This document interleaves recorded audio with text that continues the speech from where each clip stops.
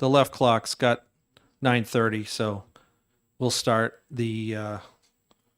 so for the folks in attendance and the millions around the world, this is a subcommittee hearing on House Bill 397 in reference to the Interstate Compact for the Placement of Children.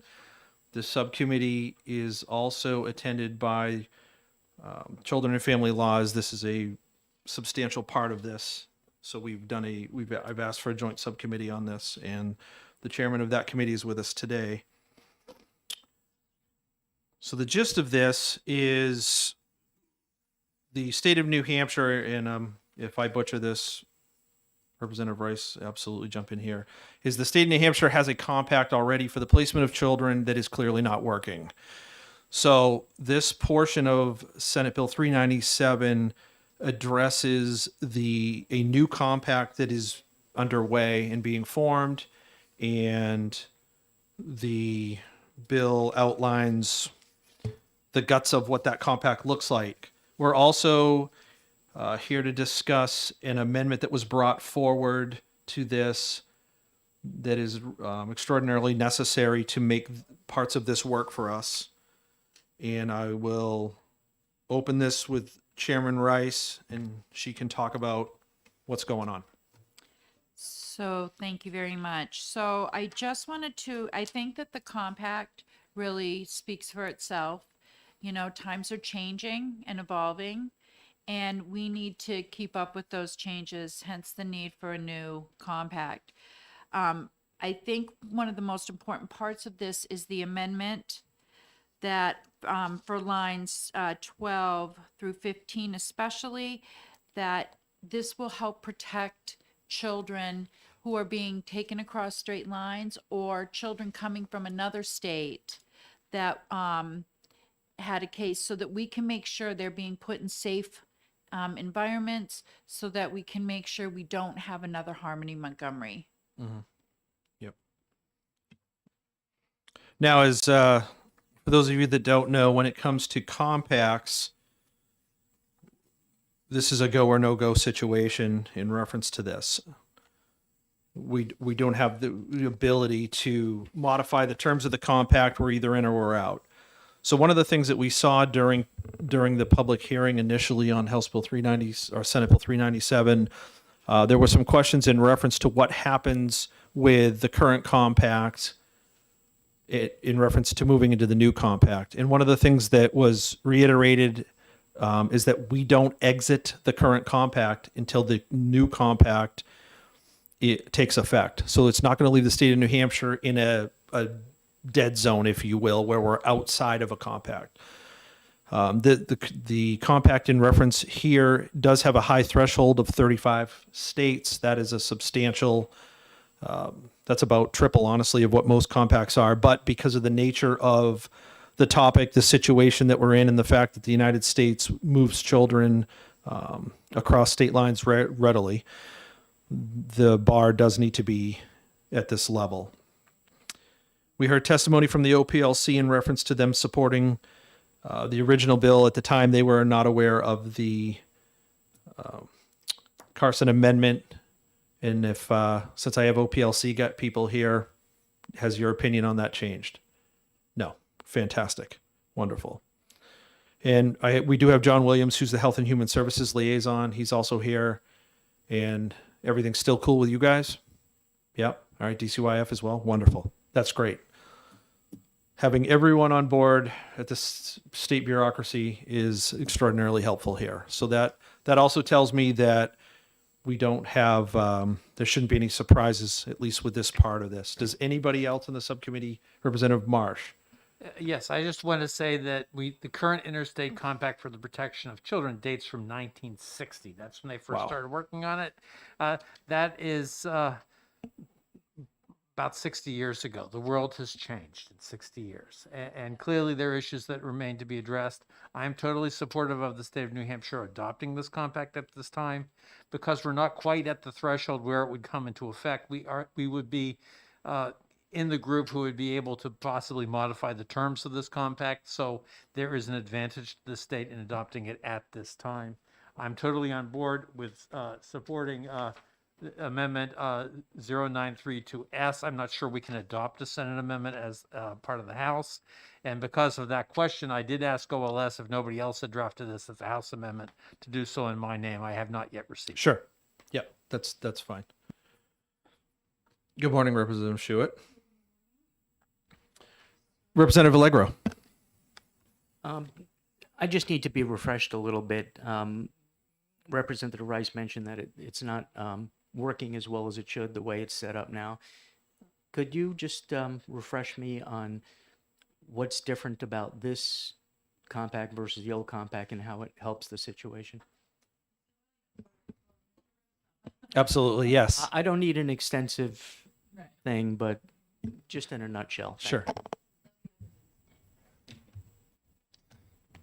Thank you both, and please introduce yourself for the folks on the internet. Absolutely. Good morning. Joe Ripsum, Director of DCYF. John Williams, the Director of Legislative Affairs for the New Hampshire Department of Health and Human Services. Thank you very much for the question. Happy to try to explain a little bit further. So the current compact, as Representative Marsh mentioned, was adopted in 1965.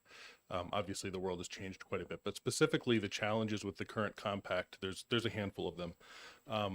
One, first and foremost, is that in the close to 60 years since it's passed, many states have changed certain provisions or have decided that certain provisions don't apply to them. So it's no longer actually operating as a uniform compact across all the states. In fact, that's one of the things that happened here in New Hampshire.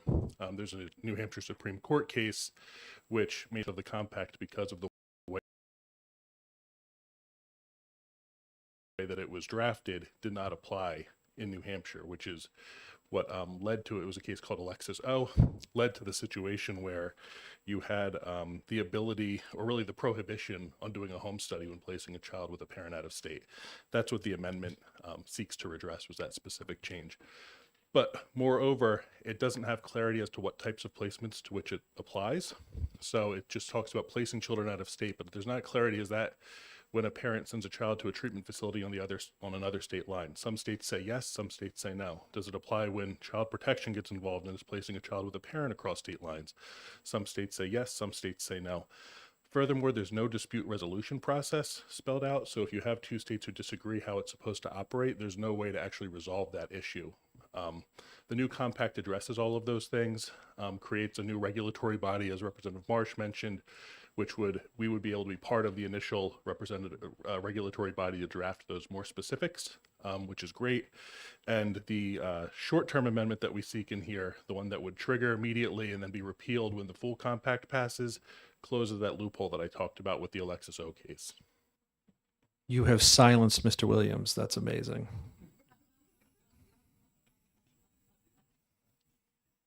Thank you for that. That's extraordinarily helpful. As we don't have the terms of the current compact in front of us, we would have no way to do that. Are you good with that, Mark? Yeah. Okay. Perfect. Anyone else? Troy's looking for his phone, I bet. So with the serenation of a cell phone, I will add that, we've unfortunately, in a lot of cases, we as the government react to things. We try to be proactive, but in a lot of cases, it takes an unfortunate event to really push something forward. And there is no doubt that's the situation that we're in right now. But I also think that we are not overreacting or knee-jerk reacting to that situation. This has been a problem that's been ongoing for a while. This is nothing that has just now happened. And I think that, the situations that have occurred in Manchester really highlight the need for us to kind of move this forward, place it on the front burner, if you will. So with that, if there's no other concerns or questions by anyone, and I know it's a subcommittee hearing, but any of my agency guys, everybody's good, then then I will close the subcommittee hearing on this. Mr. Chairman, yes. before you do that, do you want a motion? If you would like, Representative Marsh, Uh, I think, we're. I would move, just so the subcommittee is on the record, that Sure. we move ought to pass with an amendment that would be the House equivalent of Amendment 0932S, which we are yet to get back from OLS. Okay, so from a procedural standpoint, because this subcommittee hearing only touches on the child placement section, we could do that for the amendment since it's specific to that part. The whole bill itself, because it's in two parts, we'll just have to do it as a whole committee. Then reword it whatever you Sure. believe appropriate. Okay, so yeah, I would second a favorable motion of accepting the amendment 932S, or as it will be replaced into a House version with the exact same language. Do we have any discussion specifically on the Carson, what is currently known as the Carson Amendment?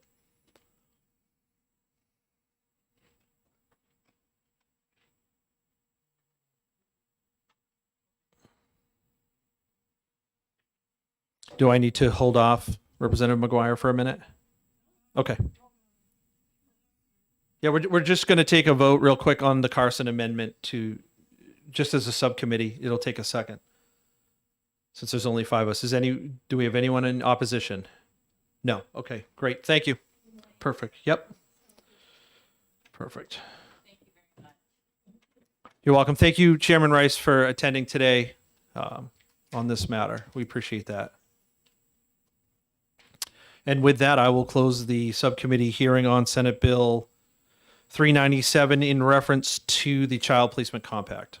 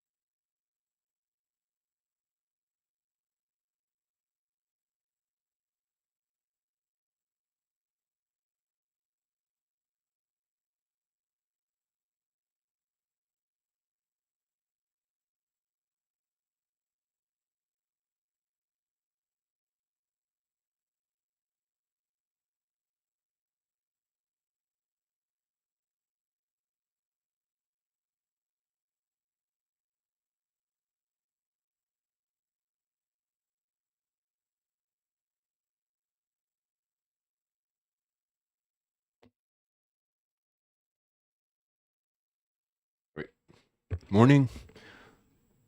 It may be 10 o'clock by some clock. So we're here discussing 277 as a subcommittee.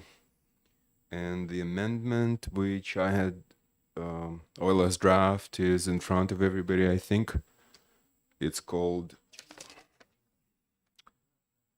it's an amendment 2022-1695H by myself. This is the amendment to the bill. This is the work of our work from the previous subcommittee on this bill. So we incorporated all the changes suggested by the stakeholders. And this is what we have in front of us. Some of the changes are converting the licenses to permanent licenses, striking the dates, moving some dates around from the beginning of the year to mid-year. So if future legislature needs to make changes, they can do so. So, any comments? Please, Representative Gawley. Thank you, Mr. Chair.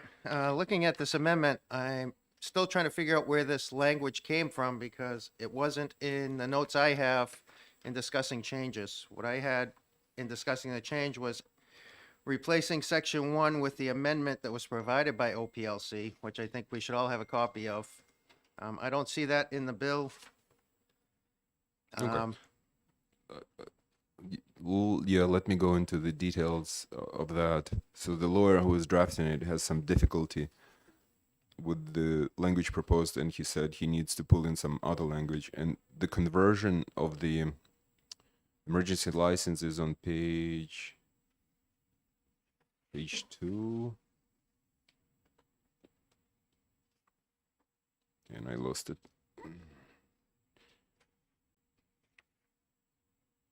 So the language from the amendment from the OPLC is, I believe, on page 2, where the conversion is done.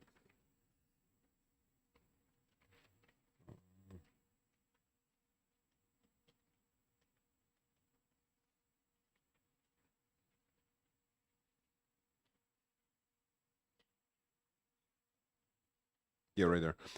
Page 2, line 18 is a conversion.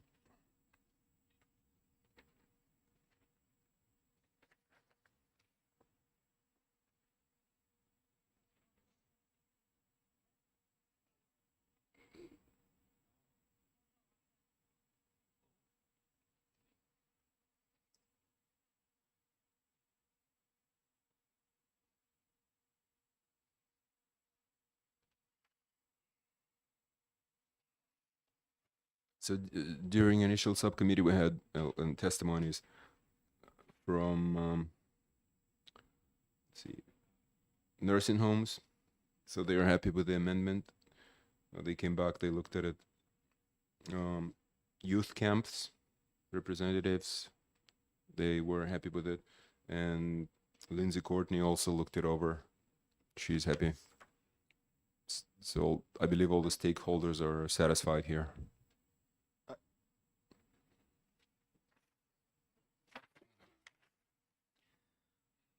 I still have an issue, if you go to page 1, lines 22 to 24. I don't understand why these individuals do not have to continue to provide continuing education when licensees here in New Hampshire have to have continuing education. So we're setting a subclass of individuals that don't have to meet the requirements that New Hampshire licensees do. Thank you. think it should say they have to maintain continuing education credits. 20, yes, thank you. 22 through 24 to me looks like it deals with emergency licenses, which we are converting. So for the emergency license itself, whatever the emergency rules were should remain in place. But once they convert to permanent, then they'll be under the OPLC's control, where they got to go through the continuing education. Okay, can I get just a reference to Oh, yes, someone please. from OPLC? Oh, please come up.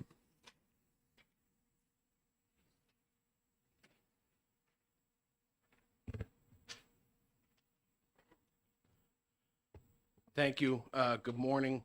Joe Shoemaker, Director of Licensing and Board Administration for the Office of Professional Licensure. Director Courtney is unavailable today. I know she was here previously. But I just had a couple of questions on this. The emergency licenses, so I understand this would give us the option, anybody that was previously licensed, we would have if they approached us, or we would have the option to issue that emergency license again. How long would that emergency license last? I don't see that here. So that's in this first section here.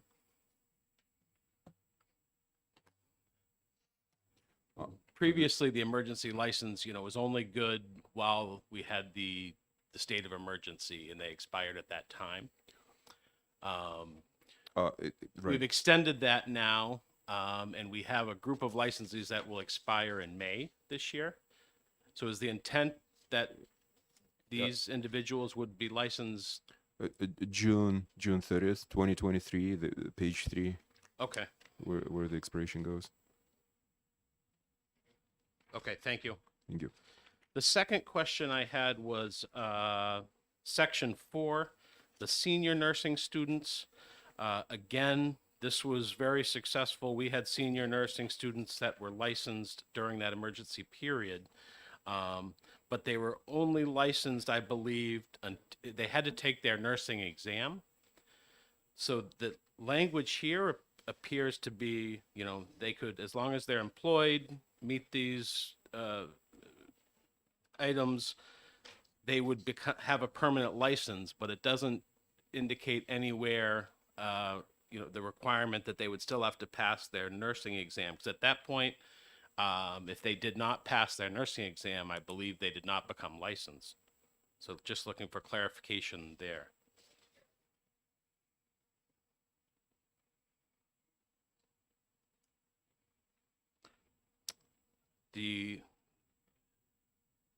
And then the last question I had was section 8 states the emergency licenses shall be converted to a permanent license. And then the last section, it states the emergency licenses shall expire in June 30th, 2023. Again, just looking for clarification between those two sections. Thank you.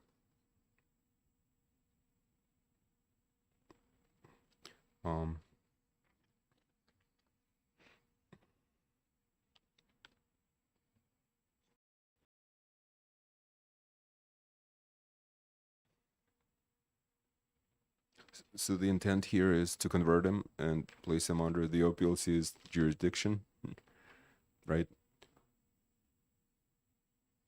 And we have until June to do so.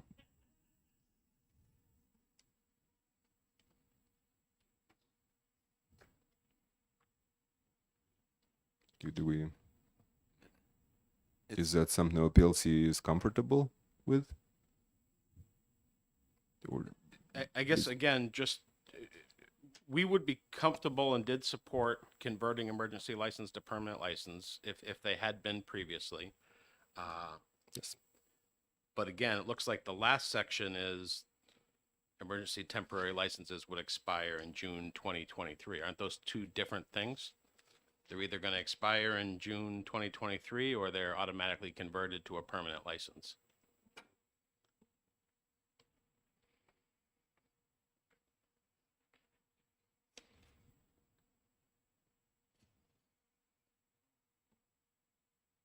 If there is a conflict in the language, if that's the question,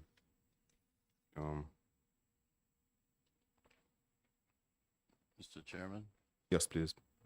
I sort of understood it that this is just extending the emergency and that the conversion is you then get an actual license under the regular rules. So it's a little bit of apples and oranges to say, well, you don't, regular rule things in this emergency extension is not really pertinent. I don't know. Yes, So please. Represent is- Shu. So is, fellows, I'm sorry. what we're talking about, is that applied to all the emergency licenses that were issued for healthcare? It appears to me, Section 8, emergency licenses issued during the COVID-19 pandemic on or before January 31st, 2022, shall not be deemed to have lapsed upon the state of emergency expiration and shall be converted to a permanent license. So again, the hundreds of licenses that were temporary emergency, this would automatically, we would go back in the system, get that list, and they would all be converted to a permanent license automatically, is my understanding. And again, now you go down 30 to 31, and it appears to say, you know, those same emergency temporary healthcare licenses remain temporary, and they expire in June 30th, 2023. Don't those, it's one or the other, isn't it? Wouldn't it? Well, I believe this gives time to the OPLC to convert them, and the time is next. Yeah, again, I'm just Year looking away. for clarification. If that's the intent, Right. Right. I believe that's the intent here, yeah. So it gives a year and again, to do so. it appears by the language they shall be converted. They don't have to. Again, it would be on OPLC to do the research, convert them, and whether they wouldn't have to request that they'd like a permanent license. We're just going to go back to that list. You had an emergency license. You're now going to get a permanent license in the mail, or you know, Right. we'll contact them. Okay, just Right. Yeah. clarifying that Thank that's you. the intent. Yeah. They could have requested it before now, but they Okay. didn't. So we're in, So then in this then- problem. That does make sense if the intent is again to give us time, you know, Yes. up through another year to convert them. That makes sense. I guess the only open issue would be the nursing students. I just want to be clear, if they become licensed during their senior year, which again, the intent of that, and it worked very well, to get them, you know, working under a license, you know, while they're finishing school.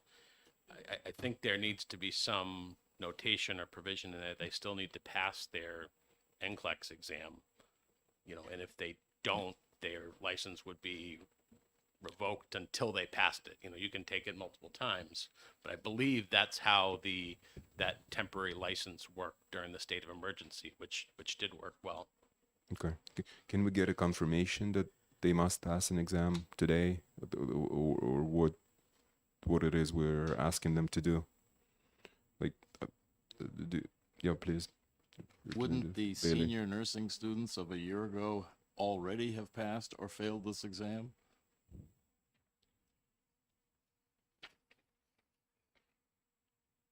I believe so. Representative, to answer your question, this provision for senior nursing students actually ended enacting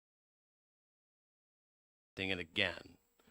So I believe you're right. The ones that already were in this program would have already taken their exam, passed, be licensed. So But if this is opening that door again, So someone who was a junior student could not have had an emergency license to be now extended. Only the senior students who would have either passed or failed already. Is this really a problem? the way I read this, again, this would be new students that are within 5 months of their, the date of application or Who graduation. already have an emergency license. I guess I didn't understand That's that's here being extended. so the intent of this, and again, I'm asking, the intent of this is those that previously had that, Who were that- seniors Yeah. and got an emergency license have presumably already passed or failed. correct. And you can't probably create new senior nursing students that have an emergency license because the emergency has expired. So are we talking about some kind of empty set here?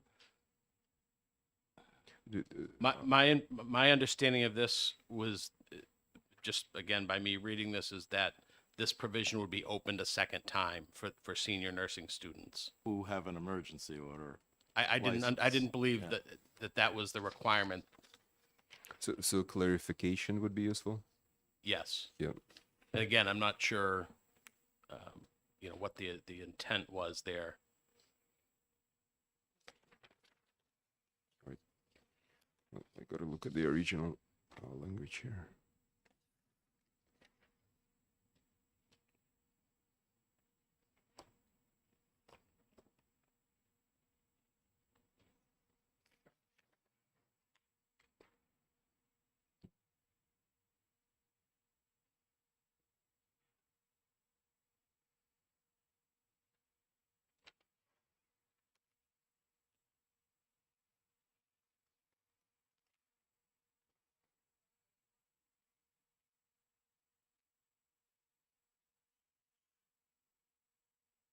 Um, line 6 says 5 months from the date of application. What is that date? And when is the application submitted? Ag- Would you know? Again, they can submit it, prior to their graduation date. Again, midway through their senior year or final year of their nursing program. That's always been in place. They could start that process.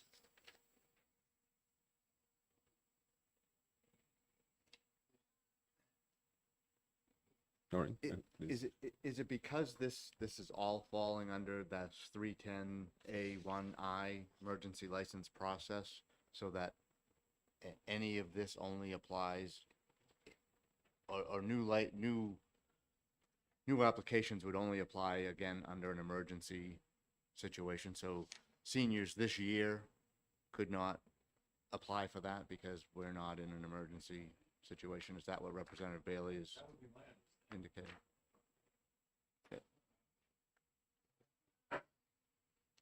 Okay. Again, just looking for Representative- clarification. Yeah, I Yeah. don't know either. I'm That's the asking that intent. question. All right, but that's all High right. school Re- students that fought with Davy Crockett are entitled to a Texas pension, except there are no such thing, I would, yes, I would, thank you. I would go with that interpretation because we're within the same chapter. So representatives, would that clarify it for the OPLC? That we're talking about the students who have gone through the emergency license program already? If that is the intent, that would make sense. Okay. I don't know if we need a change in the amendment to ensure that that's stated, but I guess it's for the full committee to discuss if we really need to change it, or we have it under section 310, which is the emergency license processes anyway.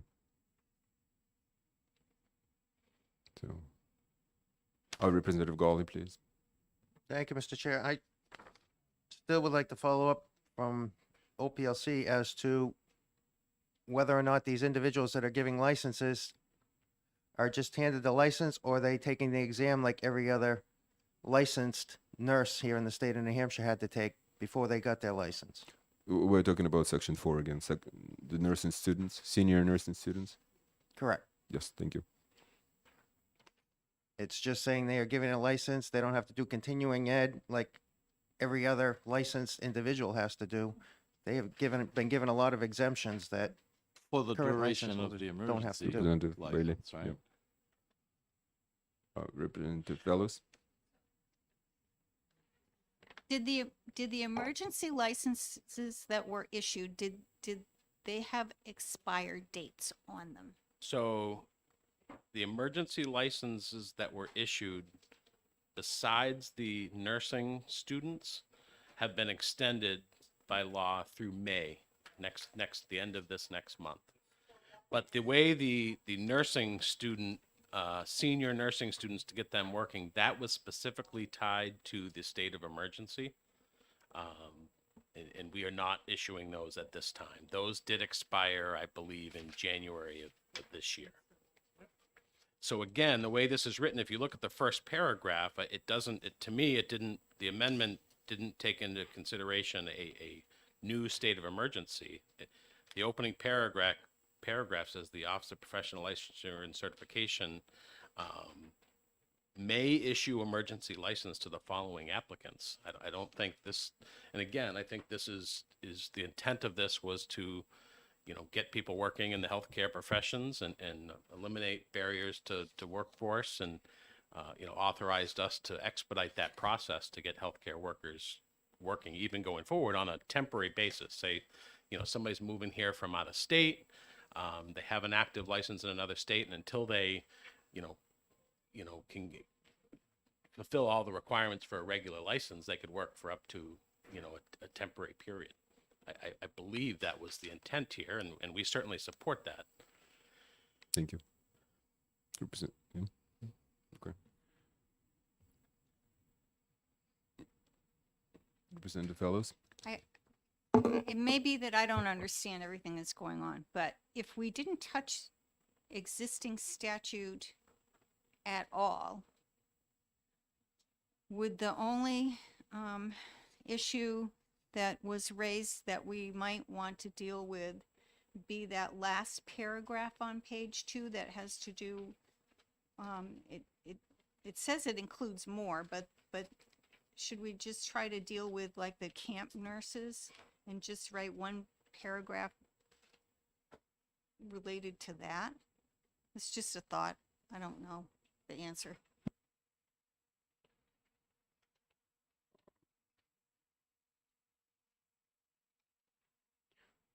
No, just the camp. The camp nurses are happy with the amendment, so they will be taken care of here. But other professions or specialists Part of the needed to be- problem is like what we've got here has conflicts within it. So I was trying to. I think at this point the question is: the senior nursing students, do they go and do they pass the test? That's really the only sticking point. Everything else, all the regular licenses do have continuing education requirements, and the OPLC is dealing with that. So once they're converted, they are under the purview of the office, right? So I don't think there's a problem with that. Follow up, yeah. Explain what?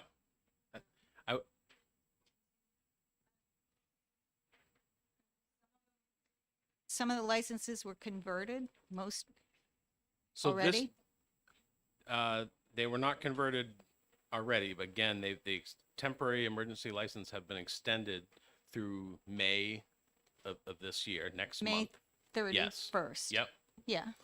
So unless we do something, here or otherwise, those will end May 30th.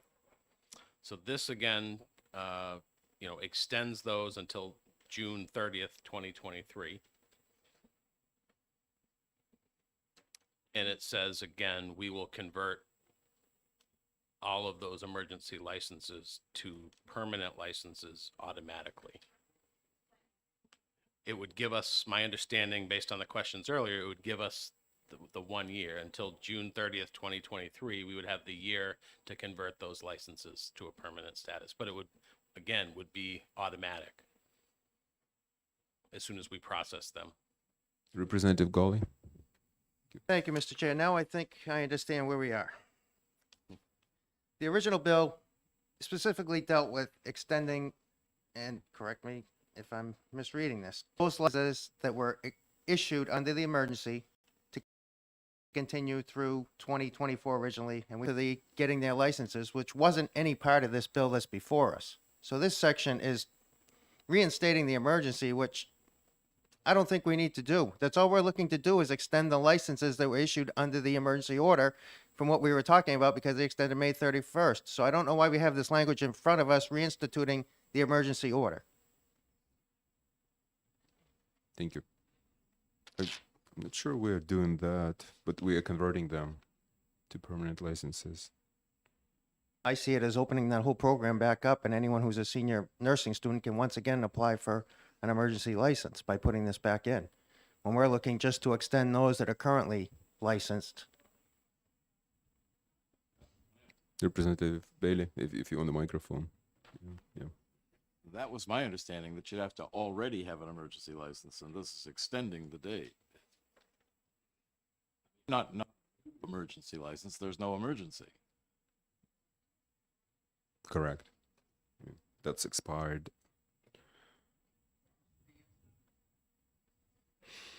I'm not sure we have that power.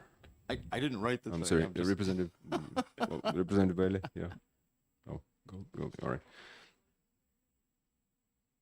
Thank you. Anybody else from the public wants to speak or has insights? We're good. Good here. Is it like a computer Thank you, thing that there Bailey. should be some ands and ors in there, you know? Always. You have an emergency license and you're a graduated senior, you know, and I would. Absolutely, it fellows. needs to say for people who as of such and such a date Yeah. are operating with an emergency license, and then say, except for the student nurses, they get extended. perhaps this gentleman has shown Would us you- a hole in this. I don't Would know. you, yeah. And Would it? I'm sorry, Please. again, just to clarify, at this time, there are no emergency student nursing licenses active. Those expired in January of this year. So we don't want to create new ones. And again, I don't know the intent or you know, who submitted this, but if the intent is to open that door again, I do think some No. additions should be added. Or if the intent was just copy in previous language, and if there was a misunderstanding that there was some student nurses currently with an emergency license, I'm not sure. What would you strike out to make it right? To me, the simplest thing would be to take that section out if the intent was, Section Four. 4 page. 4. Line if 6. somebody thought there was currently licenses active, So again, this is an empty set. There are no senior nursing students they, under the correct, emergency they license. expired in January of this year. So we could- Anybody under that provision. So And again, there's been some discussion, I would say we are open to continuing that for senior nursing students in that final year, but if that's the intent, you know, I think that needs to be clarified in there, you know, with the provision that, you know, OPLC may issue these licenses if people apply, and meet these, you know, and again, note that they need to pass that nursing exam, because at that point, they would only be eligible for this until they took out results of that nursing exam. Thank you. So Representative one Fellows? thought is that by the time this bill gets passed, that college for this year will be over. So when it says senior students, this will be applying to the students that are juniors right now, because the seniors right now, they're going to be out. So Representative Bailey, microphone. it was actually sort of issued to the students of last year, right? There's already none of these people that are seniors under the emergency order. That was last year, you know? And again, it was directly tied to the emergency order previously. So and there has been, there was some confusion, there was questions, there's some thought that this continued on, but the temporary licenses or the emergency licenses, the key provision in there was people had to have a license from another state that was verified when we gave them that. Senior nursing students didn't have that. So when these were converted, you know, or pushed out, you know, and allowed to continue, they weren't included in that because they didn't have an active license. So again, that ended in January of this year, a few months ago. Thank you. Just Do you have- mechanically, would you have to just, Representative Bailey, yeah. would we have to revisit this with a version in which that paragraph is struck out? Mr. Clark, do you want to say a few words? Chairman, I think Maybe the microphone. No, yeah, thank you. I don't usually need one. For the public online, Thank you, Mr. Chairman. And I forget about that too, yeah. Robert Clegg, I'm with Legislative Solutions. I'm not sure that you need to do much of anything, because if you look at line 32 or 31 and 32, the licenses they're talking about is anything that was issued on or before January 31, 2022. So I think you've covered it, that if there's anybody was a senior nursing student and was given an emergency who hasn't taken that test yet, would still have to take it. But I don't think that there's as much confusion as we like. It's a long bill, but when I start at the very beginning, it says, notwithstanding any other law, the Office of Professional License and Certification may issue emergency license to the following. It doesn't say they shall, it says they may. So if Office of Licensing finds that there's a situation that they don't deem to be in the best interest of the state of New Hampshire, they don't have to. But I think that line 32 on page 2 sort of says it all. If you didn't have it before January 1 of 2022, I'm sorry, January 31st, you're not included in this legislation. Thank you. I think that clarifies it, because that's exactly the date that the PLC representative was referring to, and that's by when the student nurse license had expired. So, yeah, I think I'm happy with that explanation, because the window is very small. Yeah. So, yes.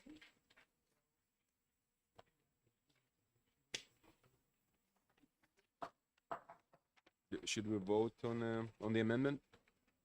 Do we have time to vote on the amendment to move forward as a subcommittee? That's the last thing. Oh. All right. I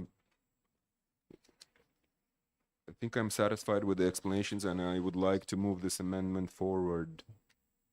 If I get a second. I move that we pass the amendment. Oh, well, I guess I need a second, just a second. Oh, a second. Okay, I'll second it. Okay, thank you. As we've had the discussion, can we just vote on it and turn it over to the full subcommittee? Yeah, all right.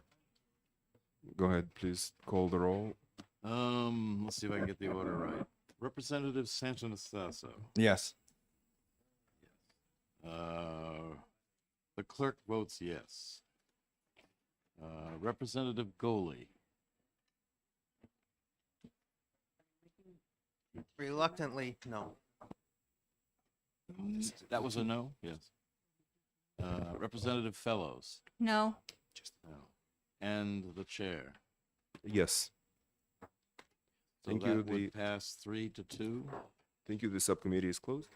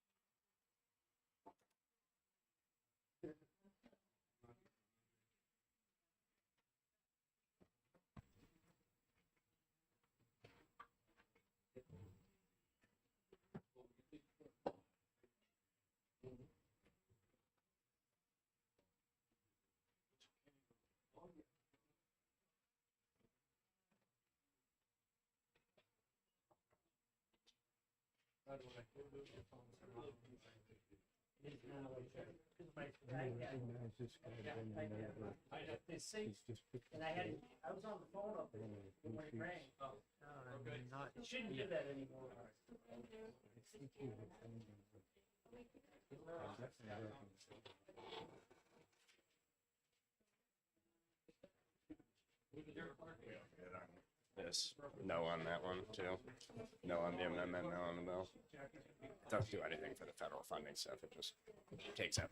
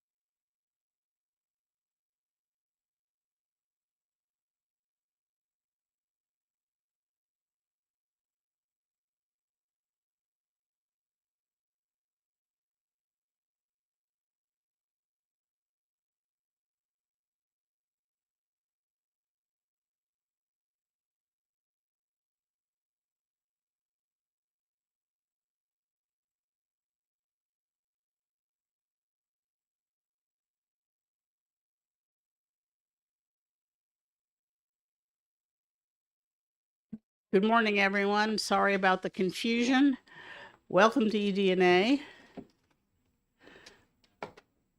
I'm opening the hearing on Senate Bill 224, which is recognizing the second Thursday in October as Children's Environmental Health Day.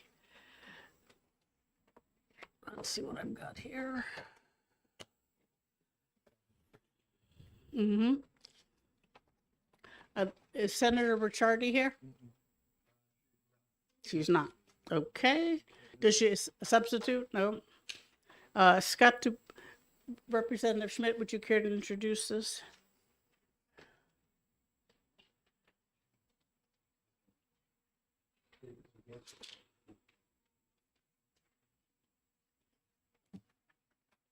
Yep.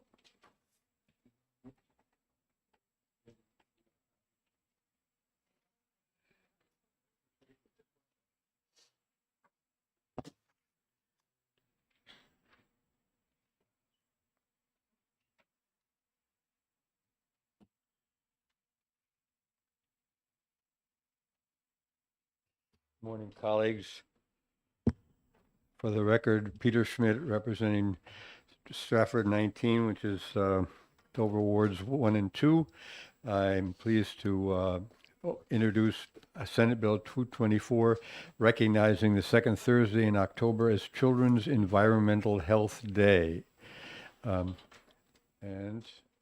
I will take no questions. Thank you.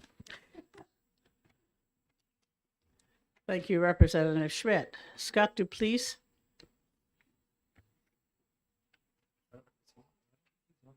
He's on the amendment. You're on the amendment? He's on the amendment. Oh, sorry, my mistake. Is there anyone else who wishes to testify on Senate Bill 224 as introduced? No. All right, then we have 5 minutes. All right.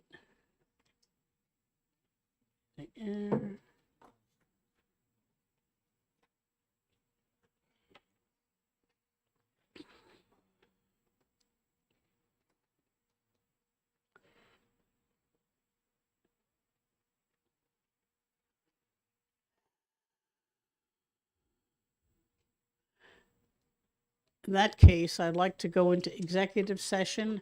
Representative Bailey, do you have a motion on Senate Bill 225? That's the auctioneer's bond.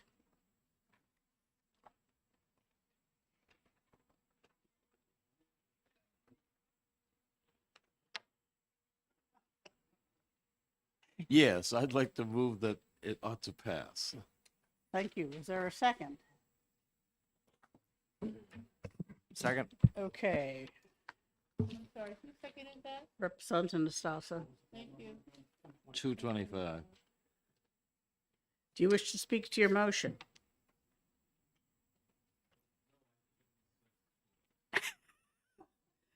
Representative Nastasa, do you wish to speak to your second? So the bond was never called in the history of this statute according to testimony, so it looks like it's not needed, so we should just go ahead with it, I think. Okay. Is there any further discussion? Yeah. I'd like to say that first of all, since it's been there for so long, the amount has become fairly trivial. And so it's not really providing much protection. And since it's never been needed, let's just get rid of it instead of trying to update the value. Thank you. Any other comments, questions, discussion? Okay. In that case, the motion is ought to pass on Senate Bill 225, and the clerk can call the roll.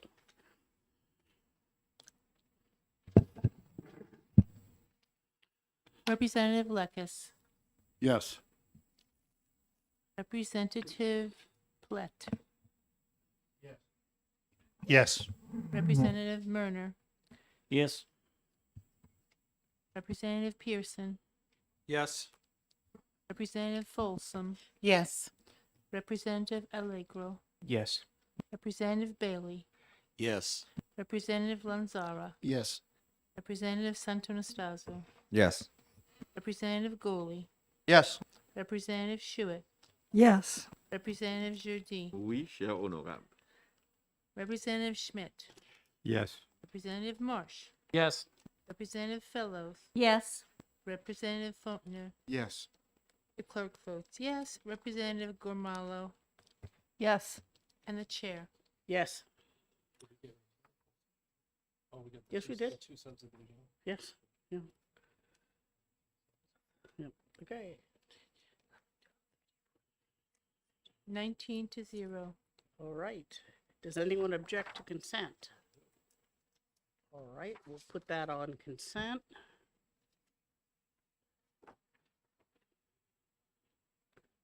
And then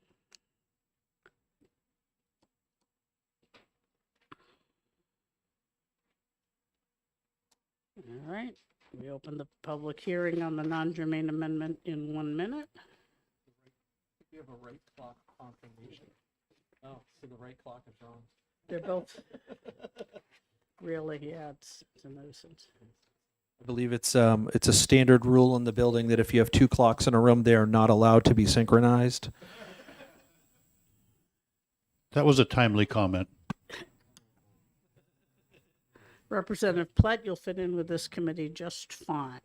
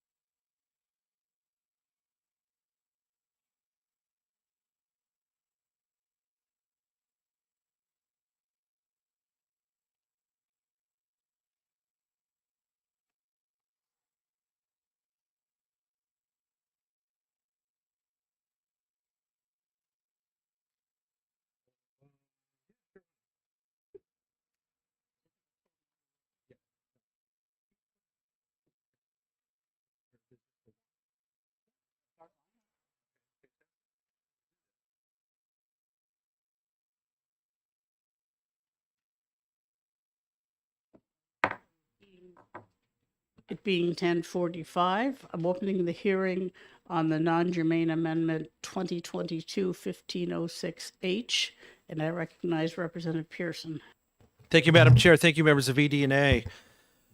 I am, on behalf of Representative Rhodes, bringing forward Amendment 1506H, which is an amendment to Senate Bill 224, which replaces the whole thing. The amendment is relative to non-resident electrician license reciprocity, and it will amend the Senate bill with the language that's presented before you.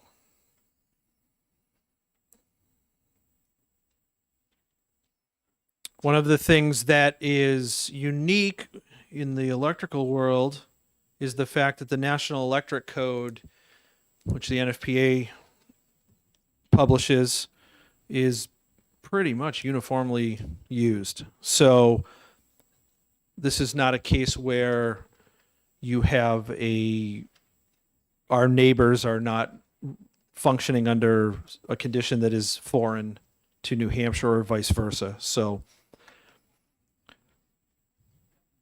the other thing is the if you look at the 8,000 hours of the apprentice program, that is also something that is familiar in the region. So that's the gist of this. It's relatively simple, and we can duke it out from here. Thank you, Representative Pearson. Are there any questions from the committee? Representative Fellows. Can you explain the difference between the language that's in there now and where this amendment moves us to? Not really. I can't. I didn't write it. As far as, can you be more specific, Representative Fellows? As far as, Well, I don't have an electrician's license. Me neither. So I don't know exactly what we require now, but well, it's in the amendment strikes out the current. well, true, which is my issue. Like, I don't understand what was wrong with the current language that says the other state's licensing must be substantially equivalent or higher to ours. Well, the only thing I can say, and as we've seen throughout the volumes and volumes of laws that exist in the state of New Hampshire, substantially equivalent is up for interpretation. I think this language here is very definitive, and it would take away an interpretable idea. I believe one of the next testifiers will explain some of the difficulties. But yes, Representative Platt. Yes, I'm no electrician, but I'm a power engineer. Could one of the inconsistencies between states have to do with what version of the National Electrical Code has been adopted by the state? That Massachusetts might be one code ahead of us, for instance? You are, as a guy who at one time worked for the NFPA, I can tell you that is true with a lot of standards. In this particular case, there are folks behind me that are far better at this than I am. Follow up. This guts the original intent of the Senate bill, does it not, with children's environmental health day, so that no longer exists? Correct. It completely and totally rewrites it. And Yes. how does the Senate feel about that? The feelings of the Senate are rarely germane to my attention. Yes, we don't worry about intentions, Representative Platt. We have enough trouble dealing with facts. Any other questions? All right, thank you very much, Representative Pearson. Representative Infantine.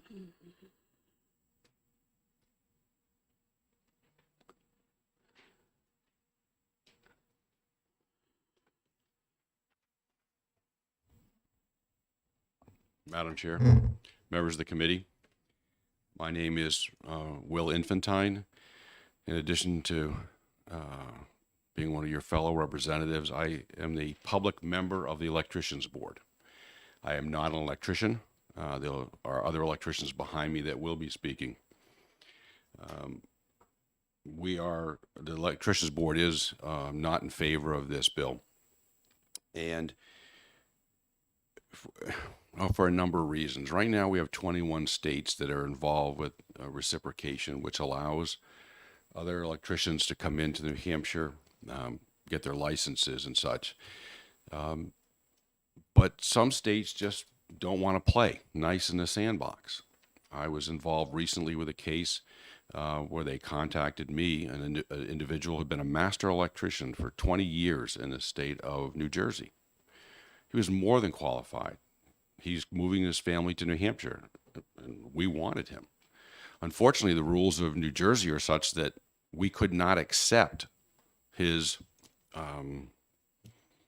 either a number of years or schooling or whatever because of things that New Jersey wouldn't do. So unfortunately, we walked him through the process, and he had to take some of the testing which are required in New Hampshire, which he passed very quickly and came. So we don't like the fact that these things go on, but all the states don't want to get involved with this reciprocation. And this amendment, while it was just stated by Representative Pearson, hey, make it easier. It's more specific. Well, there's the other side of the coin of that.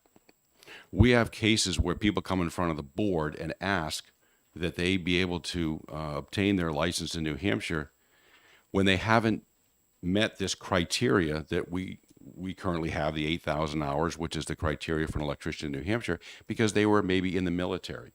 Someone who was an electrician at Seabrook nuclear power plant. Okay, they hadn't been a licensed electrician, but we as a board could make a decision that they had more than enough qualifications to be able to obtain their license, and the board approved that. So it does give us the flexibility that we have now, and this would take that away. Obviously, it's well intended, and I can understand the logic of someone wanting to put that through, but it doesn't always work out that way. So it would hinder us in some situations. You ask questions about this comes up in Connecticut, and I'm going to let an electrician speak to this. Also, the questions about what are the criteria now. Again, I'm not an electrician, so I'd like them to speak on some of the questions that were asked previously. Now, my last comment is going to be, we would love to take all. Obviously, New Hampshire is a great place to work, and we could use as many electricians as want to come to our great state. So we'd be happy to work on that, but we don't think this is the right way. So thank you, Madam Chairman. Thank you. How many states did you say are in that compact or agreement? 21. 21. Thank I you. believe that there's 19, and then there's another different pact that we have with Vermont and Massachusetts Okay, for a thank total you. of 21. We have some questions for you. Representative Marsh? Thank you, Madam Chair, and thank you, Representative, for taking my question.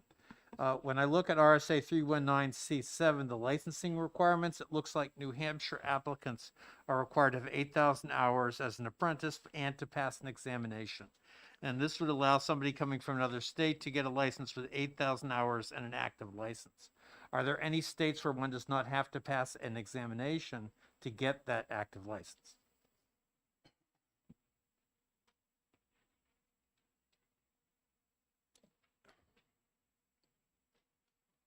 There probably are, but I think I have the answer, but I'm not 100% sure, and I know an individual sitting behind me will have that answer. So I would respectfully just ask Thank you you. to I'm hold glad that to wait. question to the next person. All right. Any other questions? Representative Blackus? Thank you. My question is there anyone, well, you gave one example, but is there anyone who you, under the current law, you would not be able to license if you wanted to, but you would be able to if this amendment were adopted?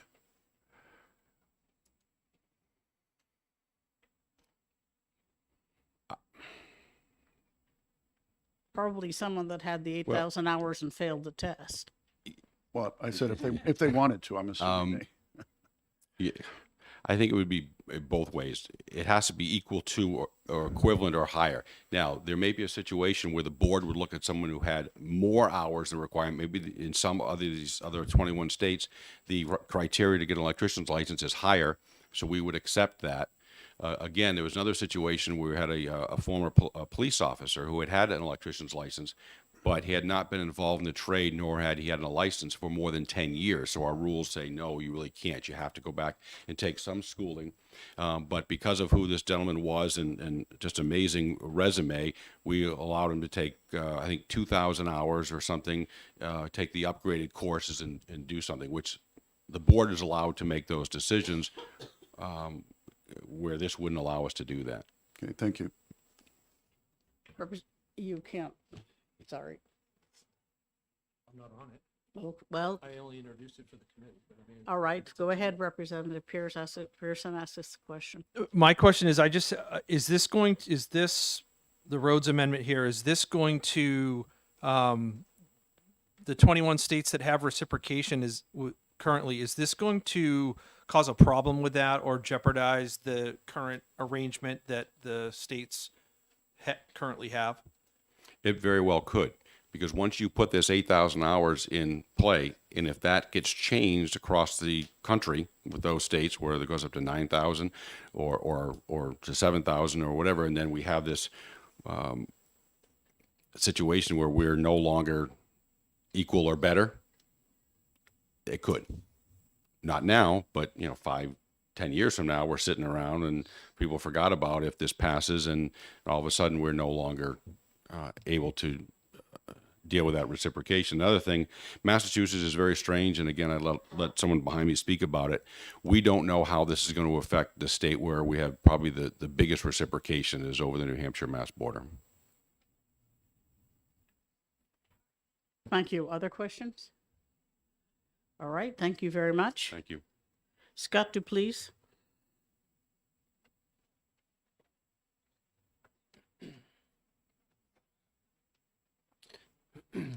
Good morning, Madam Chairman and members.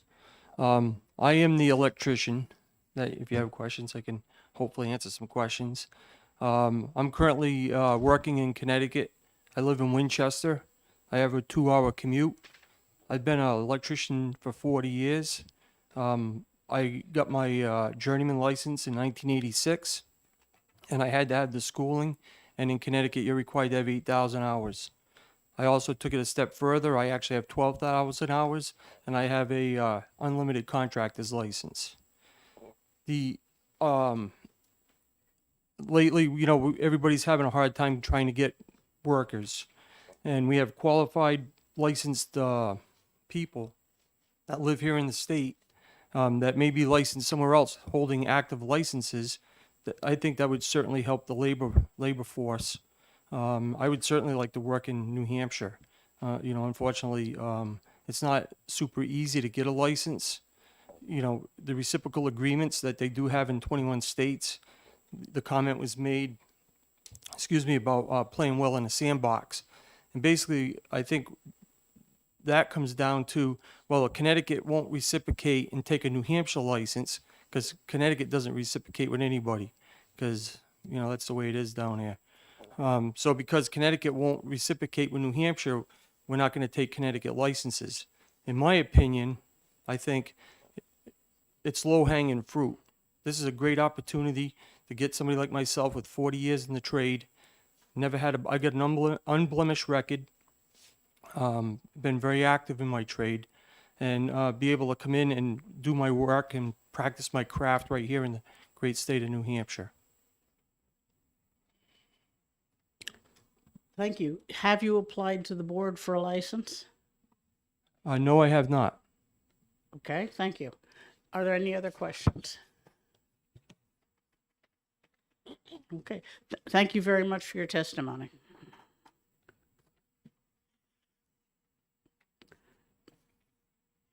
Stephen Rancourt.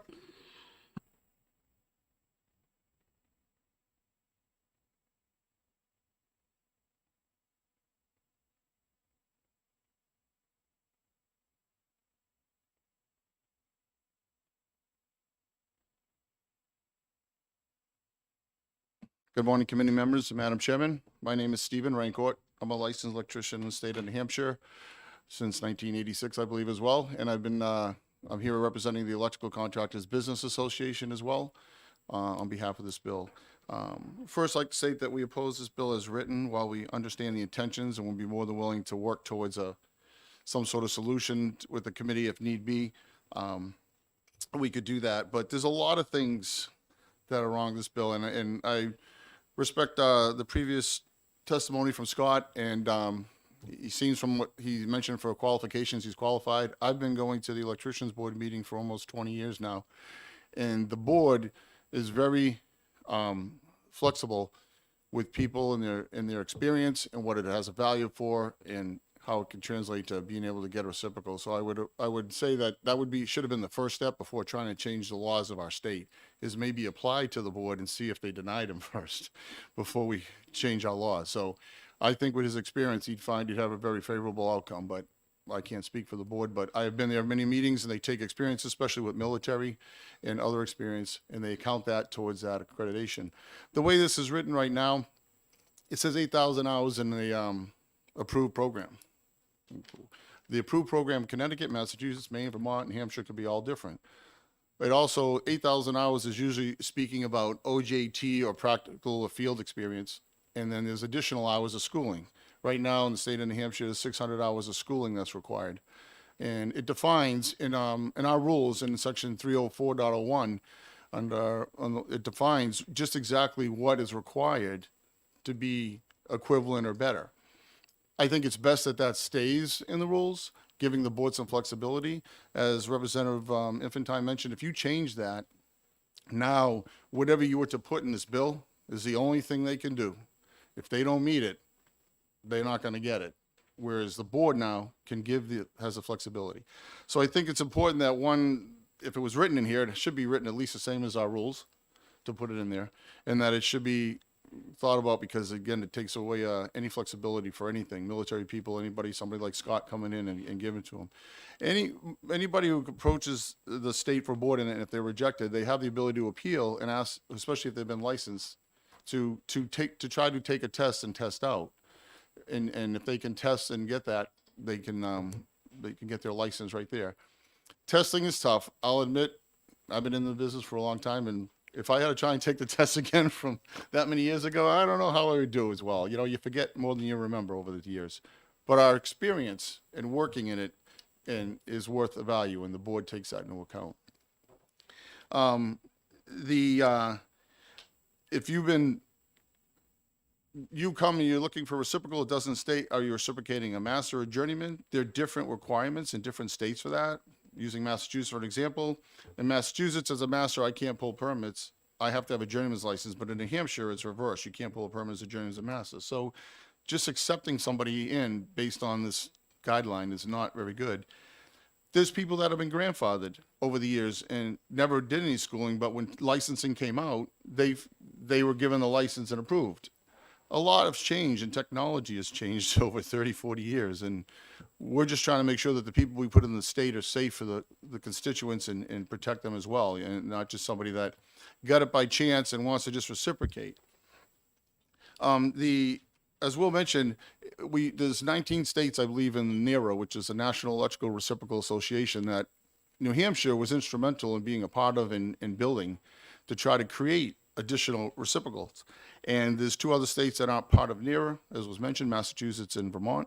But Maine, Vermont, and New Hampshire reciprocate. We're the only state that Massachusetts reciprocates with right now.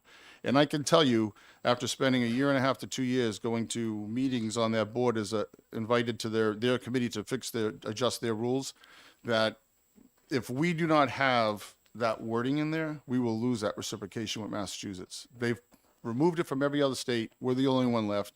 For somebody who's on the border, and I live in Pelham, New Hampshire, that's going to have a huge effect on my livelihood. So I would hope the board considers all this. We spoke about the NEC is national, and I understand that, but we've also had, between all the other bills out here, Senate Bill 1681, everything else, and 443, and all the local amendments that get changed and everything, it's important for them to know what's going on in the state before we just hand them a license. In our testing, you have to know about RSA 319C and the Rules 100. There's some questions on it about that if you take the test. So just to make sure before you start in our state, there are different rules than there are in Connecticut or Rhode Island or Massachusetts. So just to say we just hand them to them because they've been 8,000 hours in an approved program, that's not really defined well in this wording, I don't think is the best approach.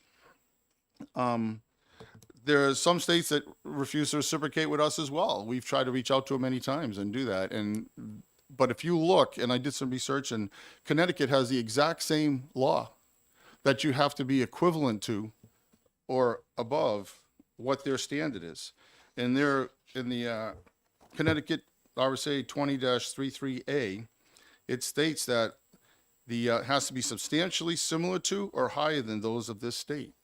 So he's coming from a state that has the same laws that we have, but we want to change our laws.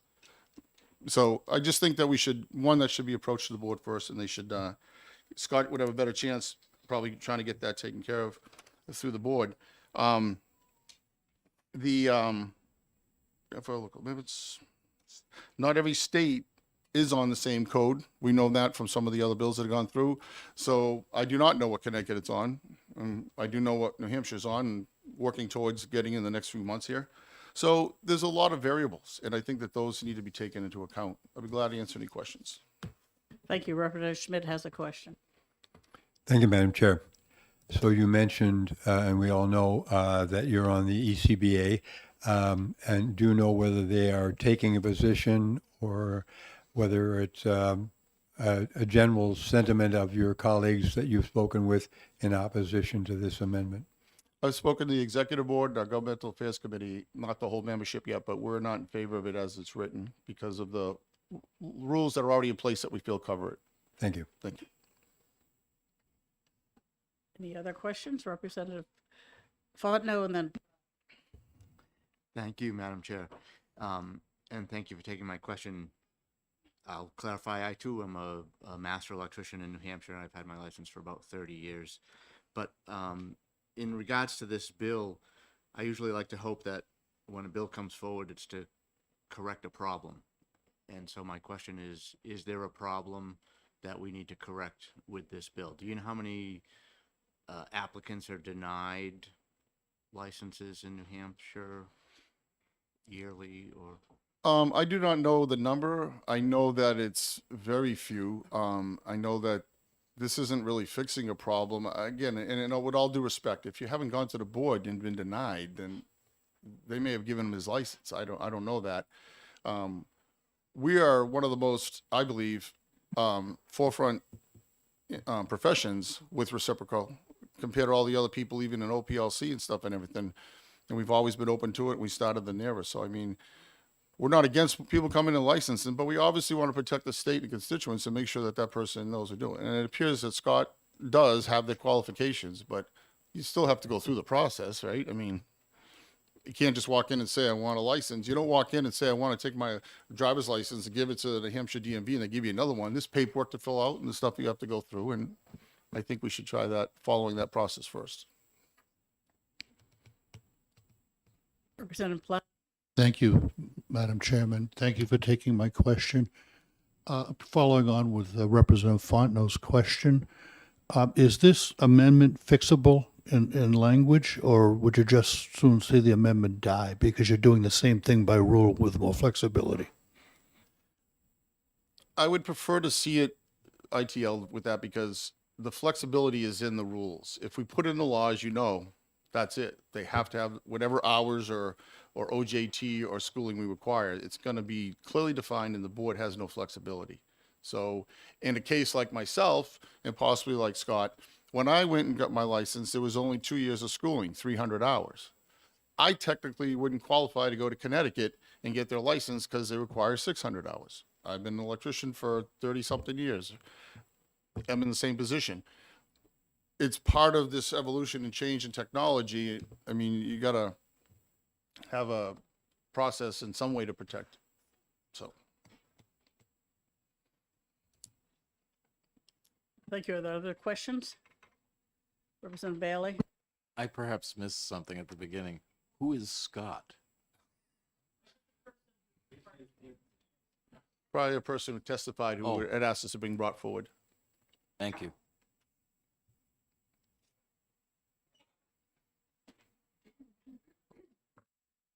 Do we have any other questions? Seeing none, thank you, sir. At this time, I'm going to call Dean. I'd call you Dean the Greek, but that's the best I can do for you, sir.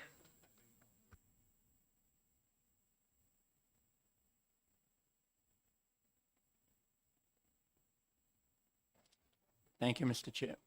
Chairman. And before I begin on the non-germane amendment, I'd like to thank this committee in regards to House Bill 1681 and adoption of the codes, because it's very important that the codes move forward. And I know this committee has put a lot of work into it, and it's nice to see that the codes are moving forward. So again, I really would like to thank the committee.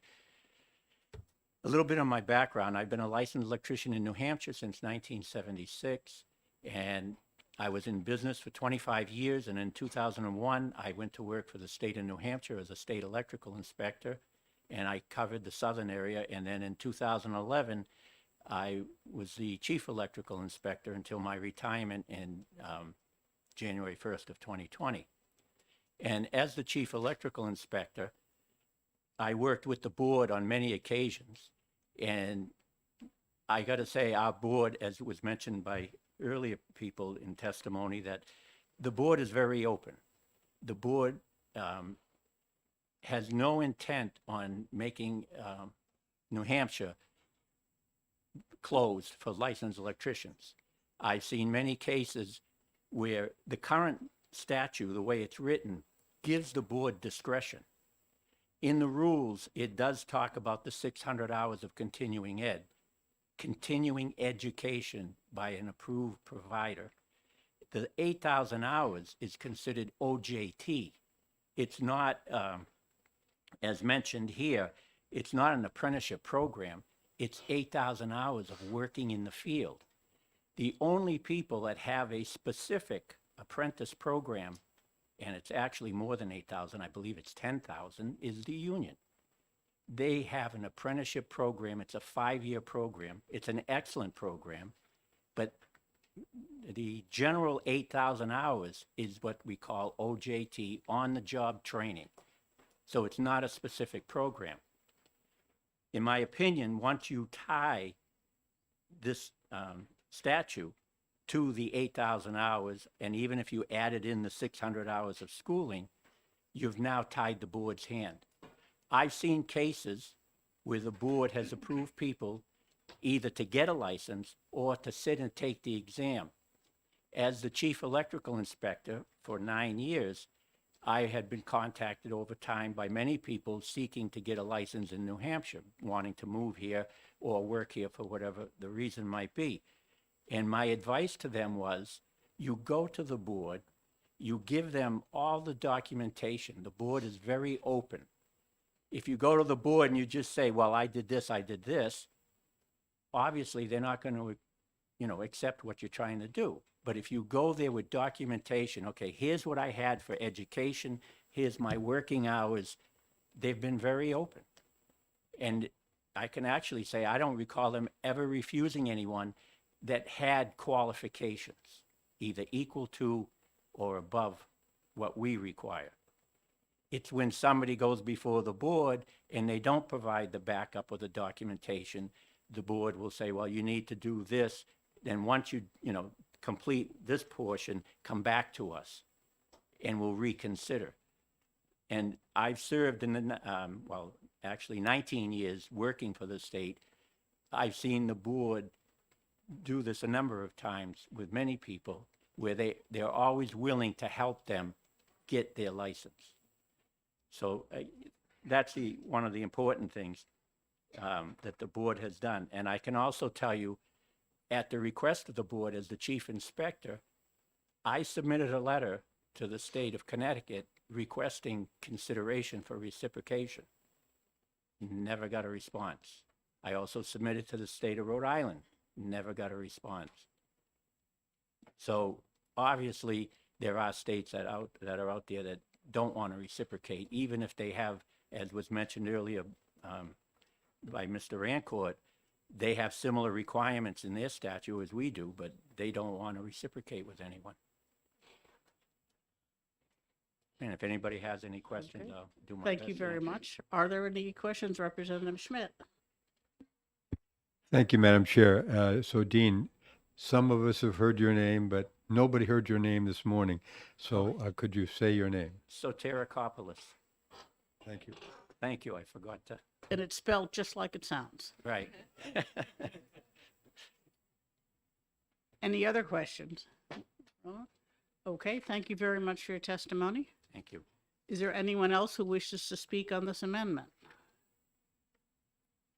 All right. Not seeing none, I'll close the hearing on Senate Bill 224 and its non-germane amendment and open the hearing on Senate Bill 450.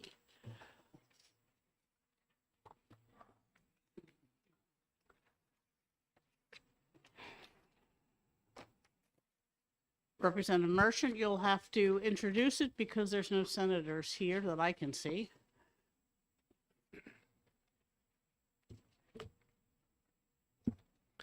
Thank you, Madam Chair. So I bring before the committee Senate Bill 450. Senate Bill 450 is based upon discussions we've had during the last year with the board and also during some of the working sessions and feedback we received. And fundamentally, it's to help correct some of the language in the bill to make it more simplified, if you will, to make it clarify different parts of it. And if you would, Madam Chair, I can walk the committee through the changes, the recommendations. But before I do that, one of the things I wanted to be clear on is the role of the Prescription Drug Affordability Board. There seems to be some confusion the last time I was here. I'd like to clarify some of that. Prescription drugs are an extremely expensive proposition for the taxpayers of this country, the state. And as governmental entities, both at the state level, municipalities, the county, school districts, we need to be good stewards of taxpayers' dollars. And we have to be sure that we're spending those dollars wisely. That's why we want to be sure that at that point in time is we don't have taxpayers' dollars being spent unwisely. So if you look at the whole thing about pricing of prescription drugs, it's not very transparent. Matter of fact, it's very opaque. And as I mentioned before, the Berkeley Group in the 2020 report shared that manufacturers, which everyone wants to point a finger to as a scapegoat, received less than 50% of the gross reimbursement of what's paid in the marketplace. In 2013, that was 67%. So if the prescription drugs and the price of certain things, the revenue stream, going back to the manufacturers is now less than 50%, where it was 67%, the question is, where's the money going? So the task before the Prescription Drug Affordability Board is fundamentally to try to bring greater transparency to the marketplace for our governmental entities to help ensure that they're actually paying the prices they should pay. But back to the bill itself on 450, and I do have some testimonial in respect to the chairperson. I should probably back up. For the record, my name is Gary Merchant, Representative Gary Merchant for Sullivan County, District 4, which is in Ward 2, Claremont, New Hampshire. And also for the record, I am the chairman of the Prescription Drug Affordability Board. And Madam Chair, do you want me to distribute this at the end of my talk? I already have. Okay. So if we walk through what we're trying to do with Senate Bill 450 on behalf of Senator Sherman, there's a confusion. If you look on page 1, lines 4, 5, and 6, what came to our attention was that there are entities that work with a manufacturer that don't actually sell the product, but they're considered by the FDA to be, quote, a relabeler or repackager. For example, when a company makes the product, they could make something with 55-gallon drum of tablets in it. So they subcontract it to somebody to repackage that drug into smaller containers. That's a repackager. However, sometimes the repackager may also sell the drug themselves. So there's confusion between the language and the statute to who's actually the manufacturer. And what we wanted to do at that point in time is saying it's the entity that controls or sets the price, not somebody who acts as a subcontractor to the actual manufacturer that sells the product in the marketplace. If you go back and look at the pricing unit, which is on line 8, in a pharmacy, if you get a bottle of 1,000 tablets, the smallest dispensable unit is actually a tablet, one tablet.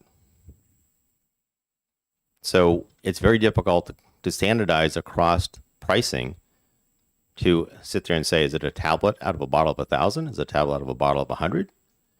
I could have a jar of 1 pound of cream and dispense an ounce out of it. So in order to make that more simplified and be consistent, this actually came from the manufacturing community, is their recommendation, was to go by the smallest available package unit that you can purchase in a pharmacy.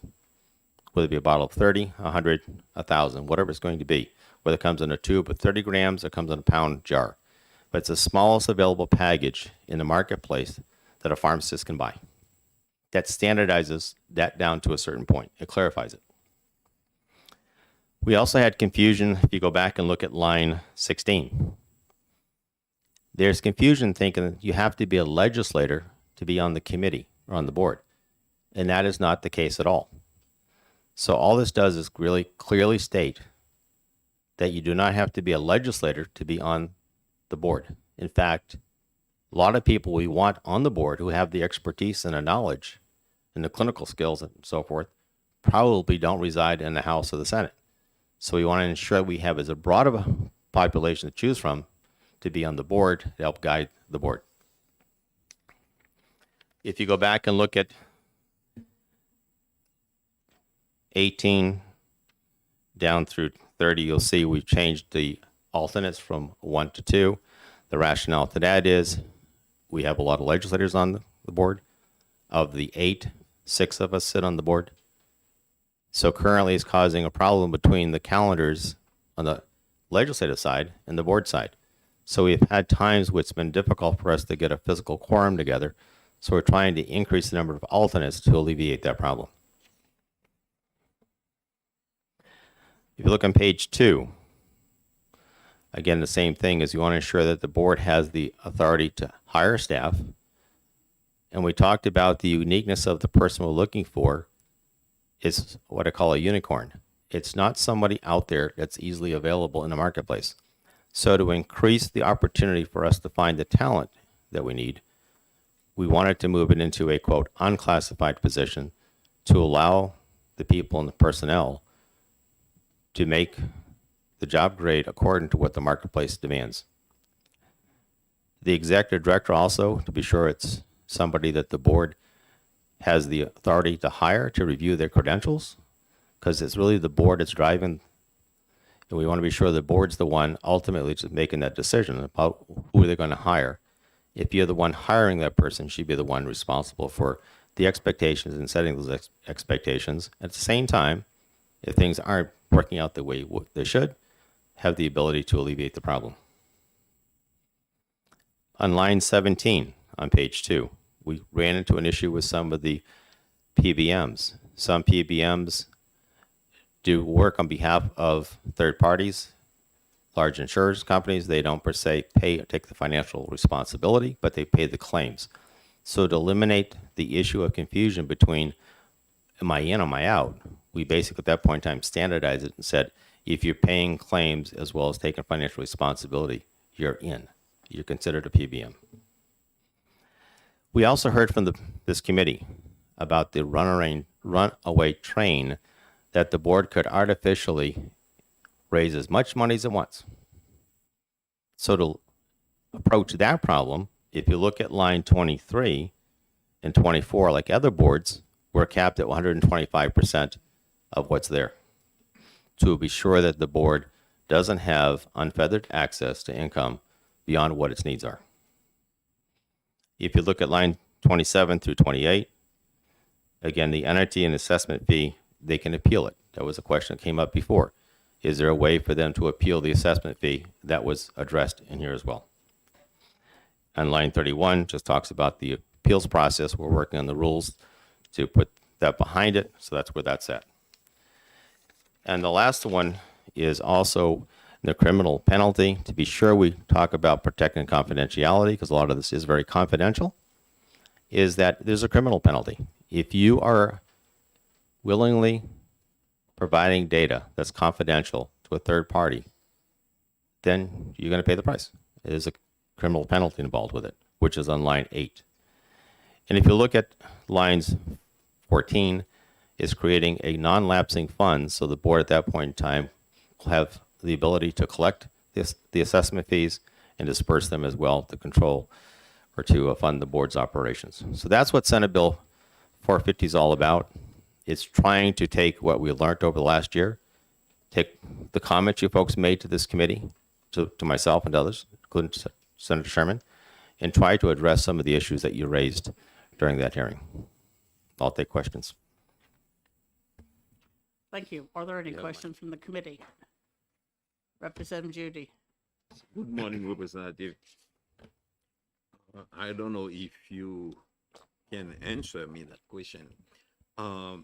Why someone have to be a legislator to become in the committee? You don't have to be. We're trying to clarify and be clear that you don't have We to be. don't have to be. Senator J, yes.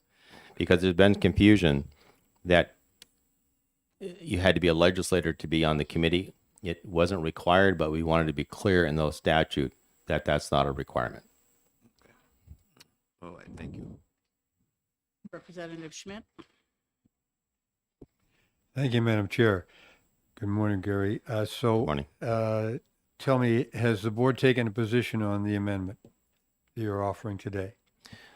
No, the board has not taken an amendment yet. Well, we did review it. Senator Sherman did review it with the board, but no, we did not take a position on the bill per se. But he did address the board, and we supported what he wanted to include in the amendment in his bill.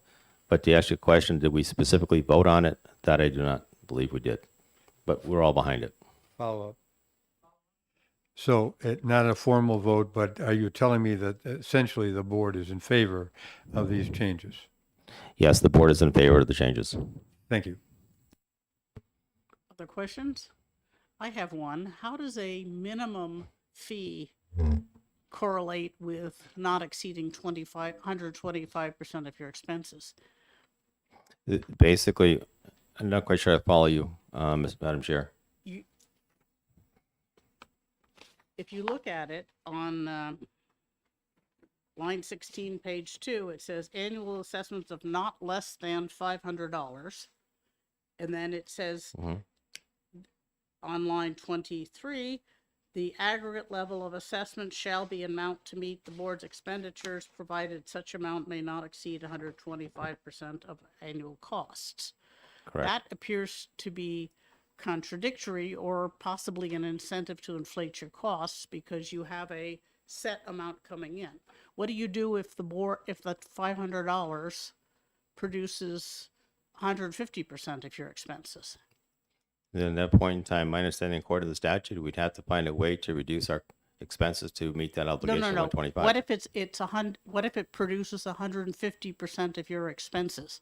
What will you do? Will you refund the overages or will you increase your expenses? I would say at that point in time, our budget is based upon what our needs are. And if the needs exceed, if the money coming exceeds the needs, then at that point in time, there would be a refund going back to them. The challenge we have in the statute is, which has to go back in the rules, is the process to do that. The rules cannot contradict the statute, so I'd be interested in seeing it. Thank you. Yep. Does anyone else have a question? Representative Pearson. Thank you, Madam Chair. Thank you, Representative Merchant, for coming here. It kind of ties along the question with the chair. Why not have your fee structure set up to be similar to what goes on in the OPLC, in that the fees based on the need, and not have this statement of an annual assessment of not less than 500? Why not just make it where the board will set the fee as necessary? You know what? It's a good point. One of the things we could do at that point in time at the committee is do an amendment to the bill and amend it that way accordingly. I mean, we're not trying to turn the board into a, quote, revenue producer for the state. We're trying to be sure we're frugal with the money, both with taxpayer monies as well as what comes in from anybody else.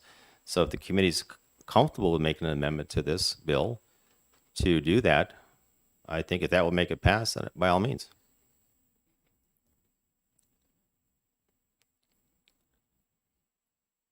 No, the board can't have can't have authority to set the fee in rules, but generally we like to give them some guidance. And not Correct. less than $500 is not the kind of guidance we would normally give. I'm open to the committee. I understand the concern. It's a valid one, obviously. So if there's a way for the committee to work on an amendment to tackle that, because again, be clear, the board is a frugal board. We're just trying to be sure we have the funds to make the board operational. Thank you. Representative Schmidt. It has been brought to my attention, Madam Chair, that an existing section of the statute states, and that is in 126 BB:8 under funding. The last line of section E reads, "The board may waive assessments otherwise due under subparagraphs C as in center and E as in excellent, when a waiver is determined to be in the best interest of the board and the parties to be assessed." So I think that addresses the questions that we're currently discussing. Thank you, Representative Schmidt, for your research. Are there any other questions? Seeing none, thank you very much. And Madam Chair, was a copy of my We testimony? got copies of your testimony and passed them around. Thank you very Okay, much. thank you. Madam Chair, Yes. while Representative Merchant was testifying in response to one of the questions, Senator Sherman was Yes. indicating, so perhaps we could have him, He's the next one up. perhaps we could have him answer that question immediately. Thank you. Represent Senator Sherman, and I hope you will not need to repeat what Representative Merchant has so dutifully reported. No, I won't. Thank you, Madam Chair. And for the record, my name is Tom Sherman, once a representative, always a representative, but currently senator representing 11 towns on the Seacoast, District 24, and I'm the prime sponsor of SB 450. To answer the question that was raised, I would have no problem in line 16, and I think it works, if you just took out the words "of not less than $500 assessed." That leaves that gets rid of that. I was trying to remember where that number came from, but I think it's arbitrary and unnecessary, and I appreciate the chairs pointing that out. So the goal here is to follow OPLC, as Representative Pearson pointed out, and the 125% is the language that's in the Board of Medicine and the other boards under OPLC. And just to be clear, this is similar to the bill. Parts of this are similar to the bill you heard earlier coming from the House. These bills were both fully supported by the board. They have been amended slightly in answer to the concerns that were raised by the board, and the two most important there by this committee, the two most important there were putting limits on fee raising ability. That's the 125, and the other was putting in an appeals process, so that and that was a direct response to questions raised. So the goal has been to be responsible or responsive to concerns raised by this committee and also by some of the people on fiscal, where there's a process being undertaken there to make it possible for us to accept fees. There had been questions about the intent of the board, and I don't want to reiterate the intent of the board, except to say this is a very, very, very complex process. If you've ever been a patient, I'm a provider and a patient. If you've ever been a patient, you know how complex pharmacy costs are, whether it's a hospital or your own office, or you're a patient and you're just going to the drugstore. You can get 5 different quotes for the same drug.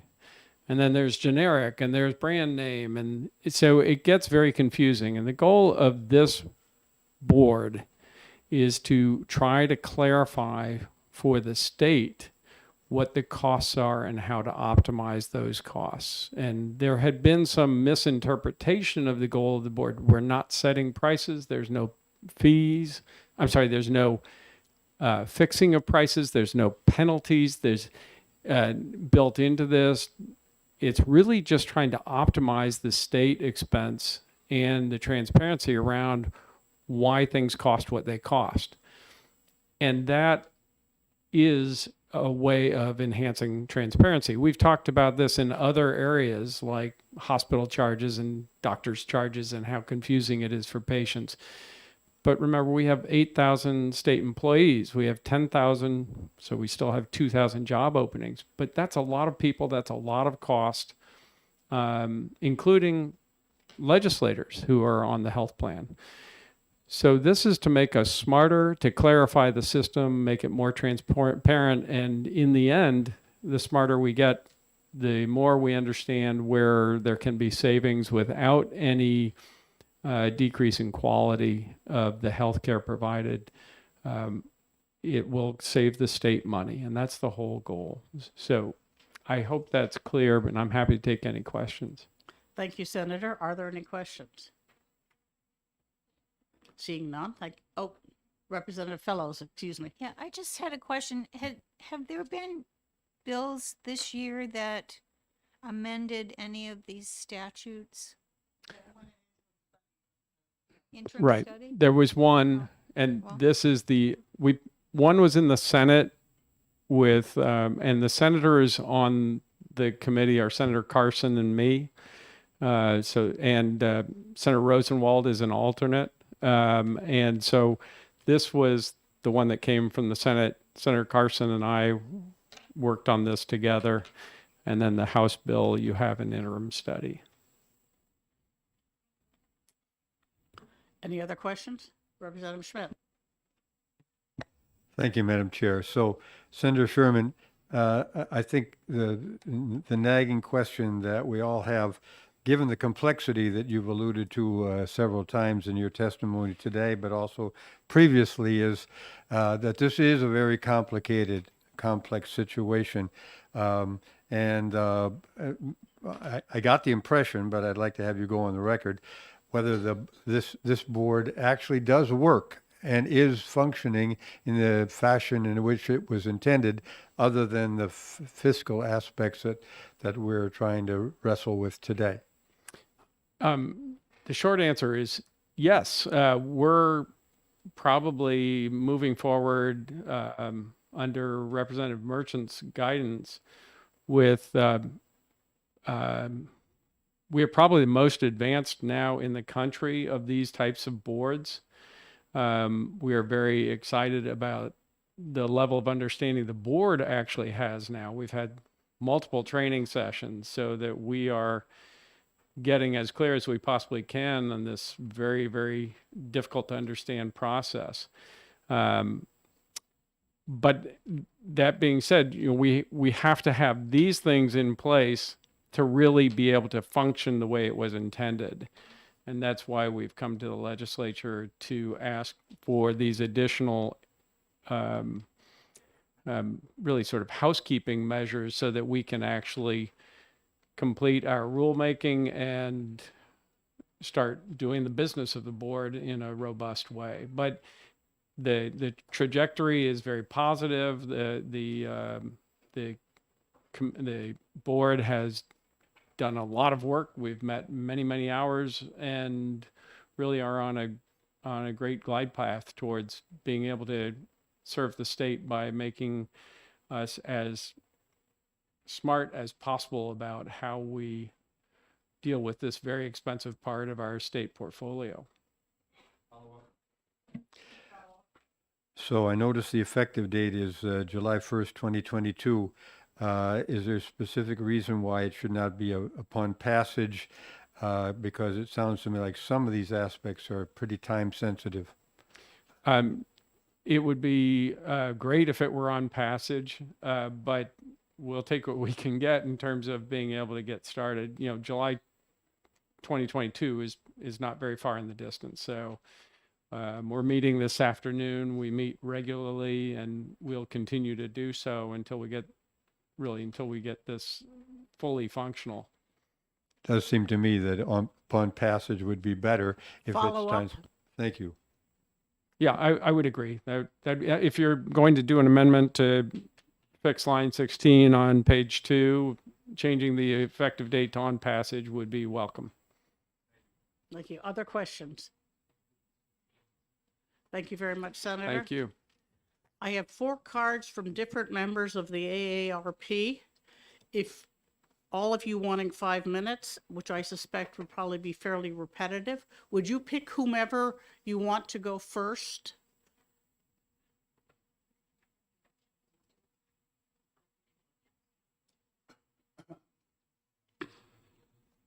Or you could testify together, whichever makes sense. Okay, please turn your mic on and introduce yourself. Thank you, Madam Chairman. And I am Karen Ulmer Dorsch. I live in Sanbornton, New Hampshire. And Madam Chairman and members of the committee, thank you for what you do. I came today to support Senate Bill 450 relating to the Prescription Board Affordability, the Prescription Drug Affordability Board. I'm a volunteer for AARP and a member of the Capital City Task Force.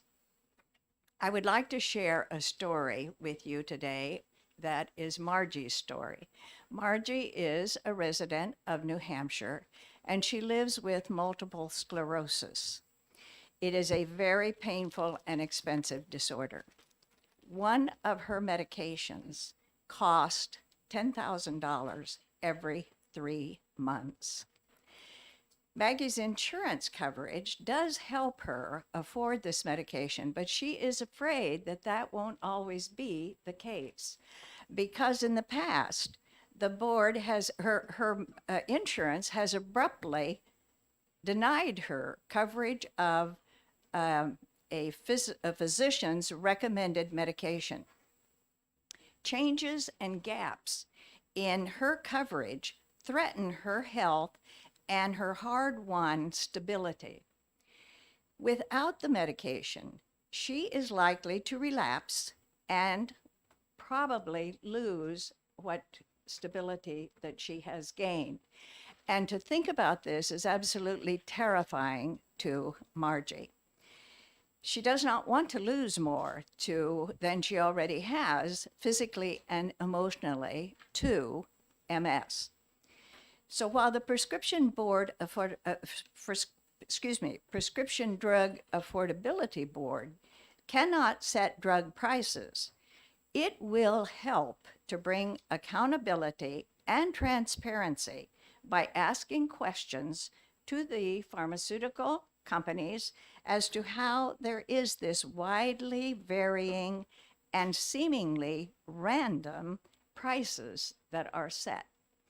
I hope that you will support this legislation that is so important to so very many of our Granite State residents.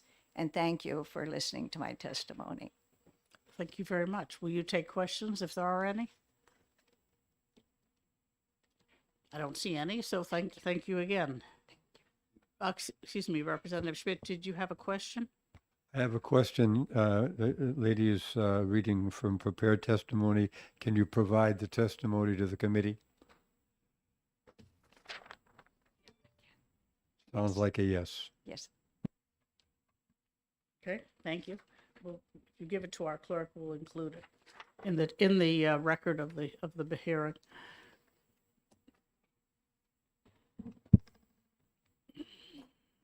You just shut your, oh, there you go. Good morning. My name is Mary Roberge, and I live in Manchester, New Hampshire. And like Karen, I am also a AARP volunteer and a member of the Capital City Task Force.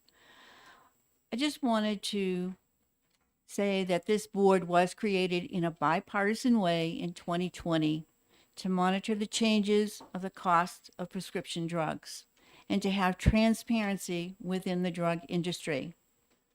Doing this keeps all New Hampshire residents informed of any price increases that may affect their ability to afford the medications they use. My story involves my mother. She, like many New Hampshire residents, felt the increases in prescription drug prices. She lived on Social Security. It was not a lot of money. But one of her medications was over half the cost of what her Social Security benefit was. She needed this medication in order to maintain the quality of life that she deserved. And she was a live and vibrant lady. I just would like to say that the people of New Hampshire do deserve and they need fair drug prices.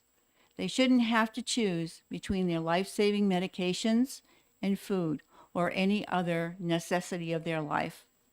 It is important to nearly 85% of the New Hampshire residents over 45 who are from all political parties to purchase affordable medications. And I, like Karen, do ask this board to support this bill. Thank you very much. Thank you. And we just got the written testimony.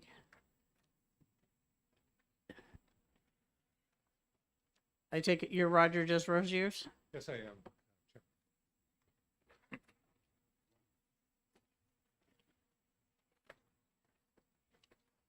Good morning, Madam Chairperson and members of the committee. For the record, my name is Roger DeRosier, Take a full clip. and I am a resident of Concord, New Hampshire.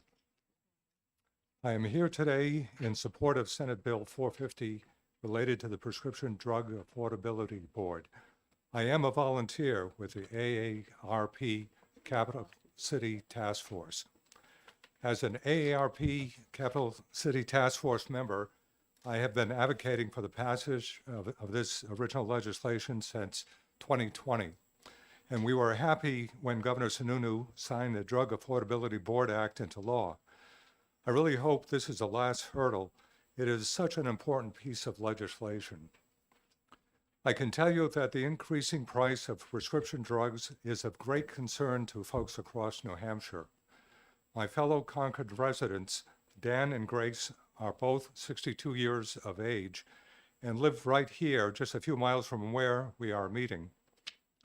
Dan is newly retired, and Grace worked a part-time job until she was diagnosed with colorectal cancer. While Grace was undergoing chemotherapy and receiving radiation treatments, their 32-year-old son, Michael, was diagnosed with leukemia. This posed even more challenges for a family that was already struggling. Michael, a musician, had accepted a job teaching music when he was diagnosed and was significantly underinsured. In addition to other medications, Michael's chemotherapy drug, vincristine, cost roughly $15,000 per month. Unfortunately, his insurance pays very little of this exorbitant expense. To cover Michael's prescription drugs and other related costs, Dan and Grace were forced to take out a second mortgage on their home. No one should have to do that to keep a family member alive. I am glad the Prescription Drug Affordability Board is up and running. Hopefully we can move forward finally to allow the board to do its job in gathering information and asking questions, so we can have a better transparency on how drug prices are set and accountability from the drug companies. Thank you for your attention. Thank you very much. Are there questions? Seeing none? And yes, ma'am, you are Jennifer Delaney. Yes, good morning, Madam Chairwoman. My name is Jennifer Delaney. I'm the Associate State Director for Advocacy for AARP New Hampshire. Thank you very much for the opportunity to testify before you this morning in support of SB 450. Pardon me. As the Director of Advocacy, you're a lobbyist, correct? Yes, I am. No badge. Oh, it's right here. Sorry. Pardon me. I Please should go have had on. it up higher. My apologies. As you know, AARP is the nation's largest nonprofit, nonpartisan organization dedicated to empowering people over the age of 50. We have 38 million members nationwide and more than 215,000 here in the Granite State. I won't take up too much of your time. You have already been very kind in allowing AARP to volunteers to testify. I would just like to add that this is mostly a housekeeping bill. and that AARP supports this piece of legislation. All of the parties that came to the table when this bill was in the Senate were heard and are in agreement on this piece of legislation. Additionally, it passed the Senate with a unanimous voice vote. And we request the committee vote in favor of SB 450. Thank you very much for your time this morning. Thank you for your testimony. Are there questions? Seeing none? Jake Berry?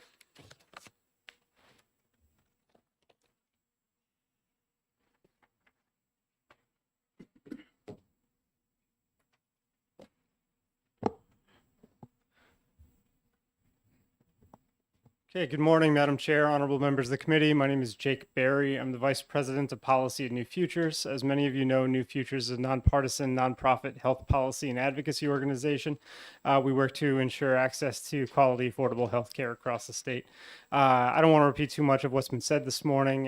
Certainly, I can't talk to the need for to pass this bill any better than our friends just have done throughout the morning.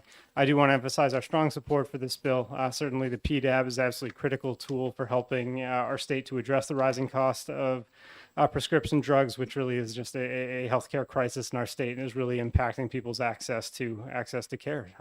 So with that, you have my written testimony. I would ask you to vote this bill out to pass. I'm happy to take questions. Thank you very much. Are there questions? Okay, don't think so. Holly Stevens?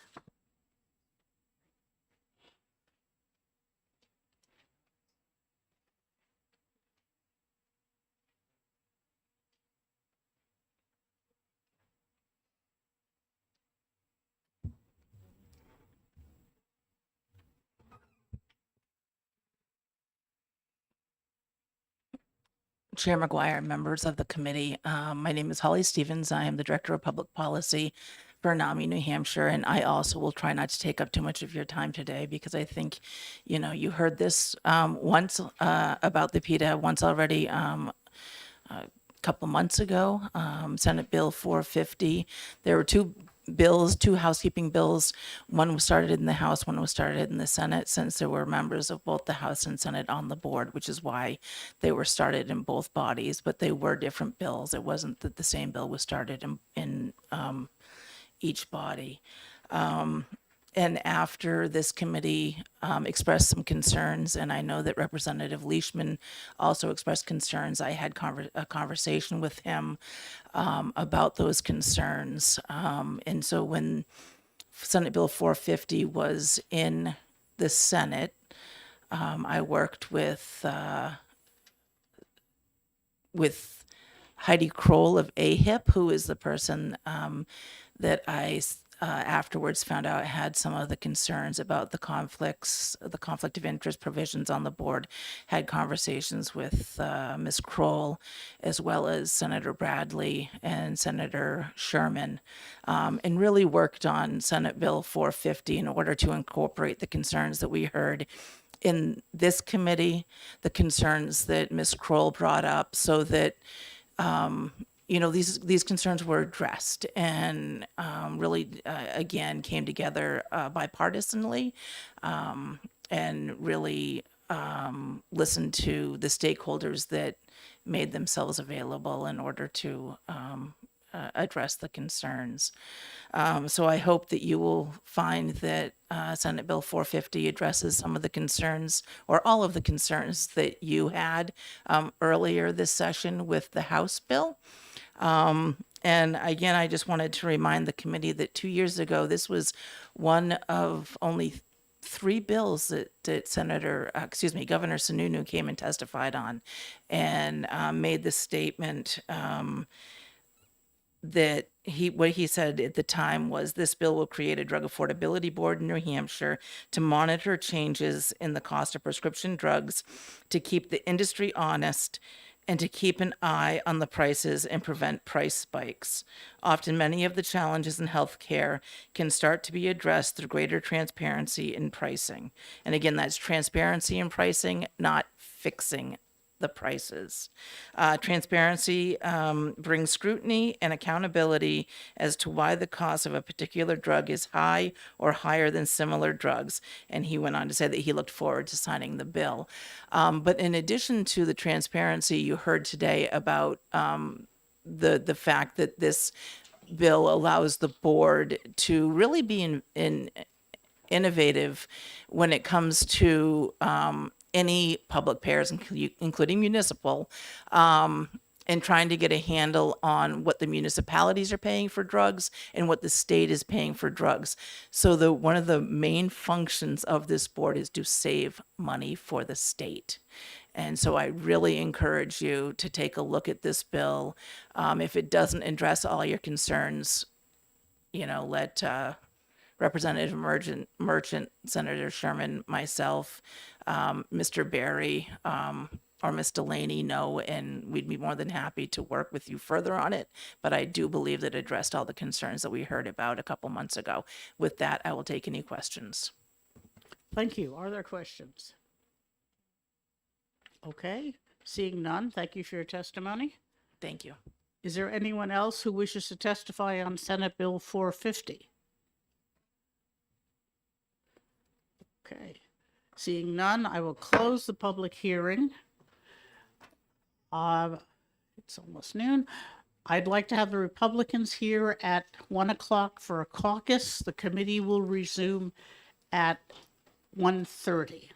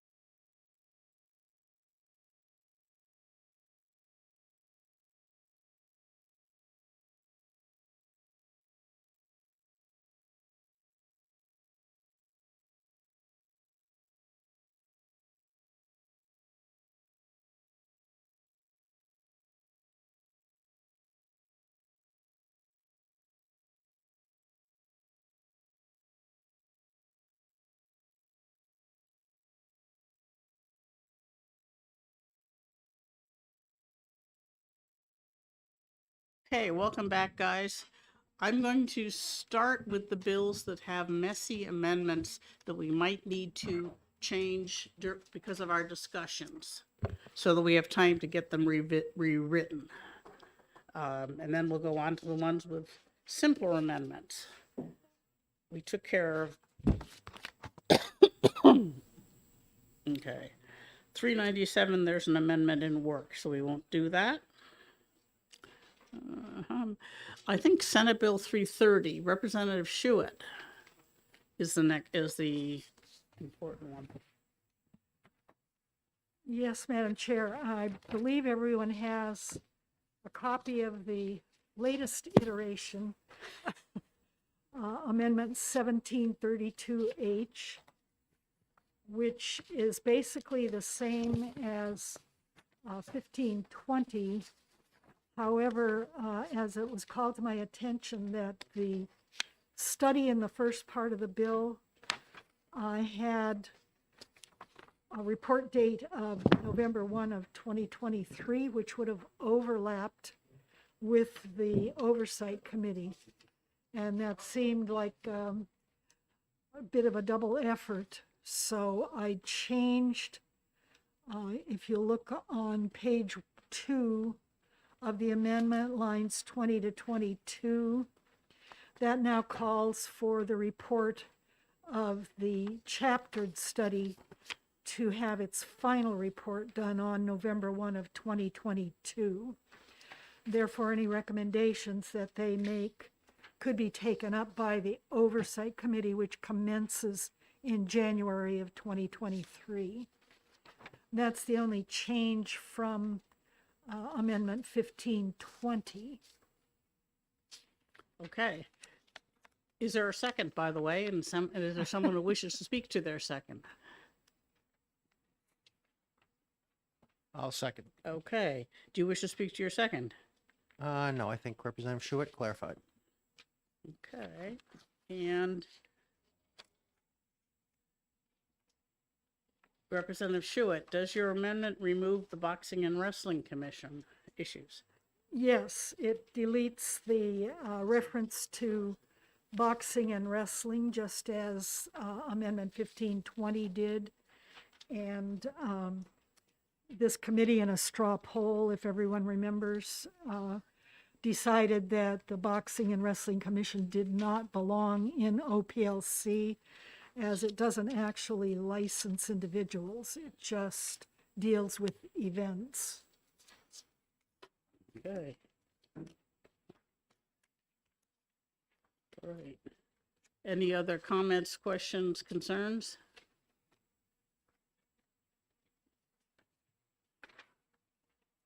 Okay, not seeing any. The motion is to adopt Amendment 1732H to Senate Bill 330. Clerk can call the roll.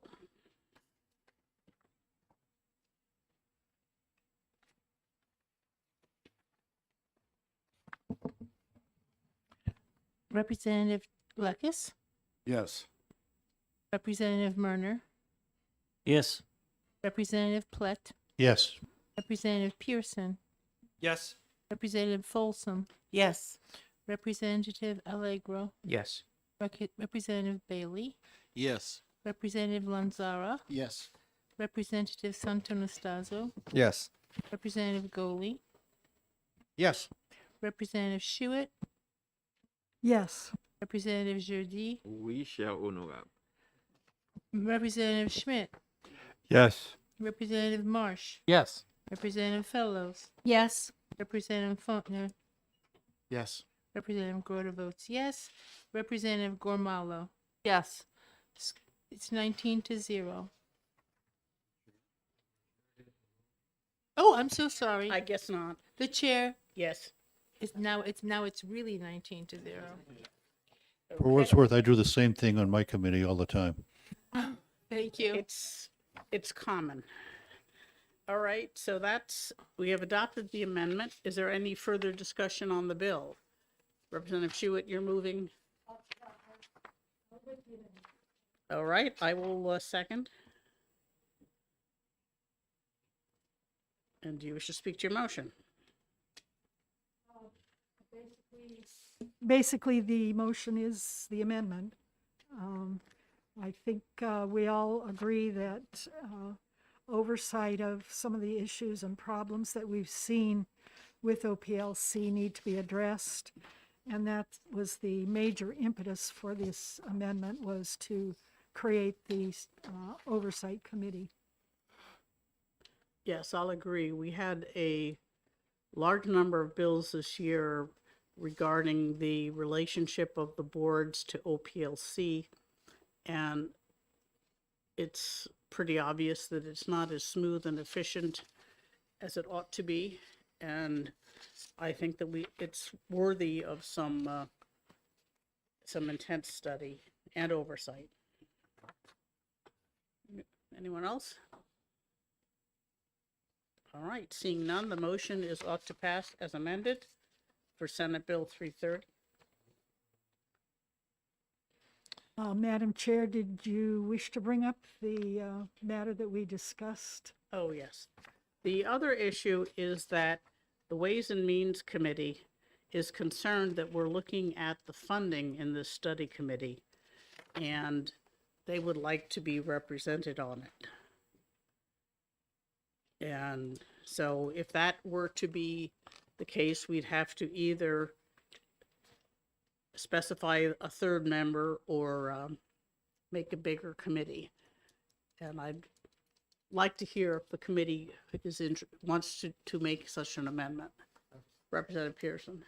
I just have a question in reference to, Ways and Means looks at, how we fund things. Typically with these committees, they're funded through, when the OPLC sets the fees, they're funded through the fees. So I don't really know that Ways and Means necessarily has to be involved here unless they think they're going to be coming up with alternative funding methods other than the current practice. The reason they think they should be involved is that we took the study committee on funding out of Senate Bill 313 and folded it into the study committee here, seeing as how I don't know about you, but I had a massive fear I'd be appointed both of them. Right. And the functions of the two study committees were close enough that it made sense to combine them. Mm-hmm.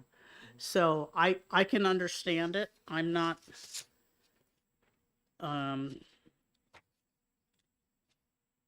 I would be delighted to have a member for Ways and Means, but I'm not sure it's necessary because we're not going to be changing the concept that the license fees bring in enough to cover their expenses. But I'm willing to bow to the rest of the committee to say that we should consider it. Okay, Representative Platt, and then Bailey, and then Schuett.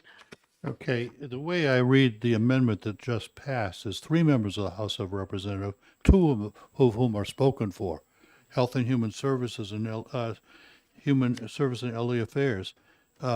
Executive ED&A and Health and Human Service and Elderly Affairs, which leaves a 3rd member, which could be from Ways and Means. I would agree with that as well. Representative Bailey. Oh, okay. Thank you. Representative Schuett. Thank you, Madam Chair. Yeah, I think that probably allows room for that person, and I'd be happy to state in the blurb that the committee felt that the 3rd slot could go to a Ways and Means member. I will say that the argument was put to me from a member of Ways and Means also, that they had originally instituted the fees that existed in OPLC, but I counterpointed that was some time ago that they did that. They haven't really been involved in setting the fees for a number of years that I'm aware of. It's mostly been through our committee and the Senate ED&A. Okay. Representative Goley. Thank you, Madam Chair, and I too can go along with the amendment, the bill as amended, without the additional adding of Ways and Means. We've done a number of changes lately, removing fees and letting OPLC set the fees in statement with the 125% rule. So I feel comfortable with the way it is right now. Okay, thank you. Anyone else? All right, Representative Fellows. Thank you, Madam Chair. I just actually would just like to ask people's opinion that right now there's 4 members of the committee, and that's an even number. And do you think we need to make it a not even number? Not per study committee. They're only making recommendations, and a 3-1 or a 2-2 recommendation will still get a minority report. On a regulatory committee, I would agree with you completely. Well, in that case, I don't see any reason to make any changes. Okay. Anyone else over here? All right. All right, in that case, the motion is ought to pass with amendment on Senate Bill 330, and the clerk can call the roll. Representative Lekis, Yes. Representative Murner, Yes. Representative Klett, Yes. Representative Pearson, Yes. Representative Folsom, Yes. Representative Allegro, Yes. Representative Bailey, Yes. Representative Lanzara, Yes. Representative Santonastazo, Yes. Representative Goli, Yes. Representative Shewitt, Yes. Representative Jeudi, Oui, cher honorable. Representative Schmidt, Yes. Representative Marsh, Yes. Representative Fellows, Yes. Representative Faulkner, Yes. Representative Grote votes yes, Representative Gormalo, Yes. and the chair, Yes. 19-0. Excellent. Is there any objection to consent? All right, seeing none, we will put it on consent. And for everybody that's making motions, the absolute deadline for this is this week. So I would very much appreciate your committee reports as soon as possible, like today. All right.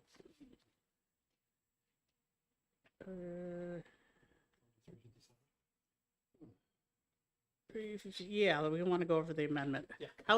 Senate Bill 357, Representative Pearson.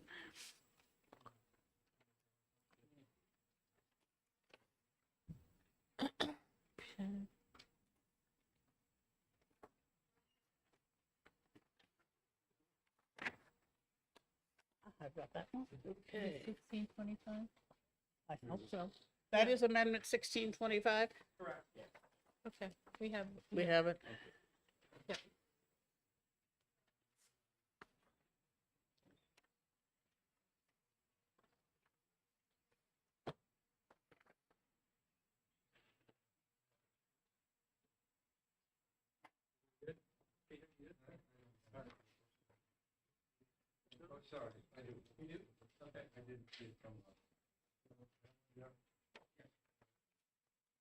Okay, you can explain to us. This is a total rewrite of the bill. Thank you, Madam Chair.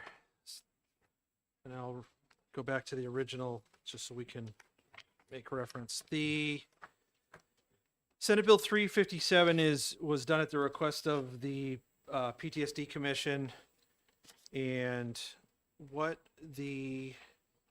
it's not a total rewrite. What this does is it reestablishes the commission. The commission was expiring, and the first part of the bill reestablishes that commission. So the new sections, part 2 and beyond, fixes a couple of things. There was a concern about dispatchers they were added in.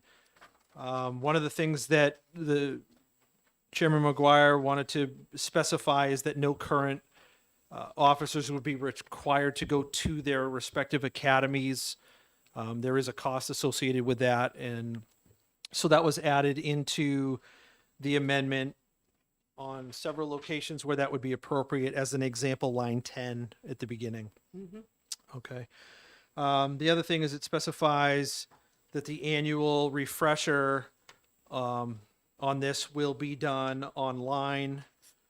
And as we heard from testimony from the various folks, that's just something that would be included in their normal training schedules and something they can do where they're at, and it doesn't require them to travel. What it does also do, this bill does, is it puts into statute that when new hires are going through their respective academies, they do go through the initial training on the PTSD and mental health.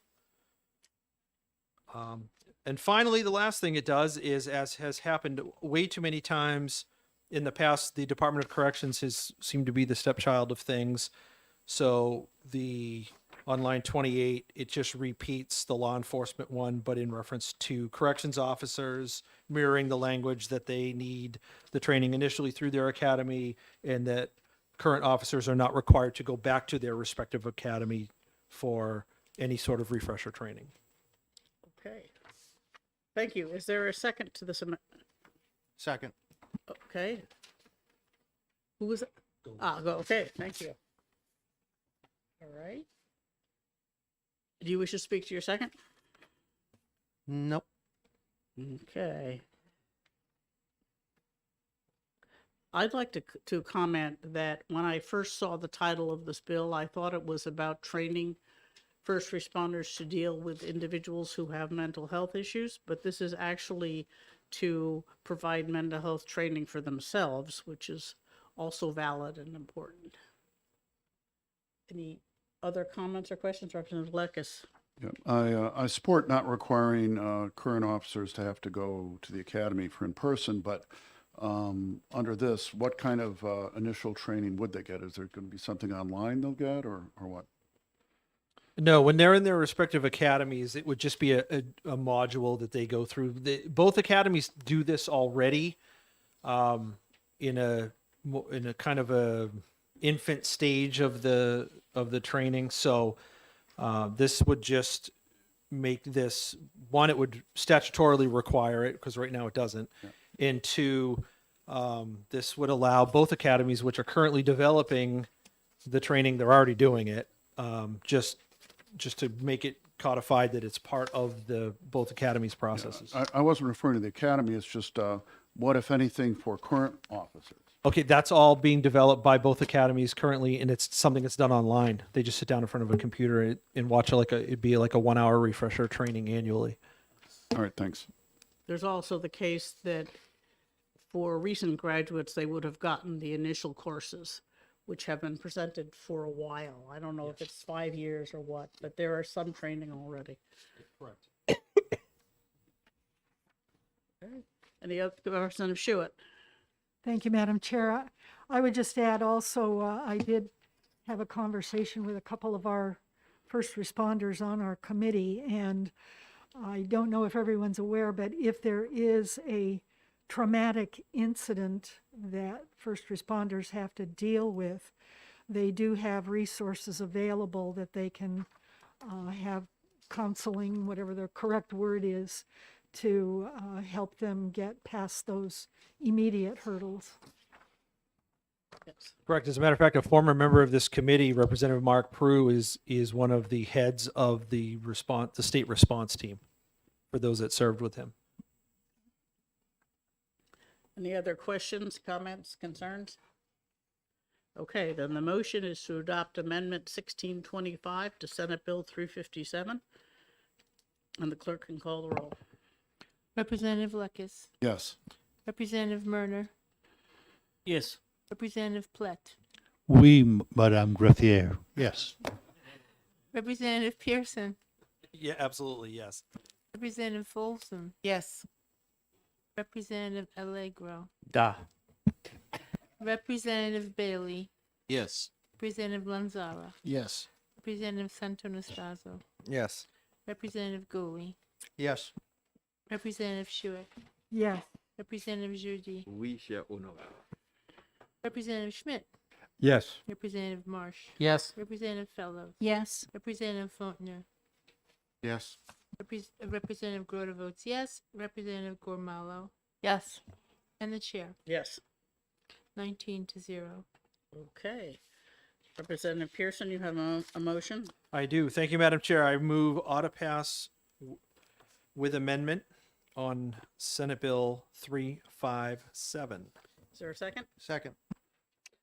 Okay. Do you have anything more to add? No, I'm quite proud of myself as somewhat of a closet procrastinator that I've already submitted the majority report to you, Madam Chair. A little presumptuous, but but thank you. Yes. All right. Any further discussion or comments? I have one question. You're repealing the commission to study PTSD in a year. Is that a planned sunset, or is it?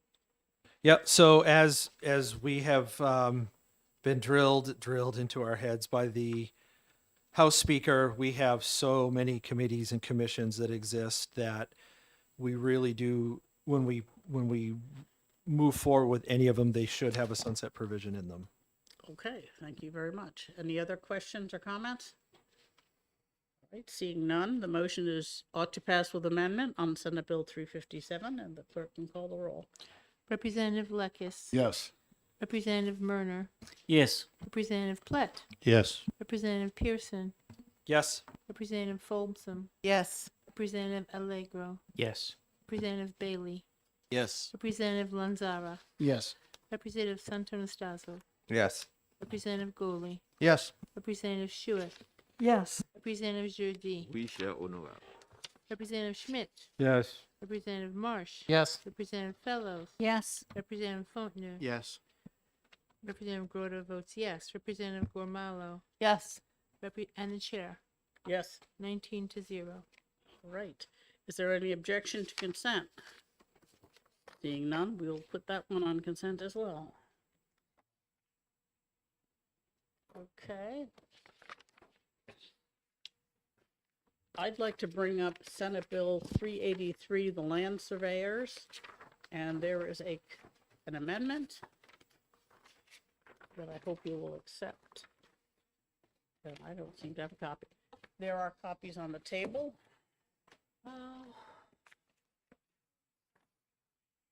I have Amendment 1684. Oops, yes, I think that's it. Okay. Thank you. I don't have it. I will get it. And I'm going to move Amendment 1684. Second.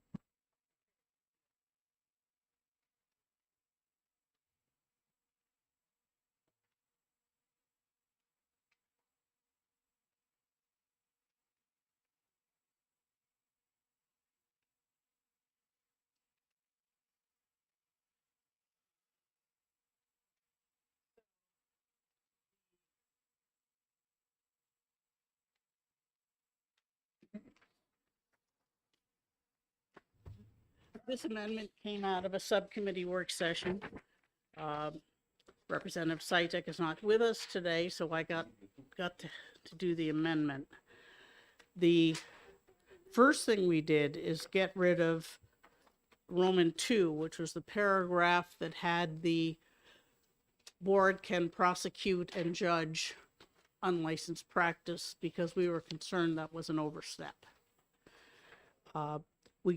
We did strengthen the last paragraph that the board can investigate actual, alleged, or suspected unlicensed activities, which should cover any incidents of unlicensed practice.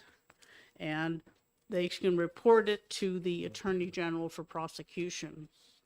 When they said that the Attorney General wasn't paying attention to their complaints, the subcommittee decided that having an official report from the Board of Land Surveyors rather than from the professional organization would be more effective in stirring them to prosecute. And we hope that that will be the case. And we'll see what happens and see if this helps. They also reported that the Registry of Deeds is already required by law to verify that any map they receive is done by a licensed surveyor. So that eliminates some of the issue.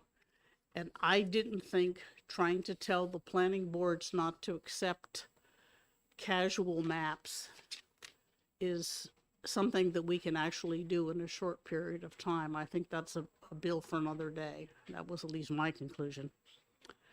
The part on non-resident licensure is cleaned up and put into RSA 310A69, which already deals with non-resident licensure. And so what it does is that the requires the boards to be licensed in another state and has met the requirements for licensure. The biggest and most significant of them is the exam by the board on the truly weird and unique New Hampshire title issues. They need to know that if they're going to work in the state, so they will be tested for that. And that, as all land surveyors working in the state are. And that's, then it takes place at the beginning of the year. Let's see, Representative Goley. Thank you, Madam Chair. Well, I was not part of the subcommittee. I did sit in that day and listen to the folks, and I think we came up with a good set of changes. Removing the penalties, I think most people had questions as to where up to $10,000 would go with the board, as well as the issue of there was really no place to appeal the decision of the board. So removing that section, I think, was the right thing to do. And also, if we're going to remove the monetary penalties, increasing it to a Class A misdemeanor was also good with that. And the other changes I'm okay with as well. Any other comments, questions? Representative Schmidt? Thank you, Madam Chair. Well, I'm glad to see us do something. I hope it's going to be enough because this is an issue that I've had some dealings with in the past with land surveying, and I think that the current situation is really astonishingly lax and irresponsible on the part of the state, because a few things involving property, I think, are more significant than establishing exactly where the heck it is, both in terms of location, but also distance above sea level and so forth. If you get it wrong, it can have serious repercussions. So I hope this is going to work the way we think it is, because I think this is a very big deal. I agree, and I think it's a good start to have the board investigate, because, I mean, they know what surveying is and they know who's licensed. Any other comments, questions? Okay, seeing none, the motion is to adopt Amendment 1684 to Senate Bill 383, and the clerk can call the roll. Representative Lekis? Yes. Representative Murner? Yes. Representative Plett? Yes. Representative Pearson? Yes. Representative Folsom? Yes. Representative Allegro? Yes. Representative Bailey? Yes. Representative Lanzara? Yes. Representative Santonastazo? Yes. Representative Goley? Yes. Representative Schuett? Yes. Representative Jardine? We shall. Representative Schmidt? Yes. Representative Marsh? Yes. Representative Fellows? Yes. Representative Fontner? Yes. The Representative Grota votes yes. Representative Gormalo? Yes. And the chair, Yes. 19-0. All right, we've adopted the amendment. I move on to pass with amendment on Senate Bill 383. Is there a second? Second. Okay. I think I've said enough. Representative Goley? Okay, any other comments, questions, or concerns? All right, seeing none, the motion is ought to pass with amendment on Senate Bill 383. The clerk can call the roll. Representative Lekis? Yes. Representative Murner? Yes. Representative Plett? Yes. Representative Pearson? Yes. Representative Folsom? Yes. Representative Allegro? Yes. Representative Bailey? Yes. Representative Lanzara? Yes. Representative Santonastazo? Yes. Representative Goley? Yes. Representative Schuett? Yes. Representative Jardine? We shall know. Representative Schmidt? Aye. Representative Marsh. Yes. Representative Fellows. Yes. Representative Faulkner. Yes. Representative Groder votes yes. Representative Gormalo. Yes. And the chair. Yes. 19-0. Any objections to consent? All right, seeing none, we'll put that one on consent also. Excellent. Senate Bill 282, Representative Blackus. Oh, excuse me, Representative Marsh, you have an amendment in a motion. Yes, I do, Madam Chair, and let me pass these around for anybody who doesn't have them. And I'll second. Okay.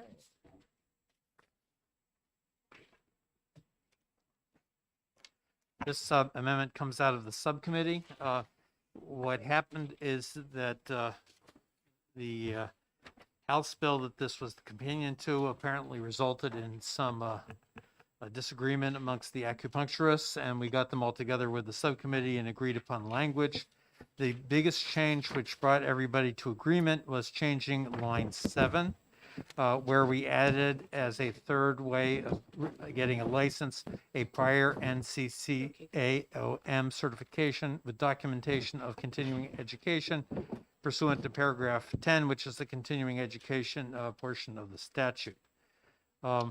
We also made a number of other minor changes to the bill. We changed Oriental medicine to Asian medicine in a number of places, and we updated the names of the ACAHM and the NCCAOM and added the phrase including its predecessors and successors in order to avoid having to amend the statute if they just changed their name. So I ask you all to support 1596H. Oh, Okay. and I wanted to say something about the contingency language because this is important for new members. What we did is we made this bill take effect 1 minute after House Bill 1192 so that it will overwrite House Bill 1192, which already went through this committee, and that way there will be no conflict. So thank you. Thank you for addressing that so clearly. Representative Blackus? Thank you. Yes, this, we got together with acupuncture practitioners and the board and thrashed through the details and got agreement. I'd like to thank Representative Marsh for dealing with some of those details. And there was a sufficient agreement. I don't know about the rest of the subcommittee, but I got a very nice thank you card in the mail. So I urge you to adopt this amendment, please. Okay. Any other comments, questions? Okay, the motion is to adopt Amendment 1596 to Senate Bill 282, and the clerk can call the roll. Representative Lucas. Yes. Representative Murner. Yes. Representative Plitt. Yes. Representative Pearson. Yes. Representative Folsom. Yes. Representative Allegro. Yes. Representative Bailey. Yes. Representative Lanzara. Yes. Representative Santonastazo. Yes. Representative Goley. Yes. Representative Schuett. Yes. Representative Jody. Representative Schmidt. Yes. Representative Marsh. Yes. Representative Fellows. Yes. Representative Faulkner. Yes. Representative Groder votes yes. Representative Gormalo. Yes. And the chair. Yes. 19-0. All right, in that case, Representative Marsh, you have a motion. My motion is ought to pass as amended, and I think I've said enough. And I'll second. Okay, by Representative Marsh, seconded by Representative Blackus. Any comments, questions, or discussion? No. Yes, Representative Blackus. We've said enough, I think. Okay, thank you. Thank you for that. If there's no other discussion, the motion is ought to pass with amendment on Senate Bill 282, and the clerk can call the roll. Representative Lucas. Yes. Representative Murner. Yes. Representative Plitt. Yes. Representative Pearson. Yes. Representative Folsom. Yes. Representative Allegro. Yes. Representative Bailey. Yes. Representative Lanzara. Yes. Representative Santonastazo. Yes. Representative Goley. Yes. Representative Schuett. Yes. Representative Jody. Representative Schmidt. Yes. Representative Marsh. Yes. Representative Fellows. Yes. Representative Faulkner. Yes. Representative Groder votes yes. Representative Gormalo. Yes. And the chair. Yes. 19-0. Are there any objections to consent? Seeing none. And that's Representative Marsh will write if he hasn't already. And that's 1596. Will be on consent. All right. Senate Bill 277. Representative Bailey, you have an amendment? We met this morning and I'm trying to, What's the number of the amendment? that's what I'm trying to find. It's 1695. correct. Yes, 1695. There was some disagreement over it related to whether or not there was a category of student nurses that could be extended. But nevertheless, the amendment passed the committee. That's all. Okay. Is there a second? I'll second it. Okay. Do you wish to speak to your second? So we discussed this bill this morning, and the question was about the senior nursing students and whether or not by passing this we would have make another window where new nurses could get licensed without emergency license without taking the exam. But based on testimony we heard, because this is a May issue, if there was some sort of loophole like that in here, OPLC could just deny the license. Okay.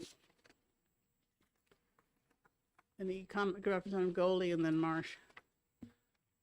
Thank you, Madam Chair. I will support the amendment after voting against it in subcommittee.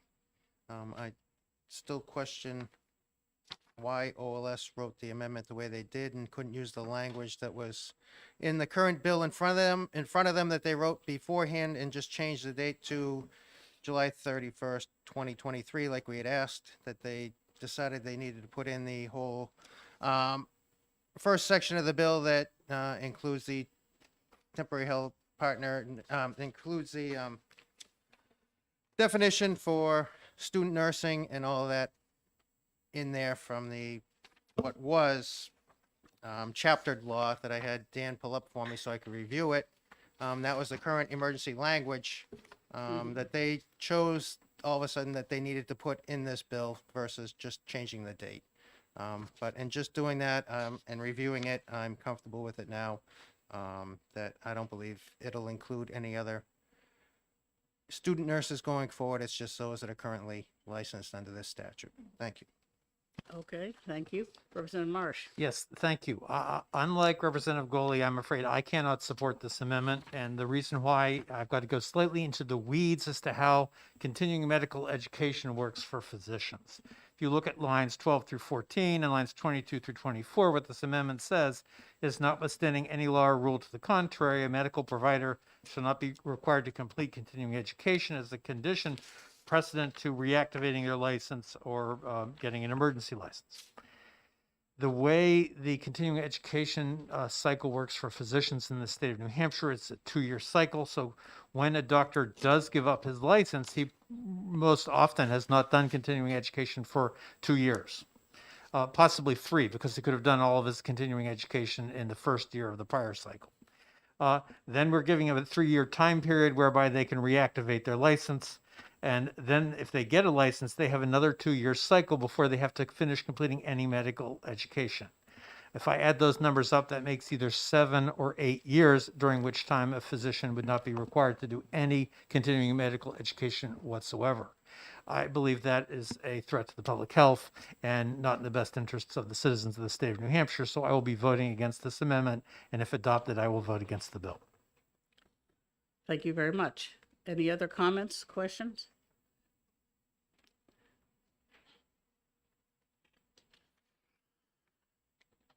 Okay.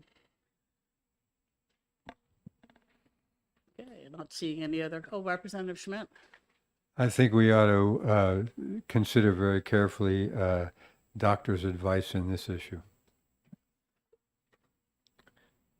Yes, that section is not unique to physicians. It's any medical provider, which includes everybody from occupational therapists on up. So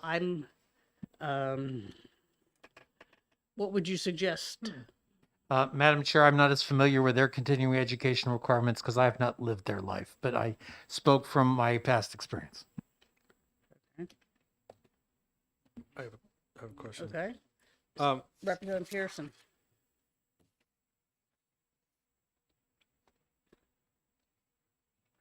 I'm just trying to make sure that we have not also included emergency medical technicians in this, because that would be substantially problematic. Are they considered medical providers? They carry they carry licenses by the state. I just don't know. I don't know that it necessarily falls under this statute. So They're not under the Office of Professional Licensure and Certification. They're under the Department of Safety. correct, they are under the Department of Safety. So I would say, okay, that's interesting. Representative Goley? Thank you, Madam Chair. My guess, and I believe that they would not fall under this. They are not licensed by OPLC. These are all licensees that I believe were through OPLC and dealing with, where, as you stated, EMTs are through Department of Safety. Yeah, 310 is OPLCs. Okay, thank you. Anyone else issues? Regarding the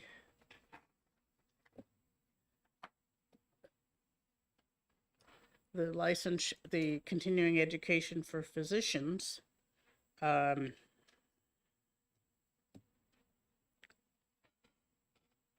we don't require continuing education for someone who gets an initial license, do we? Well, you're required to pass an exam and complete medical school. Well, these things, there's nothing to it, yeah. No, but if you are, say, a practicing physician in another state, we don't require any special continuing education before giving them a New Hampshire license, do we? I don't know the answer to that question. I can tell you what it was 35 years ago when I got my license. I don't think that's relevant. I would suspect that is no longer the case. Representative Maybe Schmidt? we ought to pull this off the agenda for the moment and move to things where we don't have questions outstanding. Well, what I need to do is make sure that we proceed with it, because I'm not willing to accept the bill as written. And if the rest of the committee is not willing to accept this amendment, we've got major concerns. Mr. Torrey, could you find out what the continuing education requirements are for physicians coming here from another state? Non-compact states. I know we have a compact. Yes, Representative Goldie? Thank you, Madam Chair. I also just, so the committee knows that this also states that OPLC may produce a license for these individuals. It doesn't say they shall, so there still is discretion there as to whether they're qualified. Well, that's nice to know, but if the committee is seriously concerned that we want to require continuing education or some education, or even a note that they must complete continuing education within 6 months of getting that license, which might be one way to do it. Representative Blackus. I was just going to ask if Representative Marsh had some suggestion on how to change this that would satisfy him. I would be satisfied if they were current on their continuing education at the time of being reissued a license. And some language to that effect could certainly be drafted. Okay, thank you. Okay, thank you. All right, well, that's, all right, we will in fact take a recess on this. After Mr. Torrey reports to us, Representative Marsh, I'll be looking for a change to this amendment that we can discuss and then go for a final amendment. Okay, moving right along. Senate Bill 358. Let's see, where's my amendment on, I have an amendment on that one.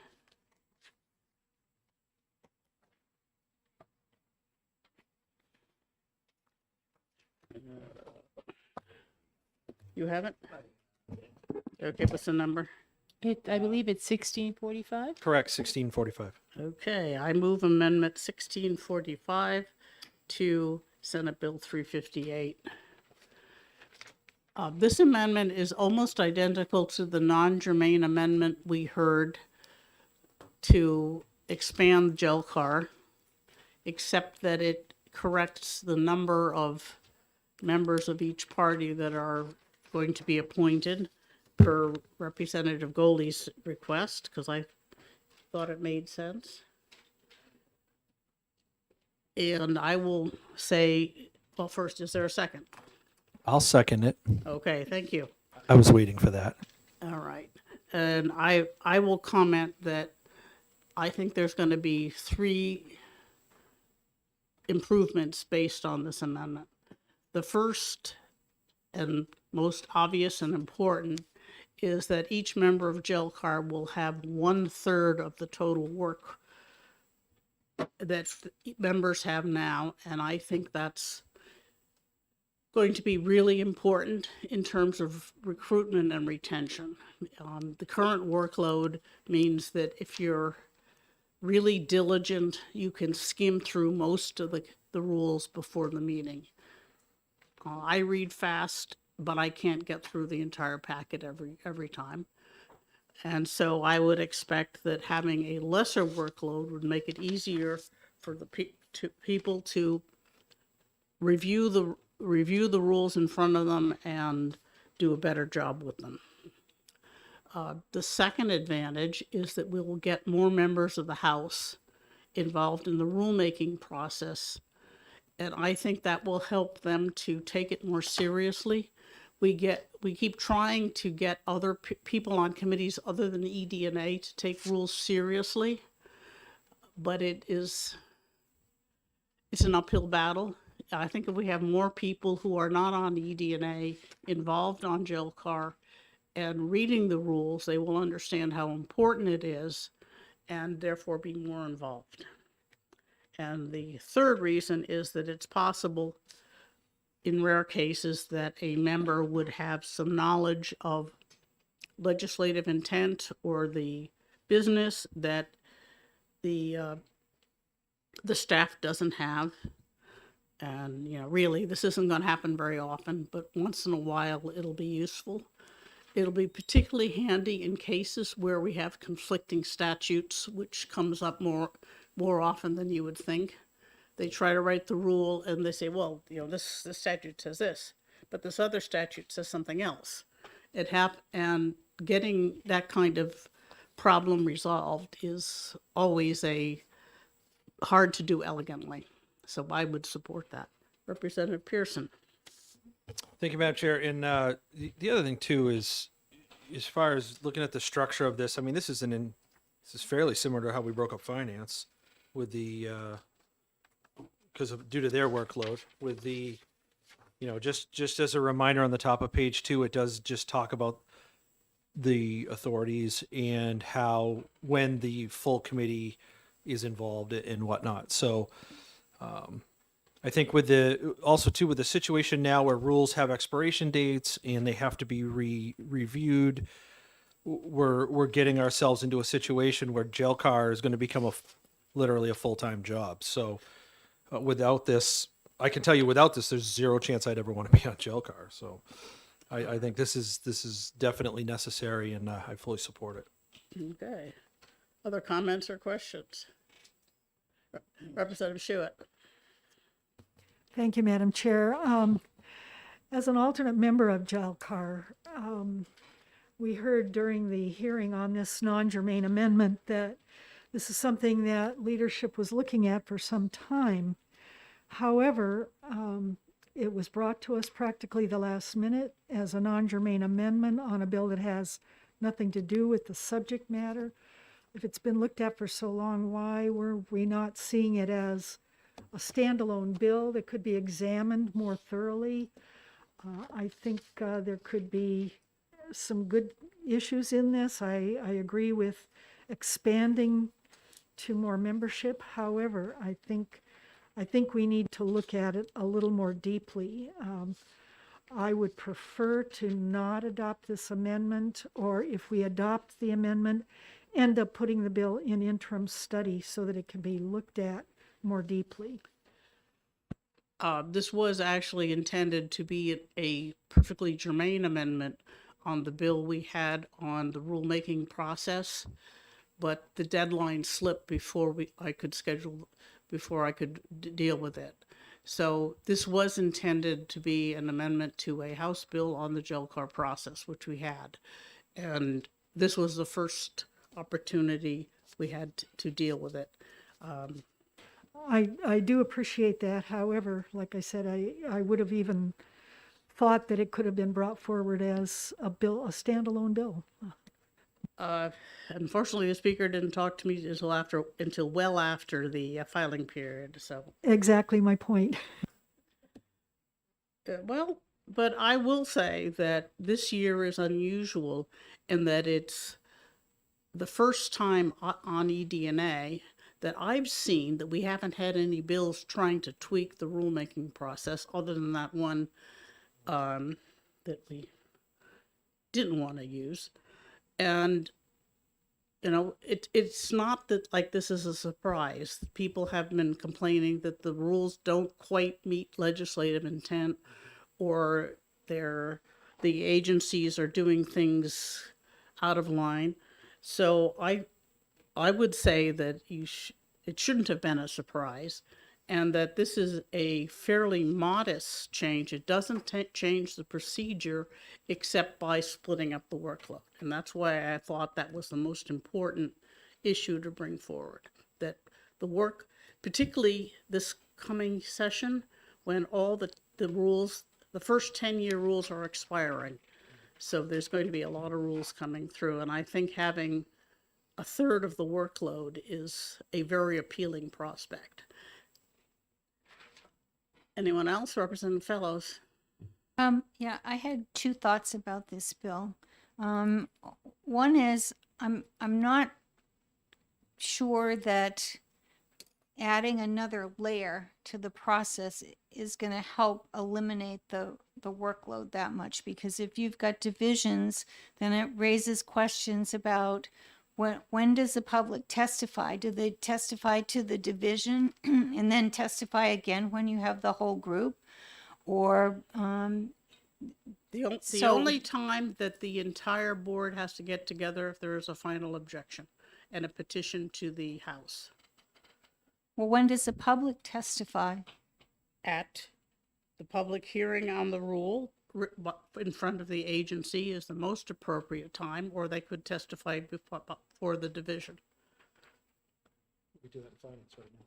Yeah. Well, so that would be just a subgroup of the people who are going to act on it. So I have that would be the only action unless there's a final objection. JLCAR is a filter more than anything else. The assumption in JLCAR is that the agency has done its job. It has written the rules correctly, and so we just bless it and it goes into effect.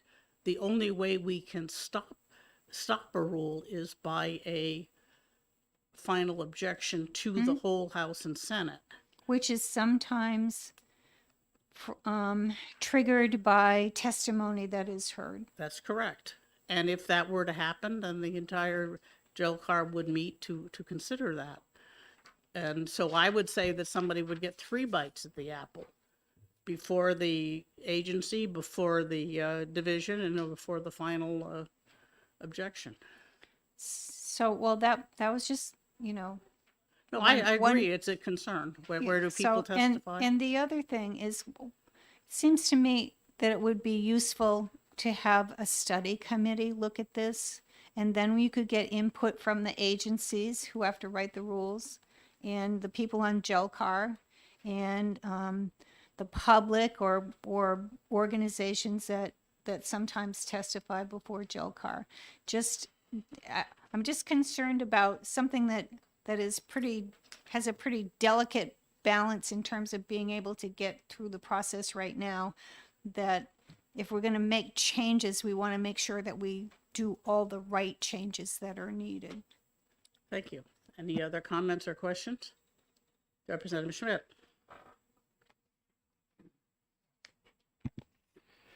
So I think that there are a number of incorrect assumptions at work here or misunderstandings.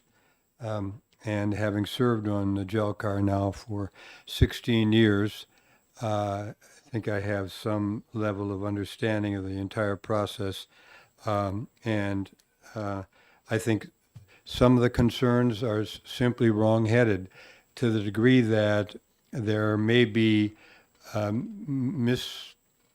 misapplication of the rules or a heavy-handedness on the part of agencies or departments.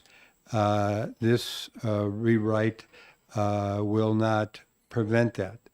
I think that the idea of getting into something as significant as this without having heard a word of testimony from Scott Eaton, who basically created the Administrative Rules Unit some 35 years ago, and who served until about 2 months ago as the executive director of the Administrative Rules Unit. And we also have the current acting director, who's also been a member of the Administrative Rules Unit. He didn't get to testify. And I think a study committee to look at the real issues, and there are some that could definitely stand to have an examination by a study committee.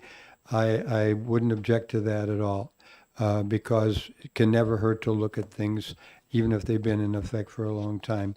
But here we are launching into a significant rewrite with some assumptions that the model of the Finance Committee, where divisions are absolutely necessary, but where the full committee does vote on the recommendations of the divisions, is a bad analogy.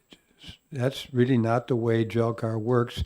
And the idea that you're going to have the divisions make decisions just means that 2/3 of the JLCAR won't have seen a particular rule set at all, unless there's a final objection, which there rarely is. Nothing is more common with JLCAR other than stuff that goes through on the consent calendar, than for the committee to file a preliminary objection the first time the rule comes before the JLCAR. It's a virtual certainty that there will be preliminary objections, which then gives the agency / department 45 days to come up with a solution that is not objectionable. And ordinarily, that's what happens. The agency / department comes back in within that 45-day period with wording that will find approval from the JLCAR. And so I think this is rushed. I think it's flawed. I think it's wrong-headed in terms of its understanding of the process, where, in point of fact, the chair has already correctly enunciated that the assumption is that the rules will be well written by the agency / department, and generally they are. And the rules are written, in conjunction with the stakeholders / practitioners. There's a public hearing to hear that preliminary rule. and work is done in that context as well. And when it comes to us the second time to the gel car, we have another public hearing, and I think the process works extraordinarily well. And that doesn't mean that I would object to looking at it in line with some criticisms that have been raised. But I think many of the criticisms, and I've heard them over and over again in my 20 years in the House, that the agencies or departments are running amok. They're running wild. They have plenary authority to do whatever they want. That's complete balderdash, hogwash, and ridiculous.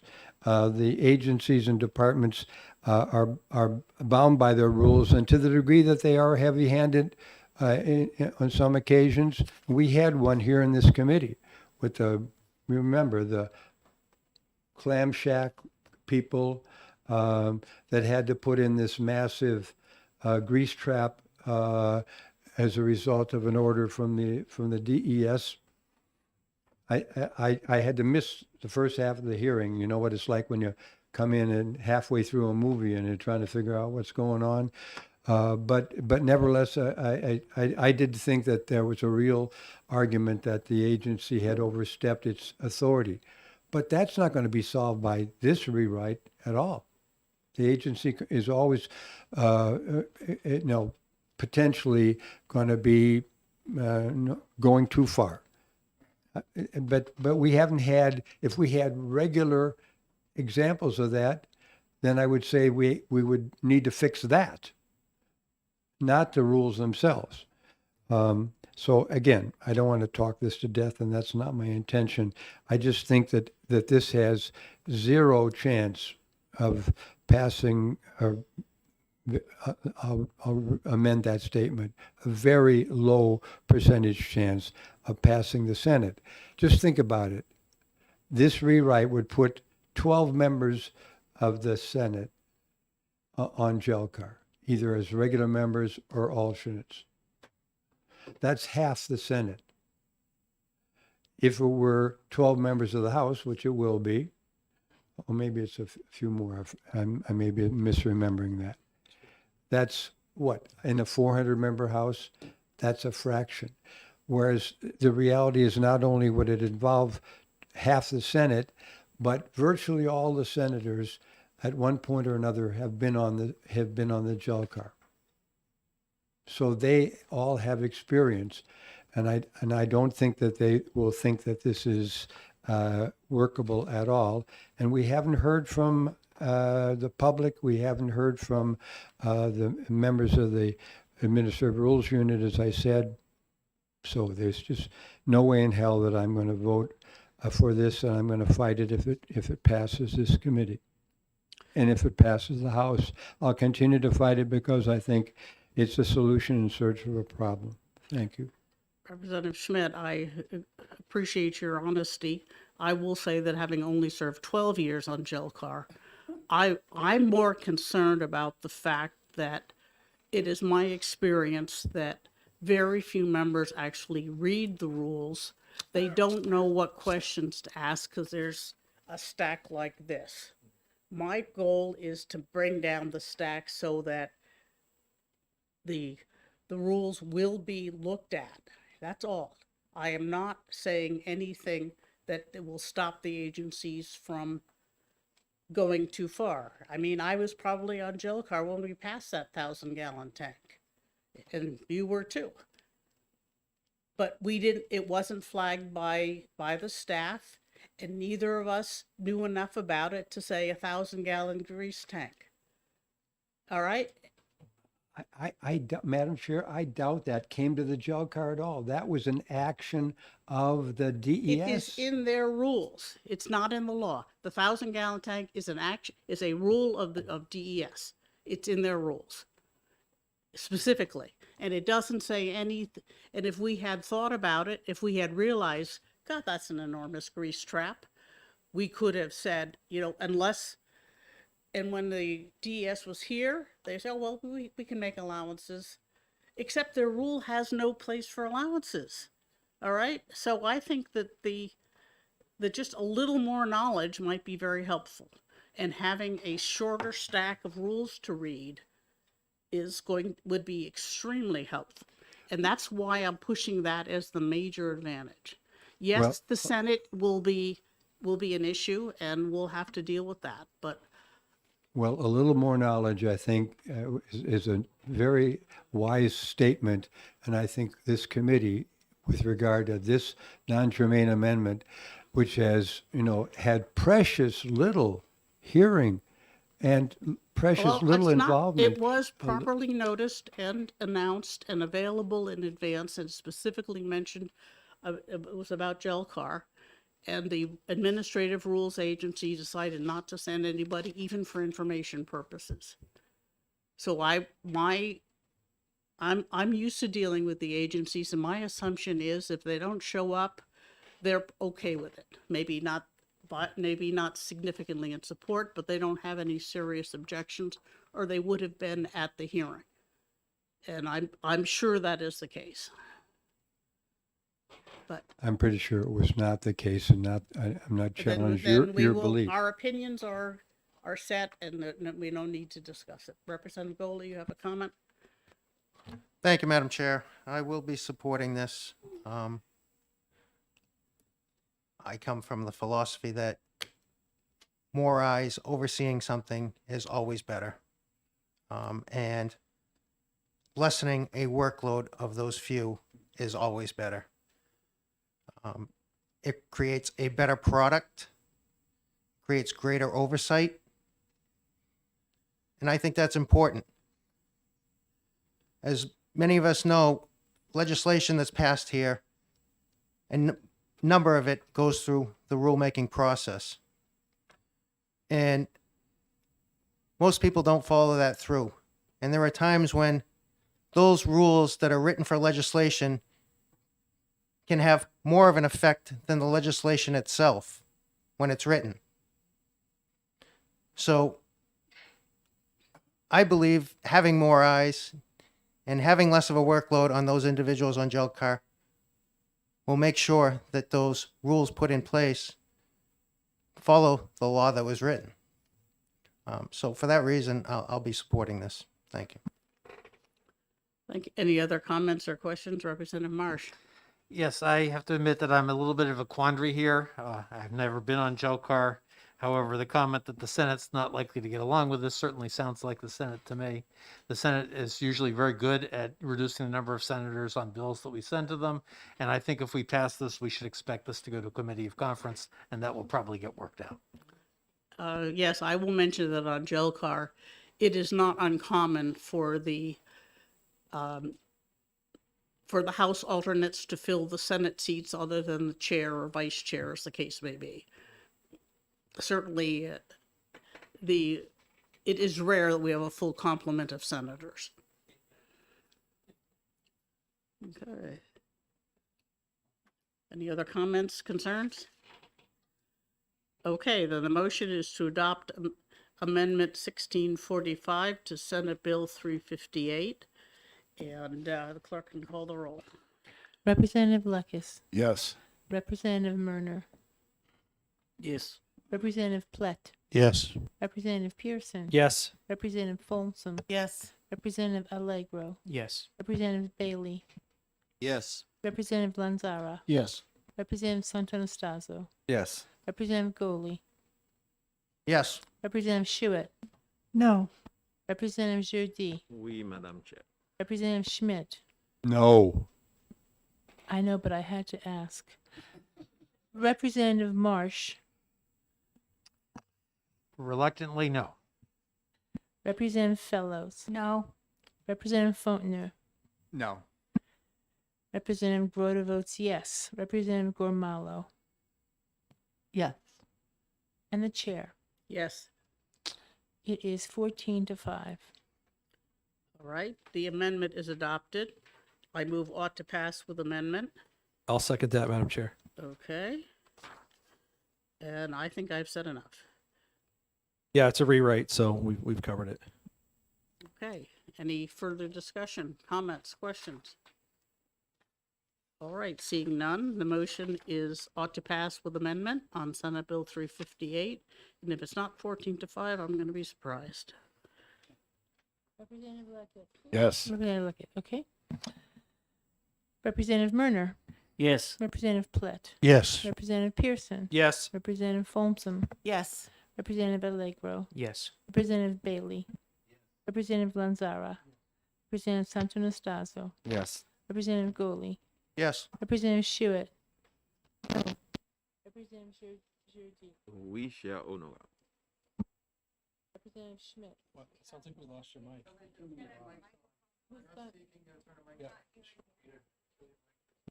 Okay. Okay, Representative Schmidt. No. Representative Marsh. No. Representative Fellows. No. Representative Fontenot. No. Representative Grote votes yes. Representative Gormalo. Yes. And the chair. Yes. Guess what? It's 14-5. Well, I think that will. Yeah, I think I will.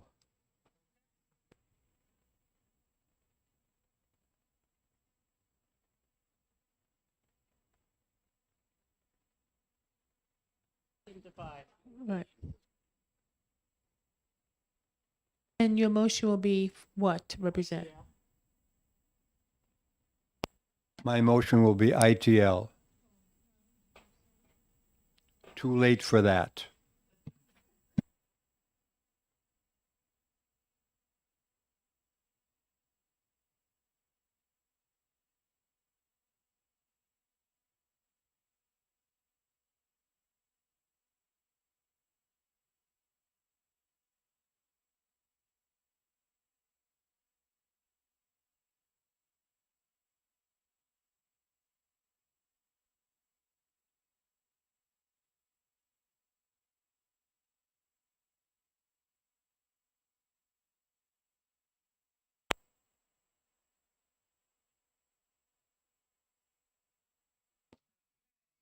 Yes.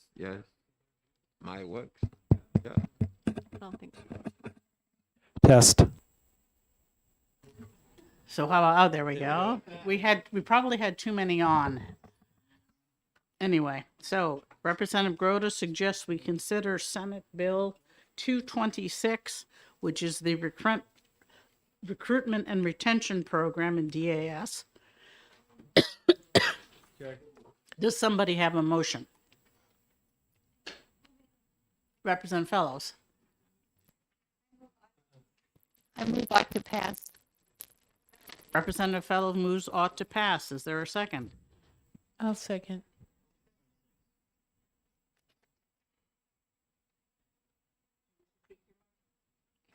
It's not, I think it's not working again. Did you push a button?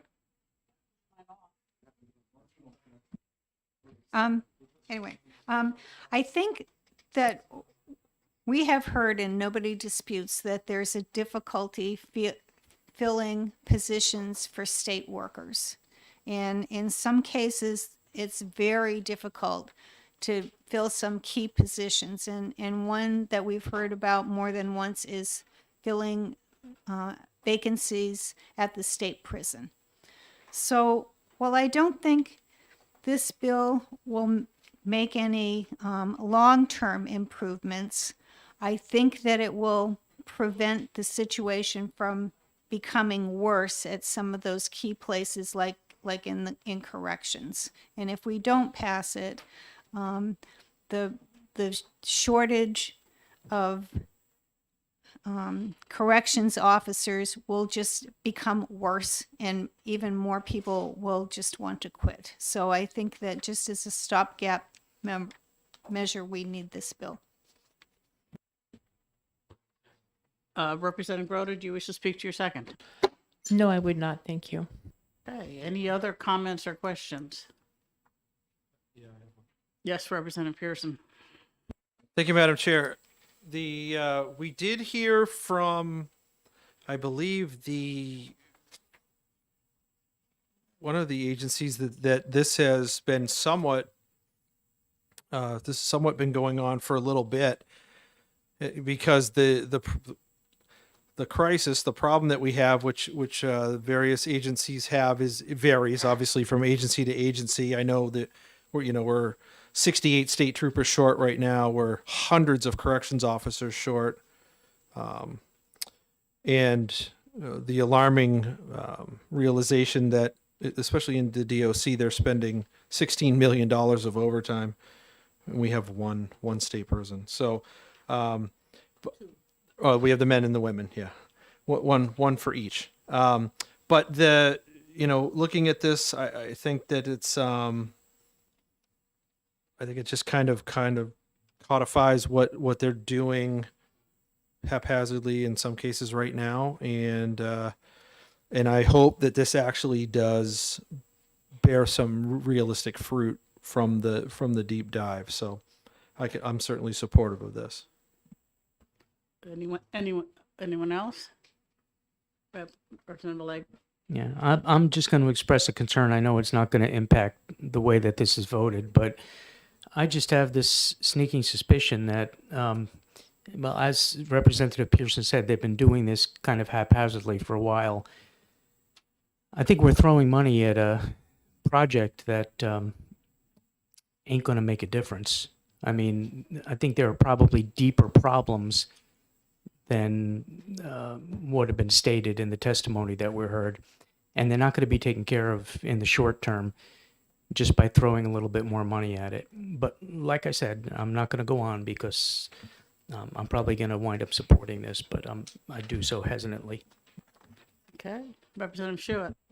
Thank you, Madam Chair. I will say that there was an article in the news over the weekend that the DOC has, I'm not quite sure what the word is, recruited parole and probation officers to come in and assist doing DOC officer positions, which is a pretty extreme reaction, but obviously needed.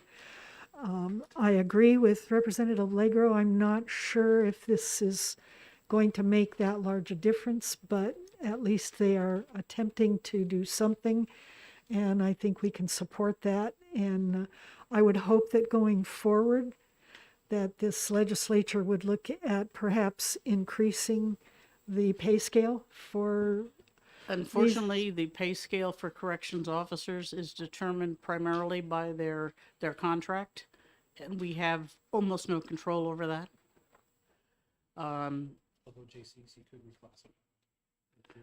That's only for the non-classified employees. The classified employees are covered by the contract. And I will point out that our state employees went for quite some time without a contract, trying to negotiate better benefits and better pay. So I'll leave it at that. Yeah. Anyone else? Representative Bailey? Again, I don't necessarily think it would make me oppose it, but I don't know that we ever heard anything that identified or showed that the hiring problems the state is having are any different than those in the market at large. If you want some, I can give you some. I'll give you a glowing example. The city of Worcester, under Massachusetts civil service law, has to post their hiring list. There's 276 people on Worcester Fire's hiring list. There are 35 firefighters in the state of New Hampshire, period, on a hiring list. Not Manchester, not Nashua, the entire state. So this is very much a New Hampshire problem, where in Massachusetts they are not seeing this. Well, you're talking about other state governments. I mean, the market at large has a overall problem of staffing, and is this really any different? Sure, but there's a direct correlation. Some of these jobs that we're looking at are by definition government jobs. Yeah. So, we don't really have, private prisons, and we don't really have private police departments and things like that. So I think there is a direct correlation, as the New England region, as we are, is from a human resources standpoint, is very much regional, and we do compete. And I would like to mention that it appears that this is the first time they can throw money at the problem, even if it's by going through fiscal and getting some money. And some of their ideas involve money, some don't. but I think that's always something to consider because I know that the private sector's creating hiring bonuses and things like that.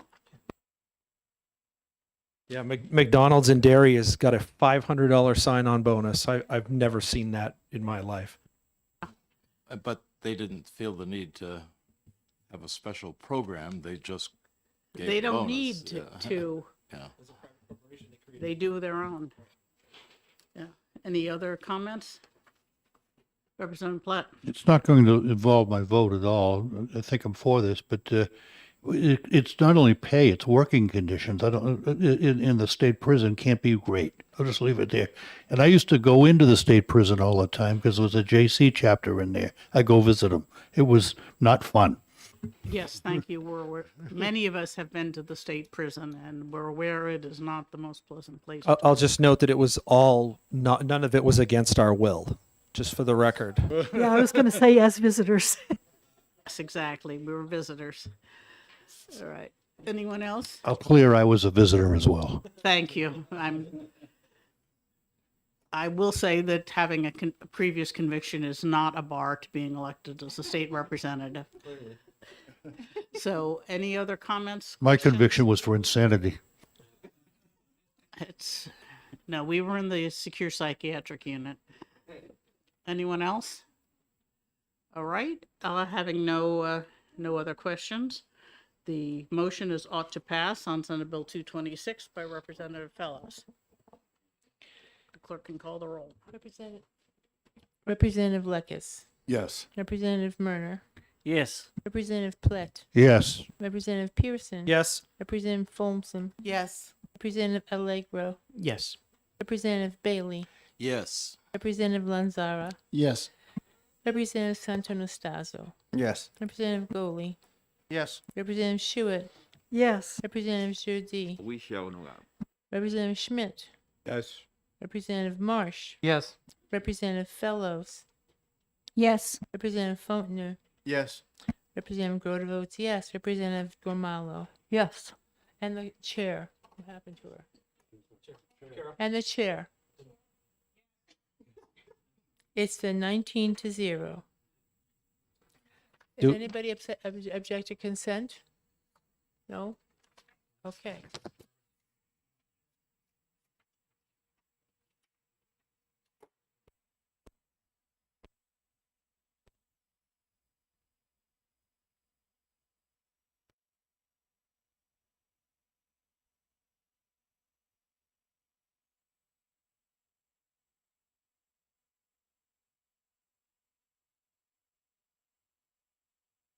Bill, sorry.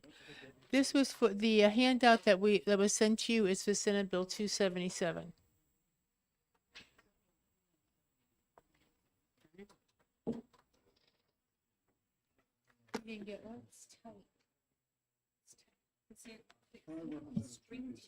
Yeah, they all Yeah. together. So, 226. 226 passed. Yes, 19-0. yes. It's on the consent. My Okay, works. I'm good with that. I was trying to figure another one out. That All was- right. The Yes, only yes, one yes. that we don't have an amendment. You have yours. Okay. Okay, Representative 397, Representative Pearson has an amendment. Thank you, Madam Chair. I have an amendment that I'll pass out. I just want to verify the number is 1725. Is that right? It is 1759. Ah, Madam Chair, I also have 11725, which I'll pass out. Oh, lovely. And Representative Allegro has an amendment also. So yes, we have three different amendments to this. We will discuss them in order. That won't make this complicated at all. No, we will discuss Amendment 1759, which is Representative Pearson's amendment, and then we will consider other amendments. Madam Chair, do we know if the three amendments I beg your do any pardon? counteract the others, or will they work in conjunction? We don't, we will deal with that when we see them. I haven't seen Representative Marsh's amendment. Did you say Representative? You have, Madam Chair, it's Senator Carson's amendment made as a House amendment. Oh, okay.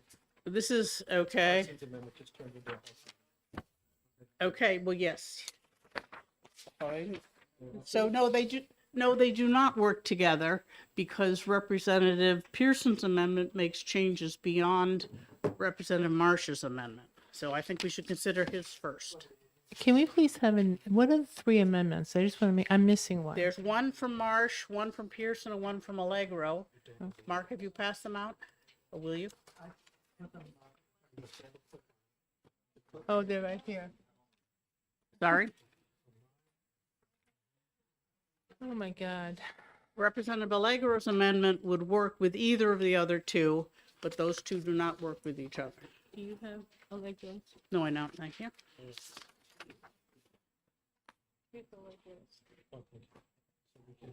I can explain it. Right, Representative Pearson, you go first. Thank you, Madam Chair. Is there a second to your amendment? Good I'll question. second it, All right, actually. just for the sake of discussion. Yes. Okay, thank you. So the amendment that I'm bringing forward does this. Okay, the bill itself, 397, involves two parts. Part one involves a compact for mental health counseling. The second part of the bill, which is, I believe, starts on page 19, involves an interstate compact for the placement of children. Mm-hmm. And that's what the actual bill is. It does two things. What my amendment does is my amendment retains the mental health compact portion and removes the interstate compact for the placement of children. What it also does is it includes the critical items that Children and Family Law was concerned about in the Carson Amendment, which is now the Marsh Amendment.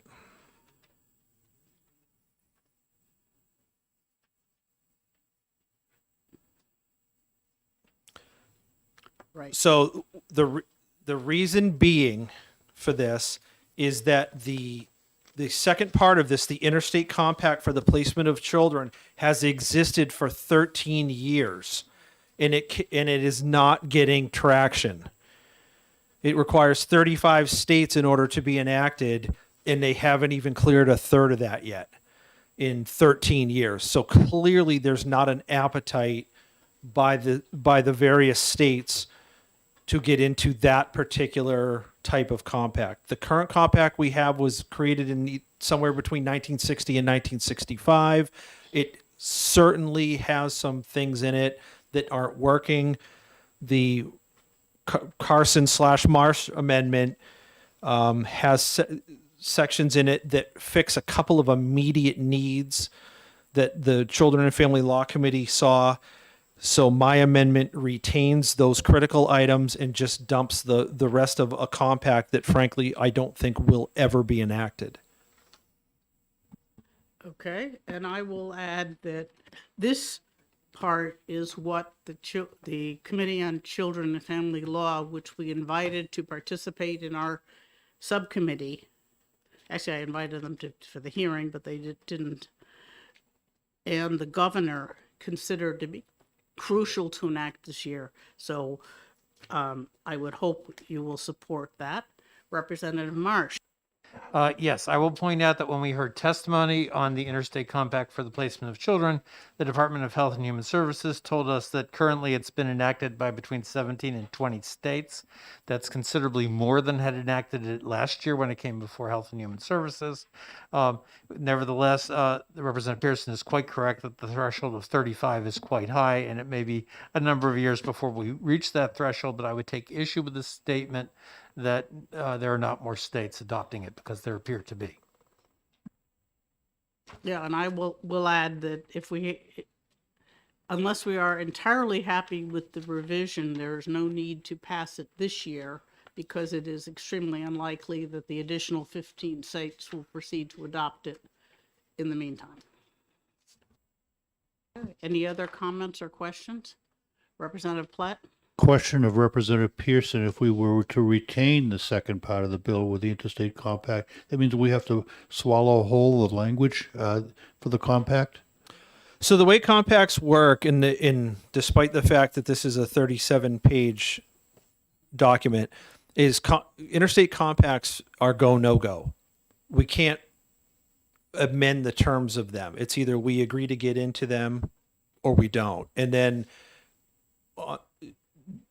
some of these compacts, especially if you're in the door early, to entice states to join, you now sit on a rules committee where some of those things occur.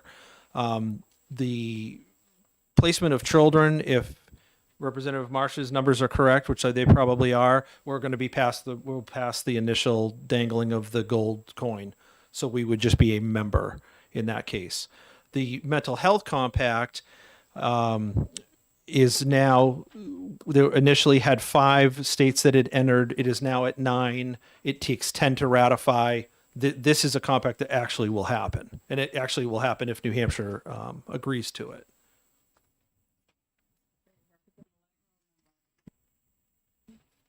Yeah, I think I just understood that right, that if you're in on this early, you potentially get more say.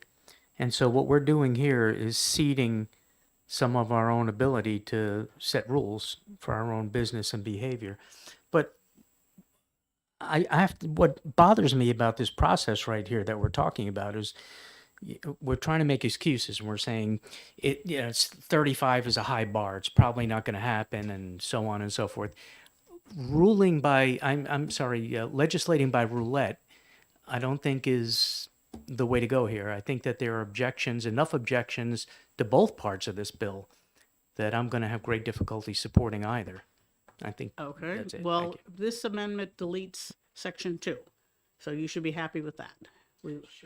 Representative Blackus and then Folsom. Yeah, I agree with Representative Allegro, and I'm in general skeptical of compacts, although I support in general what they're trying to do. So I'm going to support this. Part of my concern is that this came as an amendment late in the day to a Senate bill. And, you know, I would like to have certainly more of a look at this and hear from more people on the details of this compact before I'd be willing to support it. Representative Folsom? Thank you. Last year, we saw this come before Health and Human Services as part of a 72-part omnibus bill. And at that point, I argued against its passage in saying that it needed to go before Child and Family Law. I see that they've now attached it to another part. It worries me that they don't think that it can stand alone as a bill. And I think that that's what it has to have. I believe once we enter into this compact, we cede a lot of our authority of our children over to the federal government. And because the rules are then set by a person that has been appointed by the Commissioner of Health and Human Services from our state to go vote. We don't know those 35 states that are going to be voting. We don't know if they're like our state. And the financing is also not described in here, in that each member state shall establish a central state compact office, and it goes on.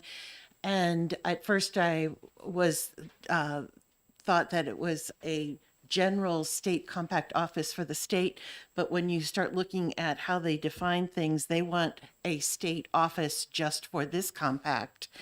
And there's no fiscal note regarding that. And then also the Rules Committee, once it is established, will decide on how all the work will be financed, and that the states will be required to help finance that. It also talks about data collection and sharing among various agencies and states. And we have some pretty strong opinions in our state about privacy. And I don't know that we want to hand over to at least 34 other states a decision on what we feel our citizens have said is privacy. And so You know, that's just an overview of some of the things that I'm concerned about this compact. So you're in favor of this amendment? to I delete am that very comment? in favor of this amendment. Okay, other comments? I'd like to say that I agree with Representative Folsom and that the compact doesn't, I wouldn't accept the compact without a great deal of concern because if nothing else, it gives rulemaking authority to an unelected body, which is against our state constitution. We can delegate that, but we cannot have a rule imposed by this compact board that has the effect of law in the compact states. Anyway, other questions, comments, concerns? Okay. Representative Bailey. We've got 3 amendments here, and you said one aspect of this was some kind of huge priority.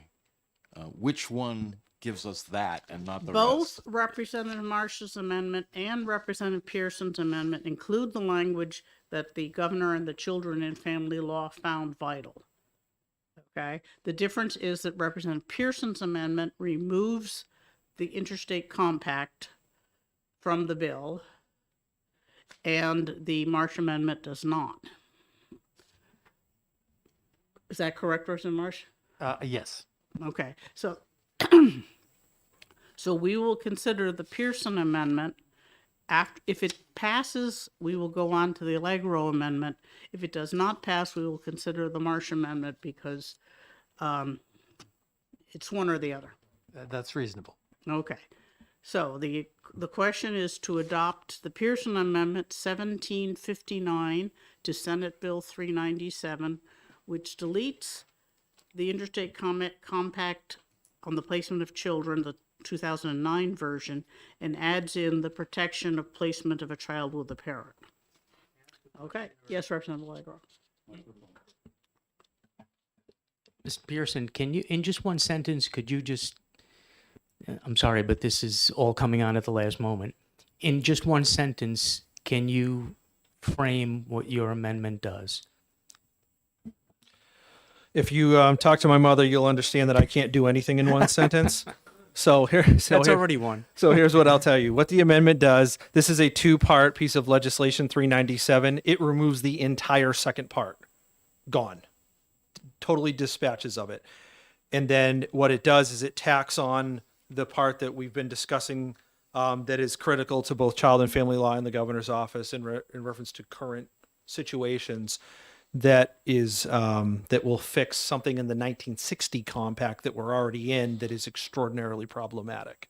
So this bill goes from being 2 compacts to being 1 compact and some new provisions. Correct. Thank you. That is correct. Any other questions, discussion? All right, seeing none. The motion is to adopt the Pearson Amendment 1759H to Senate Bill 397, and the clerk can call the roll. Representative Lucas, Yes. Representative Murner, Yes. Representative Plett, Yes. Representative Pearson, Yes. Representative Folsom, Yes. Representative Allegro, Yes. Representative Bailey, Yes. Representative Lanzara, Yes. Representative Santonastazo, Yes. Representative Goley, No. Representative Schuett, No. Representative Jardine, No shall no. Representative Schmidt, No. Representative Marsh, No. Representative Fellows, No. Representative Fontner, No. Representative Grote votes no. Representative Gormalo. No. Okay, 1, 2, 3. And the chair, I'm sorry. Yes. 1, 2, 3, 4, 5, 6, 7, 8, 9. It's 10 to 9. Okay. Fine, the Pearson Amendment passes, and so we will not consider the Marsh Amendment. We will go on to the Allegro Amendment. Mark, you will make a motion? Yes, well, obviously I propose this amendment. And it does 2 things from my point of view. One is it addresses what we just did for part one, for part two, for part one. It simply removes the interstate compact on mental health. That satisfies me because, again, several people have made the point that we're ceding our authority to other states. But as I said, I would be remiss if I didn't say what I said on Friday. I see language in here that is very bothersome to me. I understand that this is embedded in most professional societies and boards and employment places. And that's language on insisting on training in, I don't remember the precise words now, cultural diversity, whatever it was. We have a law in this state that addresses divisive concepts. Anyone and everyone could sit here in this room and tell me, oh, it's a different thing. This is cultural diversity. I have seen too many times, and I am guessing that most of the people in this room have seen too many times that this is a moving target and that the terms cultural diversity or whatever it was in this one is just a euphemism for, dare I say the words, critical race theory. I cannot and I will not, in the future, ever again, support anything that violates the language of HB 544 that we passed in this state last year. Is there a second? I'll second. Okay. I just want to make sure we're talking about Amendment 1735H, correct? Yes. All right. Thank you.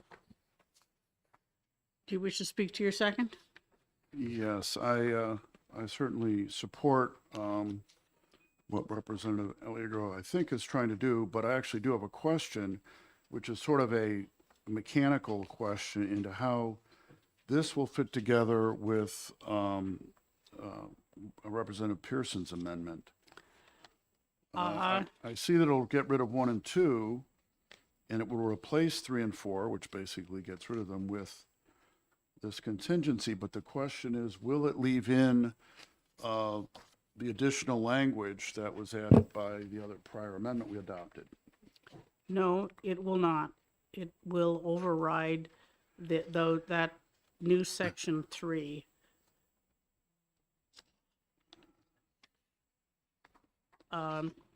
So yes, we would, if we pass this amendment, we will need to discuss whether we need a corrected amendment that includes that new language from the Pearson Amendment. Okay, thank you.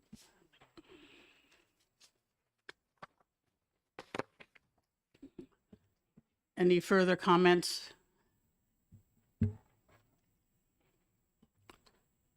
Amazing. Okay, I will, so this amendment essentially deletes the interstate compact on mental health counselors, and the clerk can call the roll.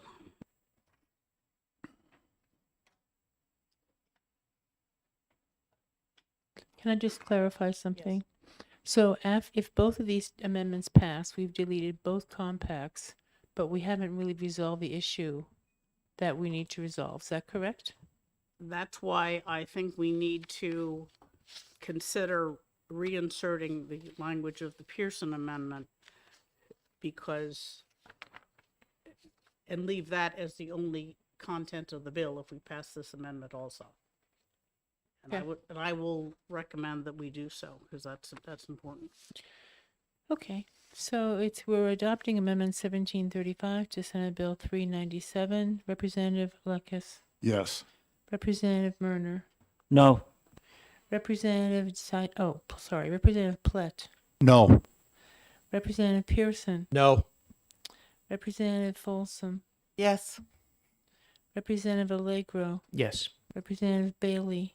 Yes. Representative Lanzara. No. Representative Santonastaso. Yes. Representative Goley, No. Representative Schuett, No. Representative Jordi, No, chère madame. Representative Schmidt, No. Representative Marsh, No. Representative Fellows, No. Representative Fontenot, No. Representative Grote votes no. Representative Gormalo, No. and the chair. It's a 6 to 13. Amendment fails. The amendment fails, 6 to 13. So Representative Pearson, you have a motion. I do. I do have a motion on Senate Bill 397 OTP with Amendment 1759H. The Pearson Amendment. Okay. Okay, hang on a minute. Let me just. I just want to wrap my. I'm sorry, Representative. With the Pearson Amendment, which replaces the Interstate Compact for Children with the specific language that we want to adopt. So it's OTPA with Amendment 1759. And who seconded? Who seconded? Jordi, Okay. Representative Jordi. Okay.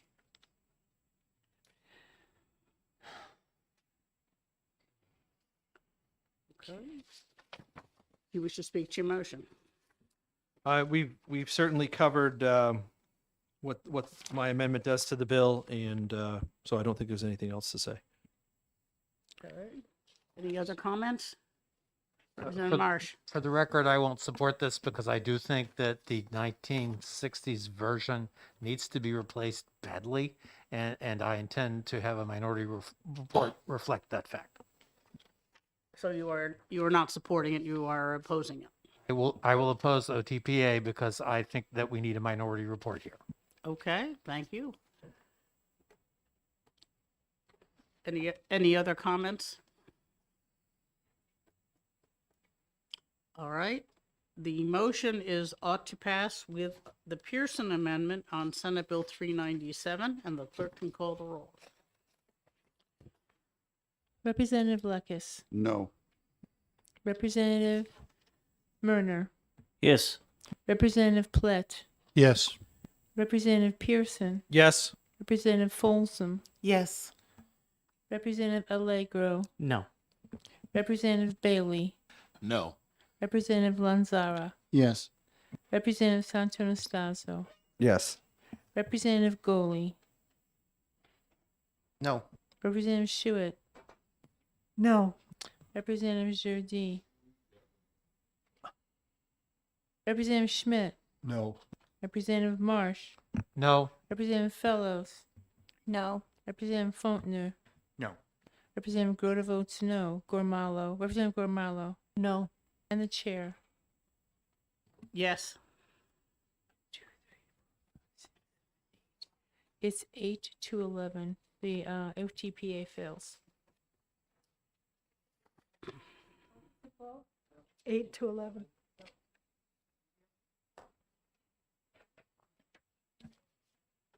Yes, Representative. Ma'am, just wants to take a look at there. Sure.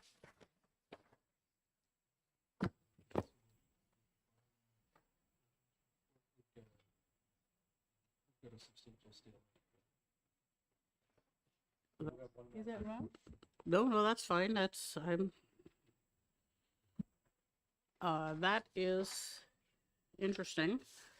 I think I'm going to recess this and let people ponder it, and we will come back to it at the end of the day.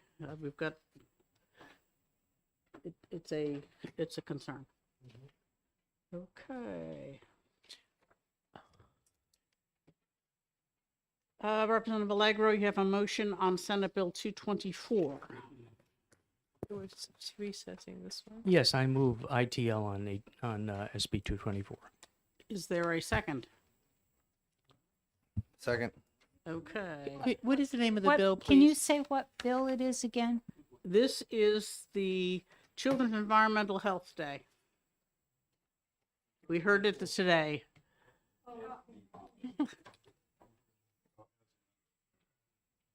No, ITL it without the amendment. Is there a second by anyone? Representative Santo Anastasio.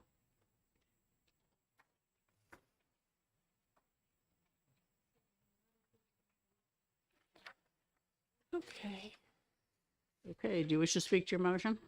Yes, thank you. I have a few reasons why I am not in support of this bill. The one that I think resonates most with this committee is the idea that we shouldn't be in the business of creating Memorial Days. And I think we've rejected virtually every one of them this year. So that's my number one concern. The other was I was very surprised this morning to see nobody in testimony supporting it, unless I'm forgetting. Nobody showed up. So I don't think there's a great amount of interest in this to begin with, and I don't like adding legislation to the books on Memorial Days. Representative Santo Anastasio. Basically what he said is good. Okay. Representative Platt. Just say enough that with enough of these Memorial Days, they won't be memorable. That's been our position. Thank you. Any other comments, questions? Representative Lakis. I agree with what was previously said, and although we're not voting on the amendment, I wouldn't move to adopt the amendment because it had problems as well, so we might as well ITL this. Thank you, and I agree. I also initially liked the idea of the amendment, but it was not as well thought through as it should have been, and I would recommend the constituent simply apply to the board for a license, which he should have done earlier. All right, any other comments, questions?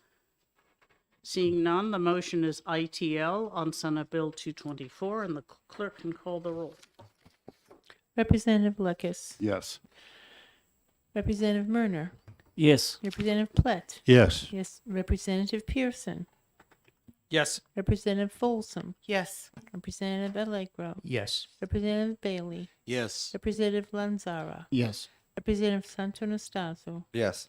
Representative Goley. Yes. Representative Schuett. Yes. Representative Jody. Oui, cher honorable. Representative Schmidt. Yes. Representative Marsh. Yes. Representative Fellows. Yes. Representative Fontner. Yes. Representative Grote votes yes. Representative Gormalo. Yes. And the chair. Yes. 19-0, right where we should be. Okay. On that note, does anyone object to consent?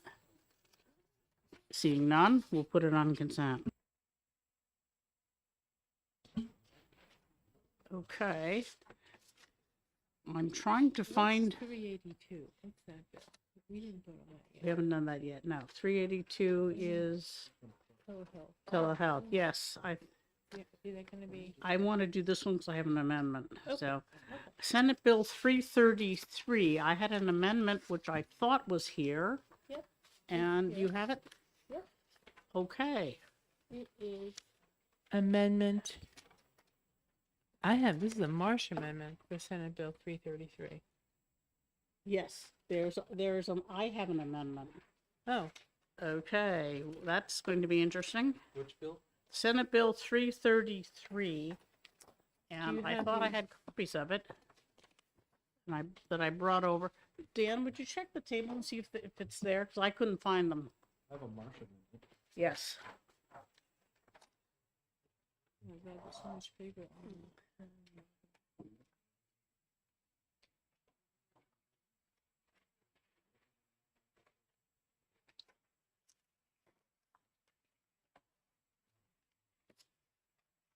Okay, well, he's looking for that.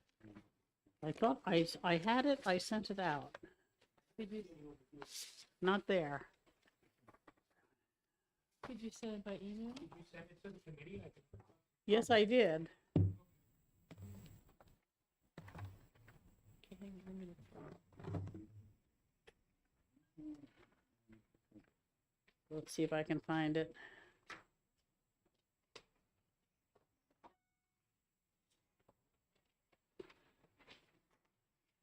Oh.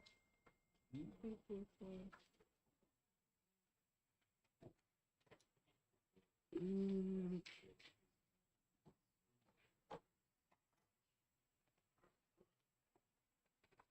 And surveyors. 333. Let's see if I can find it.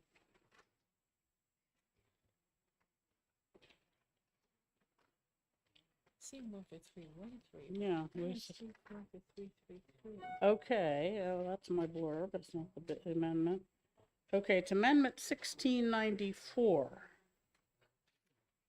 Amendment 1694.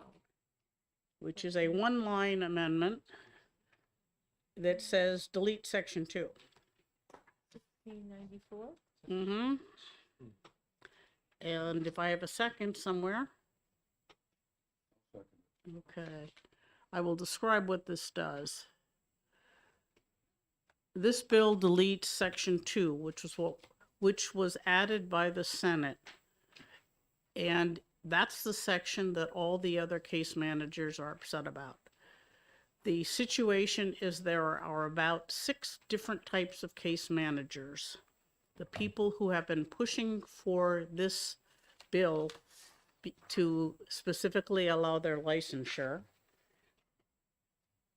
is one type. They deal with with home care for nursing home eligible people.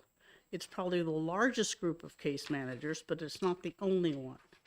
The other groups deal with developmentally disabled or private services and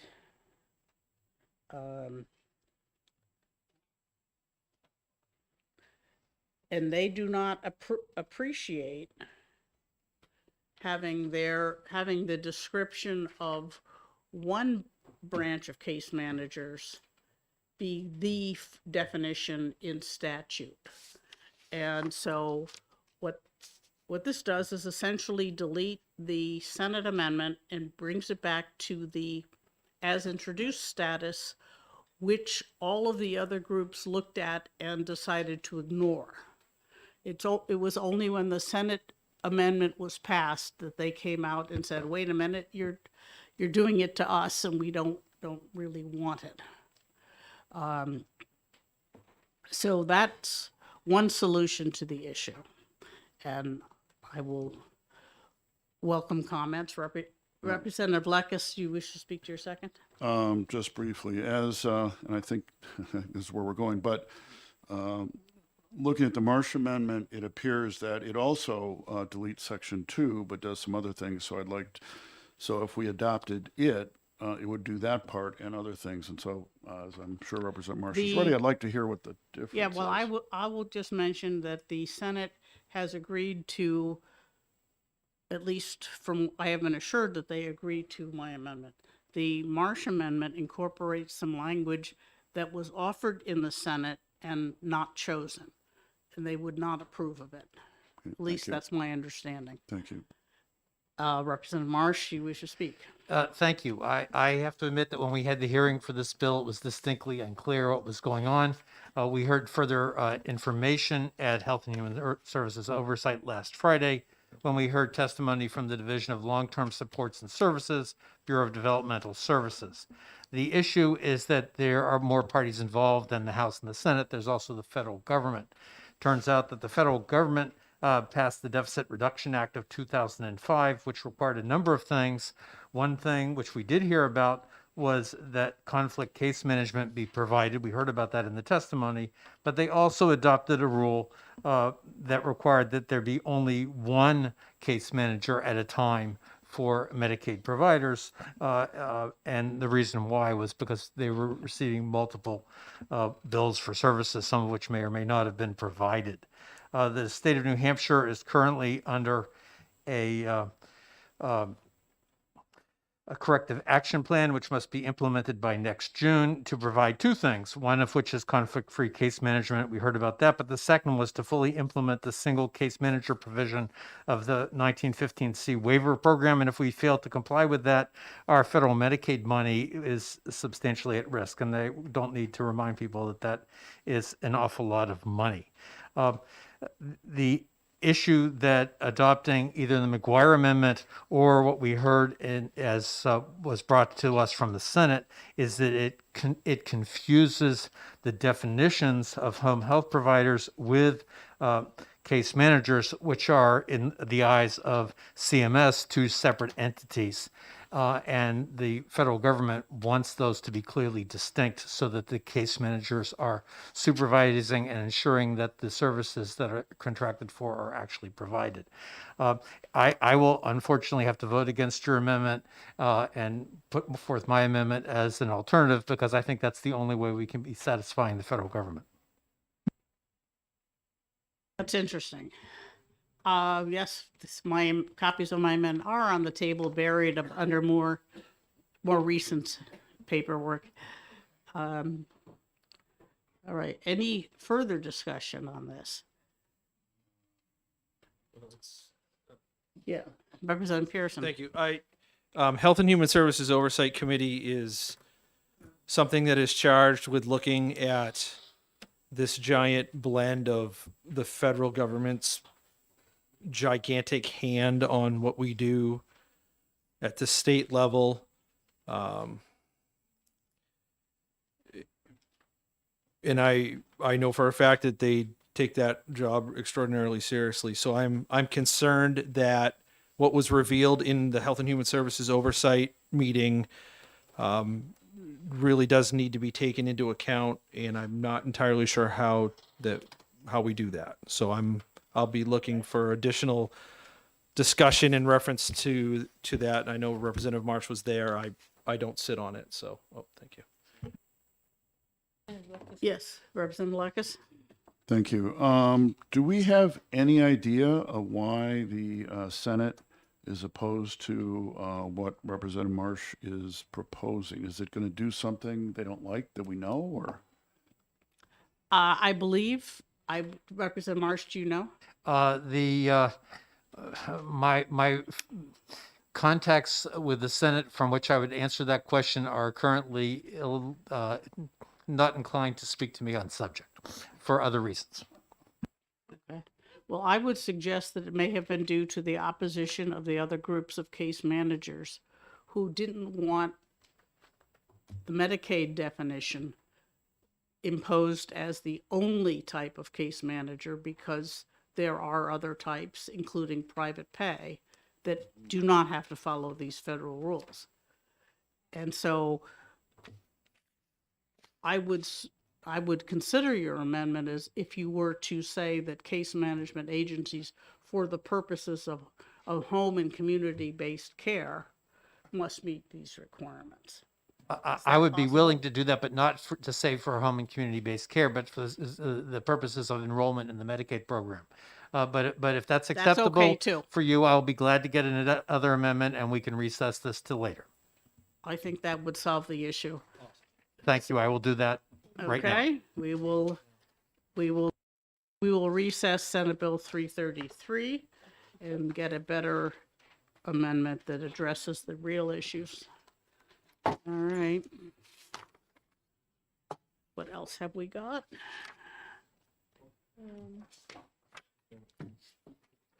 What about the electrical reciprocity that we had this morning? Oh, wait, that's been killed. We deleted the bill. All right, Senate Bill 450, the Prescription Drug Affordability Board. Representative Lekis, you have an amendment? You have a motion? I do. I'd like to move interim study on this bill. Is there a second? All right, seconded by Representative Allegro. And do you wish to speak to your motion? I do. First, this is related to, not identical, but related to House Bill 1566 on the Prescription Drug Affordability Board, which we sent to interim study earlier. I think this amendment may fix some of the concerns, certainly around, well, actually it doesn't. It could be, the bill actually has some issues around the fees. It's internally inconsistent, but I think just trying to amend that right now wouldn't take care of everything. I mean, I have concerns that it has very broad exemptions from 91A. I understand that it does deal with information, private proprietary information that does need to be kept, not made public. But I think we need to look at it and figure out whether all of its deliberations really should be hidden from the public other than the final decisions. I have a real problem with that. And then the other thing is, and I don't know if this ends up being entirely good or bad, but while it's true, it's not a price fixing bill or law. It's a law now. But it kind of sort of is, in that if they're not able to negotiate a price with suppliers that meets the board's desires, then they can say the state won't be able to buy certain things. And, even if the doctor, if the patient's doctor thinks that's the best thing for them. And, I have some concerns about that as well, and some other things. So I think, really studying this is something we should do for both of those bills. Thanks. Okay, Representative Igo, do you wish to speak to your second? Briefly, I remember what a quagmire the debate on the House bill turned into, and that there, if I recall, was broad consensus that it would benefit from some additional study. Thank you, Representative Marsh. Yes, thank you. I cannot support this motion. I believe this bill ought to pass. First of all, as far as 91A is concerned, I serve on the Prescription Drug Affordability Board. Its meetings are public. They had one this afternoon, and I believe that they are viewable online, except when you're in the middle of an executive session of the ED&A committee. So I'll have to let them catch me up on what happened this afternoon.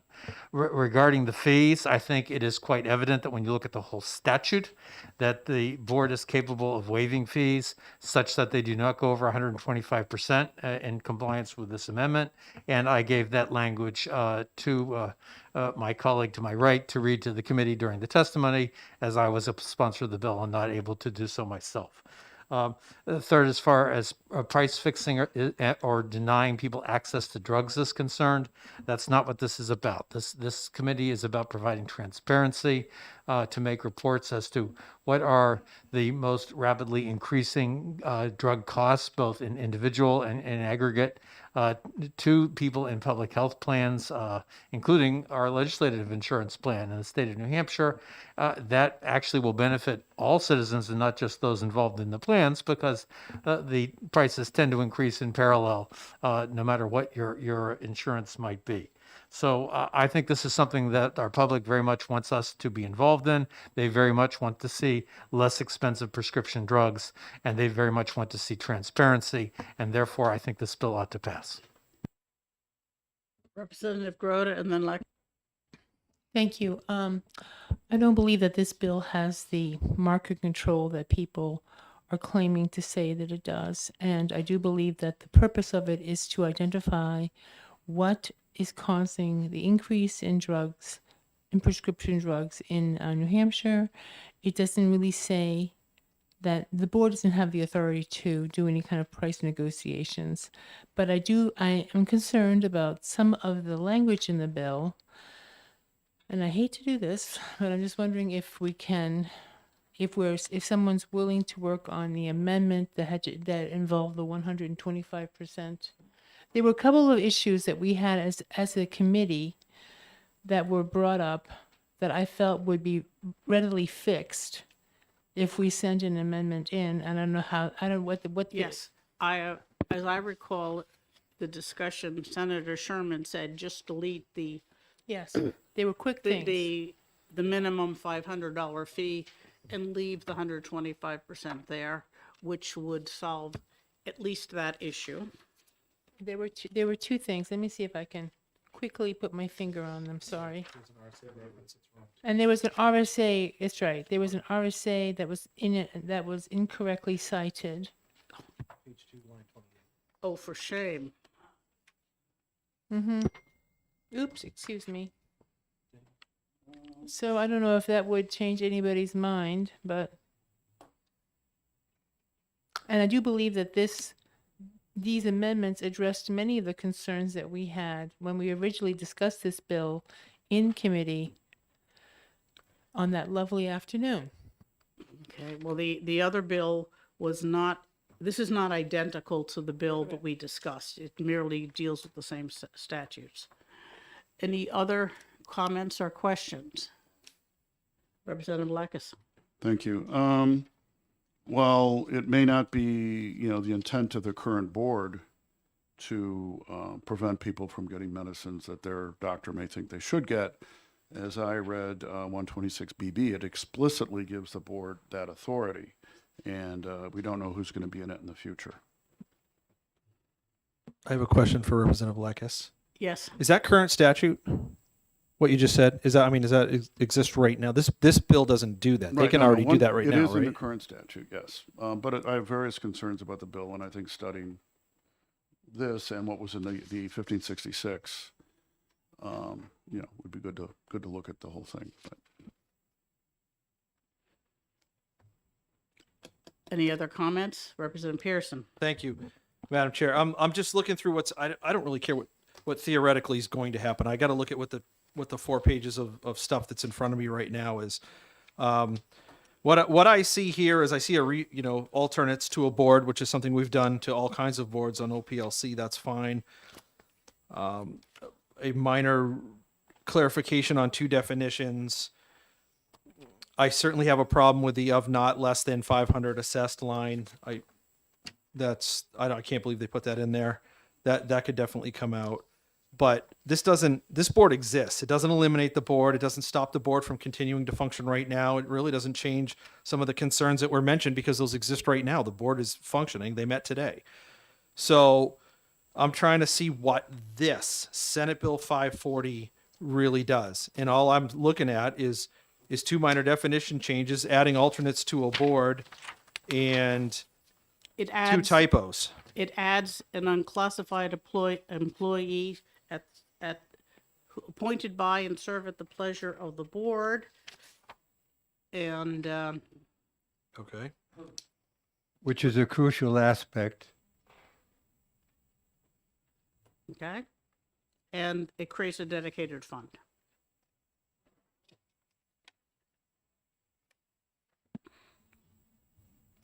This doesn't repeal the board. It doesn't stop what they're currently doing. It doesn't change the 91A parts. So I appreciate the discussion in reference to those. And those are things that could certainly be addressed at some point, but they're not in here. That's not what we're reading. So, as this exists now with no amendment, no, I won't support this. But I think that this can be, if we can fix a couple of things that have been discussed, I'm okay with it, I guess.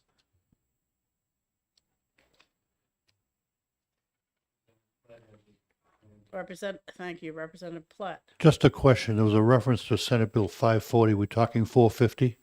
Yes. Yeah. I apologize for my being less dyslexic. Yes, this is Senate Bill 450 that we are discussing. Any further comments, questions?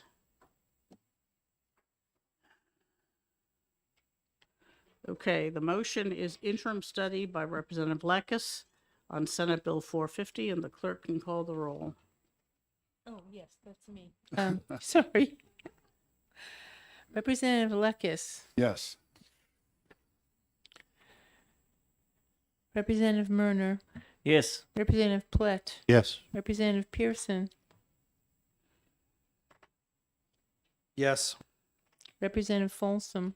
Yes. Representative Allegro. Yes. Representative Bailey. Yes. Representative Lanzara. Yes. Representative Santonastazo. Yes. Representative Goley. No. Representative Schuett. No. Representative Jerde. No, shall no. Representative Schmidt. No. Representative Marsh. No. Representative Fellows. No. Representative Fontenot. No. Representative Grote votes no. Representative Gormalo. No. And the chair. Yes. So we're back to 10-9. All right. Madam Chair, I would like to file a minority report. All right. Thank you. That's good to know. I guess this will not go on consent then. And your motion will be OTP? Ought to pass. Thank you. All right. And no amendment. But It'll just be a tough motion. It has a typo. this. Okay, that's that one. And Senate Bill 333, we're awaiting a revised amendment. Senate Bill 382, which is the telehealth licensing. Representative Blackish, you have a motion. I think Representative Santonastasso was, Oh, pardon me, I wrote it down wrong. Representative Santonastasso has a motion. Yeah, move ITL for Senate Bill 382. and I'll second. All right, do you wish to speak to your motion? Yeah, the bill prohibits telehealth services to residents in New Hampshire from providers out of state that are unlicensed by New Hampshire. Since this practice is already occurring, if we were gonna put this prohibition in, then they would, take care away from patients that are currently receiving it. And telehealth is going to be a growing industry, so I think we should try to work to support it instead of make it more difficult. Thank you, Representative Blackus. Thank you. And so the executive director of OPLC argued that in current law, even though it's not explicit, it's probably not legal for a doctor out of state to practice doing telehealth to New Hampshire without a license. I mean, that may or may not be true. I asked for some case law on that, and I didn't get anything. I think that, we're going to be moving more and more to telehealth, and I think requiring every doctor who might provide that service to a patient in another state to, in effect, have to get licensed in every other state, potentially all other states where they might potentially have a patient, I think is nonsense. I mean, it doesn't make any sense. They're licensed in their home state, and this idea that we don't trust other states for this sort of thing is, especially for things that are regulated and controlled, to the extent as being a physician, I think is doesn't make any sense. I mean, if anything, I'd want to offer an amendment that would explicitly say that a doctor licensed in any state could practice through telehealth to anyone in the United States, but I wasn't going to introduce something like this at this late point. So that's why I support an ITL on this and see what we can do in the future. Representative Marsh. Thank you. I cannot support this motion and instead feel that Senate Bill 382 ought to pass. There are two situations here to consider. First of all, there are the states that have adopted the interstate compact on the licensure of physicians, and there are those that have not. The state of Massachusetts has not, and that is somewhat problematic. But in those states that participate in the compact, it is clearly defined that the site of service is the location of the patient, and that will govern not only whether the care is licensed to occur, but it also governs things like malpractice law, what courts things get settled in if something untoward should happen, and what jurisdiction disciplinary actions might occur in states that are not participants in the interstate compact, which would include the state of Massachusetts, that would be undefined if we allow practice to not be defined as the patient physically being in New Hampshire, being practiced in New Hampshire, which is what, as OPLC testified, is what's normally been considered to be the case for some time, but is not currently in statute. Due to the rapid expansion of telehealth, we really need to define this, or we are going to end up sooner or later to have cases where patients have no idea what courts have jurisdiction over malpractice, which may occur. Double jeopardy may very well happen. You may get conflicting judgments, and it will be an absolute nightmare to sort out. So I believe that this bill truly ought to pass. Thank you. Thank you. Other comments? Representative Blackus. Yeah, the only other thing I'll say is that I've heard some concern about, if there are complaints, what would New Hampshire do? And they, the doctor is going to be licensed in the state of residence, and, as I'm sure happens in a lot of cases, the complaint can be passed on to them, and then they can deal with the doctor in whichever way they would do if there was any complaint. Okay, Representative Grota and then Allegra. I'm not sure I understand the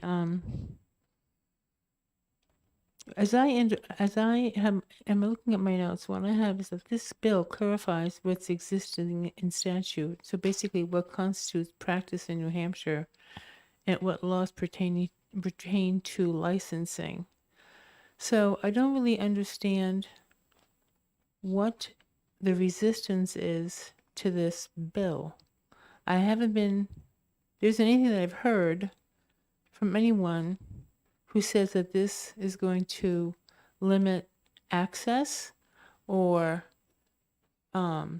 cause, people that are not, who are traveling from getting care. I don't understand what. Maybe perhaps you can explain that to me, Representative Lekis. Sure. I know of people who have gotten treatment through telehealth directly from doctors in other states. And as the executive director said, that may or may not actually be illegal. In general, I'd rather have law be settled. But I know it has served some people quite well, and I'm just not willing to make it explicitly illegal. And yes, I agree we need to clarify this, but I'm not going to move in the direction of prohibiting it. Representative Pearson. Thank you, Madam Chair. There's an old line that politics loves hypocrisy. So I'm gonna have to think. I have a general question here. If we are not, we meaning several of us, are not in favor of compacts as a general rule, then our only other alternative is reciprocity. Okay? Otherwise, we're an island. So starting on line 11, I'm reading about reciprocity agreements all over the place. The OPLC shall issue a license for those that are in good standing of their other state. This is the alternative to a compact, which is reciprocity. So I can't be against both. I've got to be in favor of one or the other. And so it's either, or you can be in favor of both, but you can't be in favor of none, because otherwise we become an island. And New Hampshire is entirely too small to be an island. So this is not a compact. This is a reciprocity deal. As Representative Santanasasso said, telehealth is moving the field of that, the technology of that is moving far more rapid than this legislature moves. So I think that we're already behind the eight ball in some ways. And if we're okay with the concept of this and we don't like compacts, our only other option is reciprocity. So help me out if I'm missing something here. Sure. No, I understand that. Thank you. Sorry for jumping the gun. I don't completely have an opposition to part two. Part one, I do. And what I'm suggesting is that for occupational licensing is especially in certain areas where there tends to be, significant regulation in all states, that it should be treated like a driver's license and not require reciprocity. That's my position. And I know that's not in this bill, and that's something that I might consider introducing in the future. And I think it wasn't appropriate to try and introduce an amendment to this thing to do that at this point, because that would need a full public hearing and everything. President Pearson for a follow-up. Thank you. Just looking at line 15, shall issue licenses. I mean, it's not quite direct recognition, but man, is it close. I mean, this isn't even a should. It's a shall. Representative Marsh. Yes, we recently got a handout from our researcher about licensing requirements from various states. And I will point out to the committee that if you examine that document, you will see that the qualifications for licensure amongst the various states vary significantly, with New Hampshire being amongst the highest in requiring education prior to issuing a license. So, in fact, what you are doing is creating a backdoor around what the legislature has long adopted for requirements for medical licensure by allowing physicians in other states who would not meet licensure requirements in the state of New Hampshire to practice on our citizens. So you're against the bill? I'm confused. No. I'm against, I wanted to add clarity to the statement that Representative Lakis made about trying to create something like driver's licenses where it can go from one state to the other. I am in favor of this bill, which essentially defines the site of service as the location where it is rendered. I'm not opposed to the reciprocity part of the section. I think that the language of the compact is far superior, but I cannot force the state of Massachusetts to adopt the compact. Thank you. Are there any other comments? Representative Fellows and then Bailey. Thank you, Madam Chair.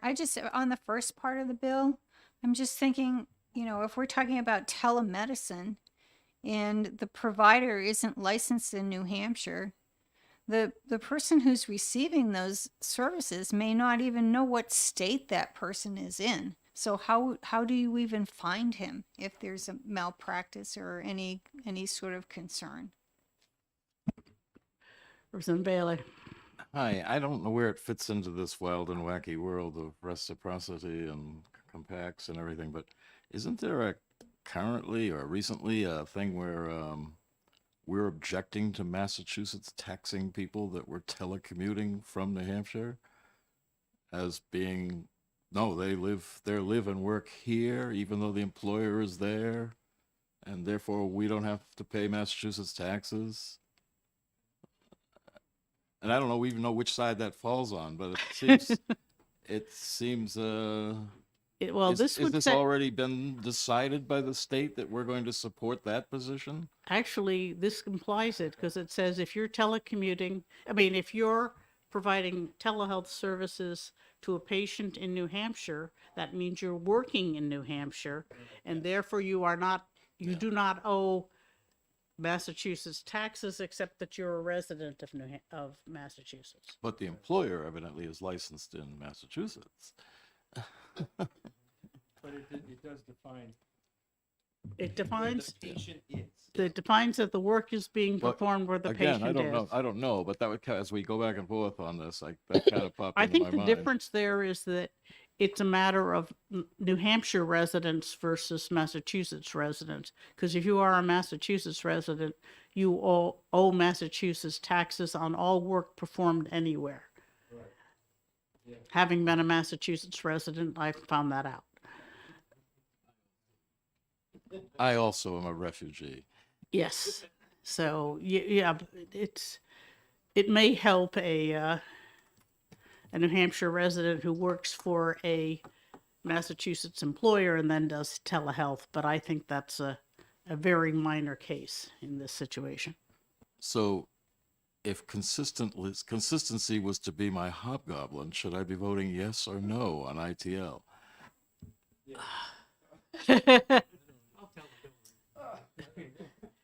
I don't know. I wouldn't claim that you have a little mind. Any other comments, questions? I would like to say that this is one of the many things we deal with where it doesn't really matter as long as everything goes well. It's only when something bad happens that you're going to care which state's laws apply, because malpractice is an issue. Just, who to complain to is, if everything goes well, this doesn't matter.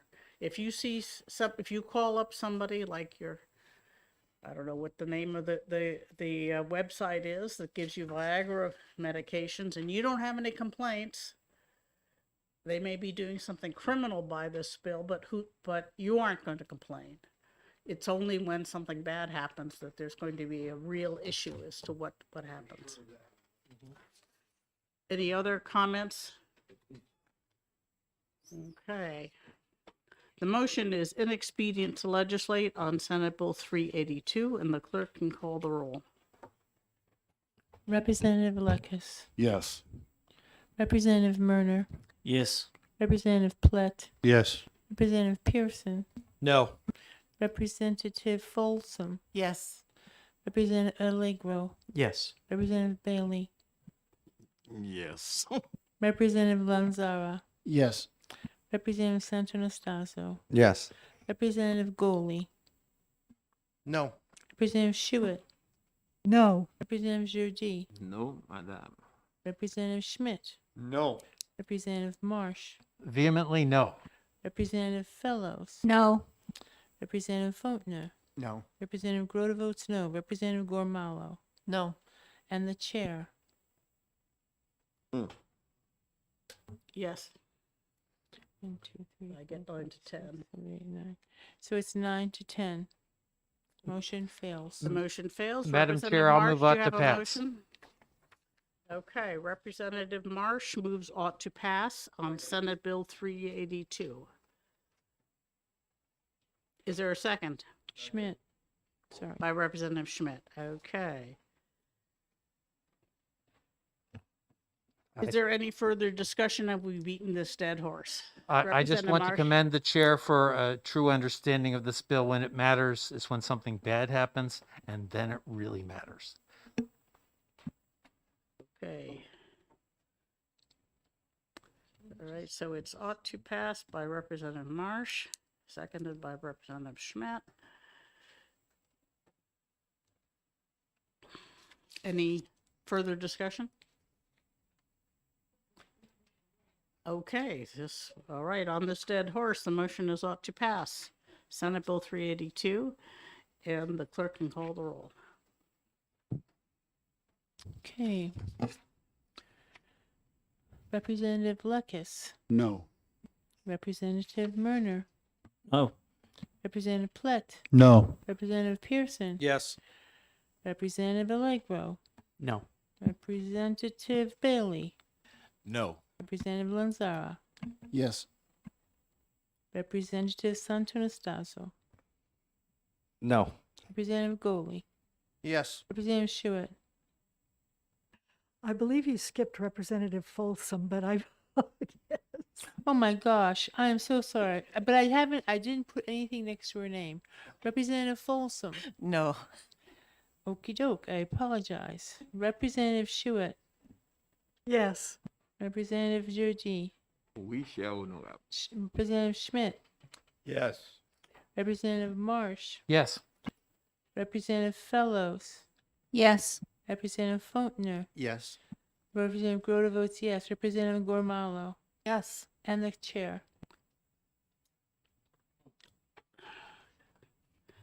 Yes. And CITL failed. So it is 13 to 6. The motion passes. All right. Is there going to be a minority report? Yes, I have one more report. Okay, and yours is ITL. Very good.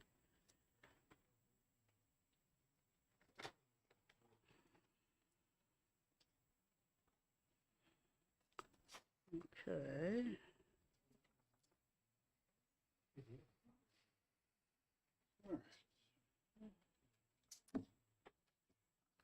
All right, so we are waiting for a, Madam Chairman, we did get an amendment on 277, which I emailed to you, and it was sent to HCS. I've not seen that they've brought down copies. okay. Dan, could you see if that amendment is available? Okay. 277. What? We have 277, 397, And 333. and 333. And 274. Right, 1, 2, 4. 1, 2, 3. That's, we have It's 1, not on- 2, 3, 4, 5, 6, 7, 8, 9, 10 done, which means we have 4 left. And so 333, we are waiting for an amendment. 277, we have the amendment, we think. Yes, I have it. You, Is it 1763? I believe so. It was just, okay. And then there is 274, which is the one we have not yet, and 397, where we were kind of back and forthing. So it's 274, Senate Bill 274. Representative Goldie, do you have a motion? Madam Chair, I move inexpedient to legislate on 274. And I'll second that motion. Okay, do you wish to speak to your motion? Yes. 274 dealt with project labor agreements, and the committee heard testimony that currently in New Hampshire, there has never been a project labor agreement on any contract put forward by the state. We also heard from individual contractors who said that if there was a project labor agreement, that they would not bid on the contract. I look at it as that's a business's choice whether or not they decide to bid and under the conditions of the contract they are bidding on. Specifically asked if that was their choice, and they said yes because it contained a PLA. That's a business decision. That's up to them to decide which contracts they want to bid on. No different than whether they're in Manchester and want to bid in a contract up in Pittsburgh, New Hampshire, whether it's feasible for them. So for those reasons, I will not, this is just a solution, problem in search, a solution in search of a problem that's not there, and I will not support that and move ITL.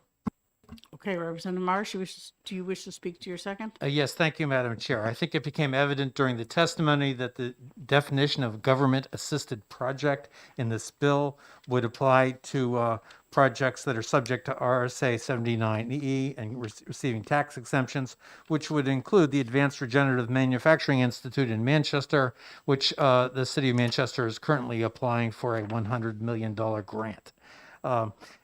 We heard from the mayor that would be most disadvantageous to the City of Manchester, both because they wouldn't receive the funds and because this would create a great many really good jobs for the City of Manchester. We also learned that were we to exclude that definition from the bill, it would still be problematic because a number of other grants dealing with Department of Transportation projects also require project labor agreements, including the Rebuilding American Infrastructure with Sustainability and Equity grant program, which is a rather large grant program, and a number of others, which I would be happy to read to the committee if they are interested. I think that disadvantaging the state of New Hampshire in competing for federal funds is distinctly not in the interest of our citizens, and therefore this bill is inexpedient to legislate. Thank you. Thank you. I'd like to mention that I have an amendment from Senator Bradley that deals with some of those later issues regarding the definition of who would be covered by this bill.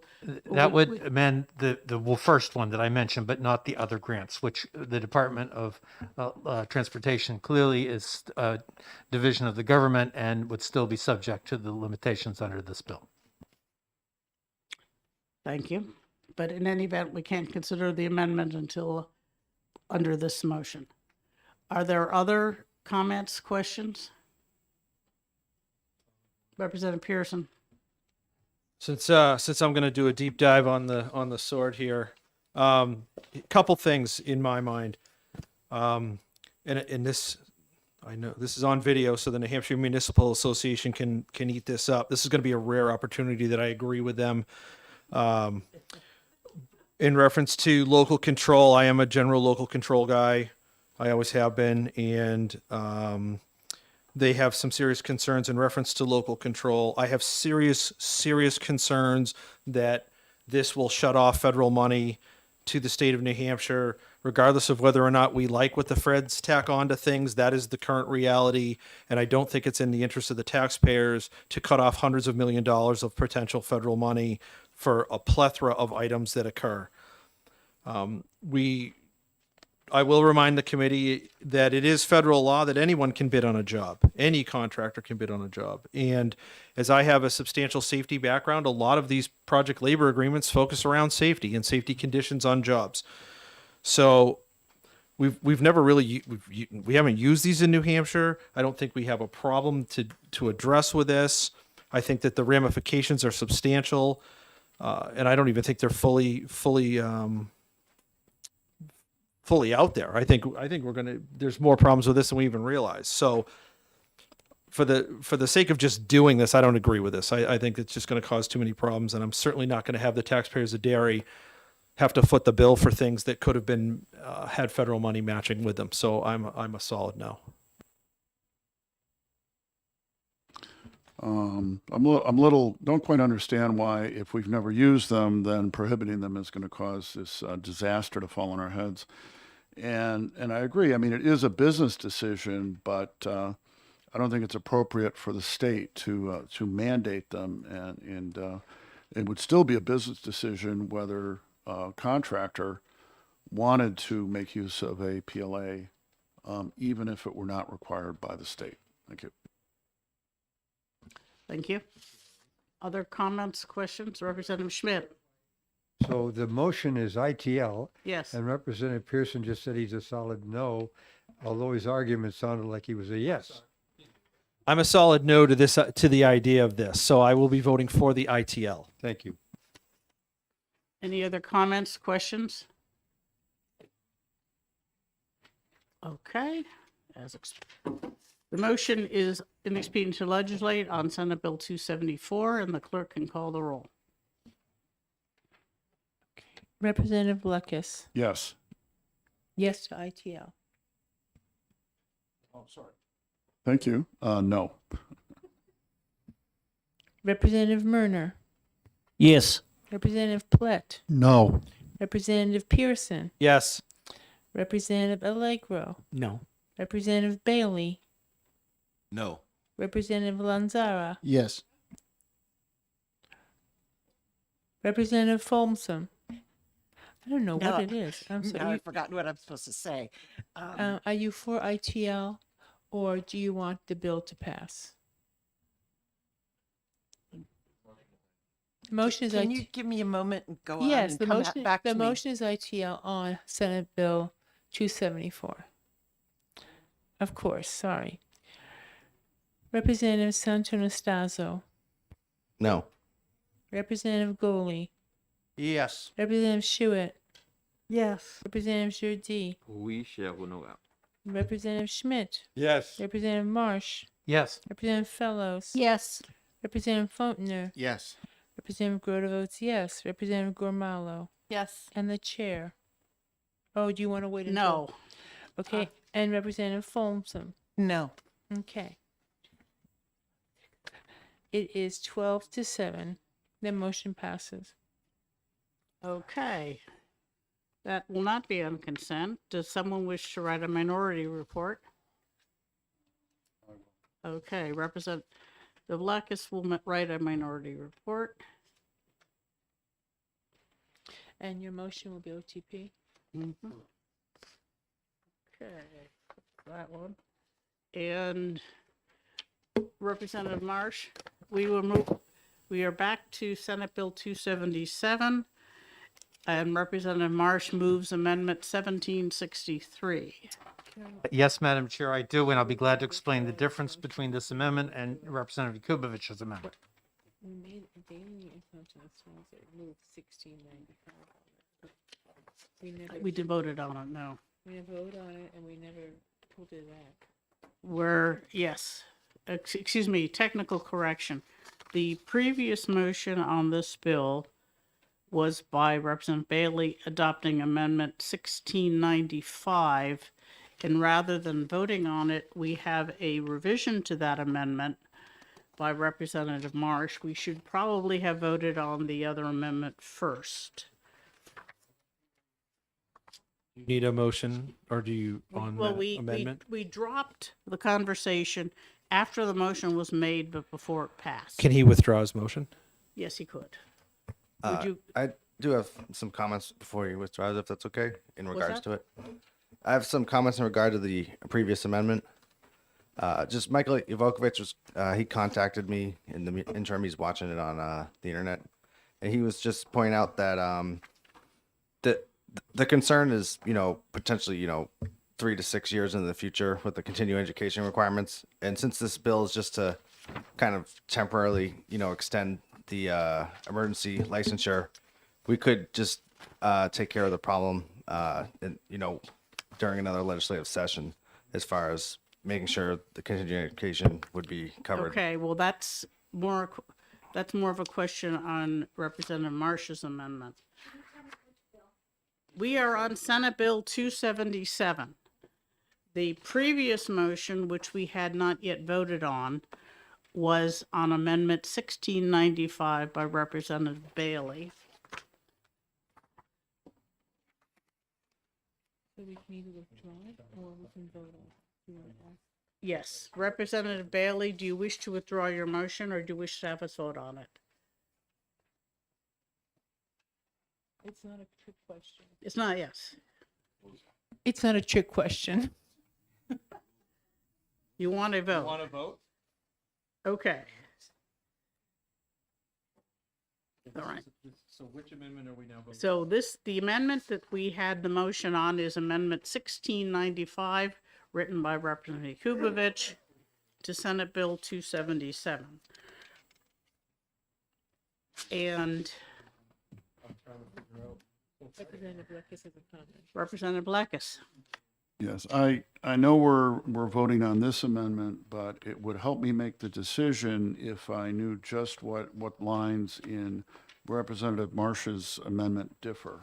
It's lines 21 and 22. No, that's not correct, Madam Chair. Or in the,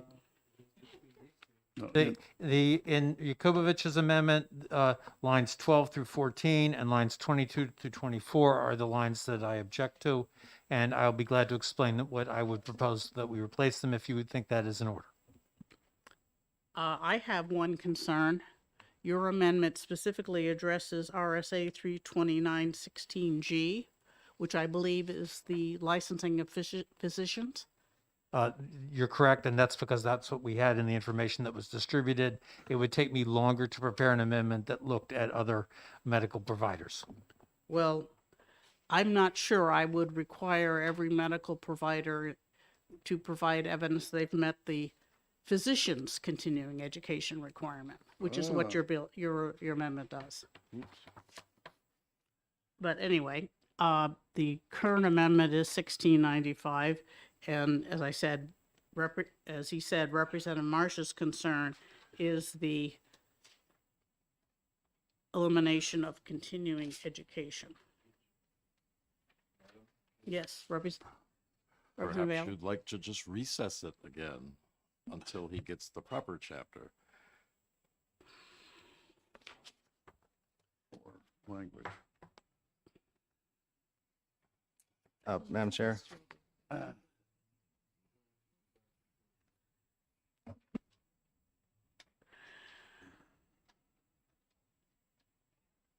Yes, I'm certainly not going to accept your amendment because it simply says medical providers and not physicians. Have no problem with saying physicians shall meet that requirement, but It's medical a typical providers- doctor mistake thinking that we're the only medical providers. You're so right. How could I disagree with that statement? And always illegibly. Of course. So, Madam Chair, then, if I understand this right, if Representative Marsh was to amend just Part C on lines 21 and 22 to read "a physician shall be required," would that satisfy the circumstances we're trying to rectify? Two places. 12 does say that notwithstanding any law. to Oh, the it's up there. contrary, It's up there on 12 as well. My thought is that I'll just ask OLS to strike pursuant to RSA 32916G, because they can certainly define which is the statute and the rules and look them up for the various medical providers. And the intent here is to require the applicant to present evidence. It does not require that they actually have met the requirements. That gives the board significant latitude, which I believe is appropriate in emergency situations. Okay, thank you.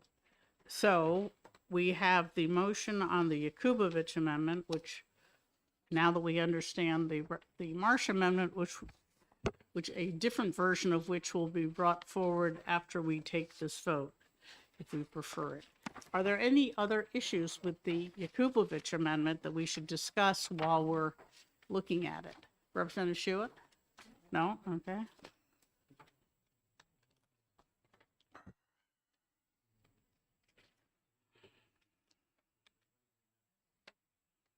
Madam Chair, Yes. Representative Platt? if we were to pass 1695, the Yakubovich Amendment, and then we were to take up Representative Marsh's revised amendment, would we not have to take a vote to reverse the 1695 adoption? Second amendment would supersede the first one. In my committee, we had to do just that, reverse and go on. Right. Okay, Representative Goldie, you have a comment? I'm still a little confused with the continuing education. If you look at the conditions for licensure on the emergency licensing process, any medical provider previously licensed in the last 3 years and is no longer active, how are they going to provide continuing education? If Representative Lakis could turn, What? Then I look at, this is a condition to reactivate their license.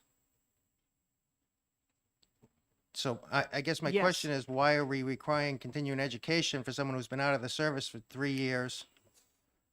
How are they going to do that?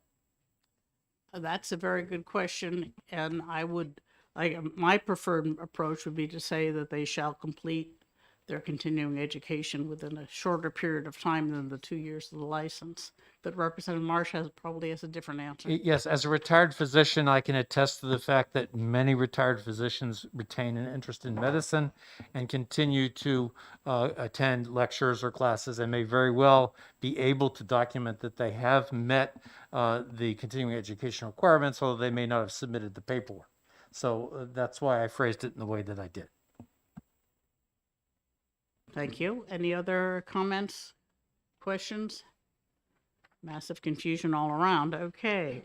The vote on Amendment 1695H to Senate Bill 277. The motion is ought to pass Amendment 1695H. We may proceed. Representative Blackus? Just briefly, so as I understand what you told Representative Platt, if we adopt this amendment and then we do get an amendment we find acceptable from Representative Marsh and we adopt that, it supersedes it, so it would be fine. I mean, so I'm thinking about voting yes on this one, and if the other one looks good, I'll vote yes on that as well and would be okay. Is that correct? Yes, that's my plan also. Thank you. I think that this amendment deals with a lot of the issues we had with the bill. And so I would recommend that we support this amendment and then specifically consider a second amendment that would address the continuing education issue. Representative Goley. Thank you, Madam Chair. And I too will support the amendment. We've been working under this language for the last year and there has been no problems. And that's all this is doing, is extending this basically another year. And I feel comfortable with that. We're not going beyond July of 2023 with this. Thank you. Any other comments?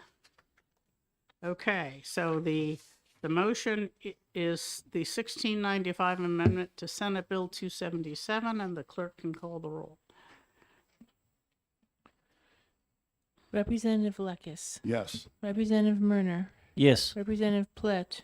Yes. Representative Pearson. Yes. Representative Folmson. Yes.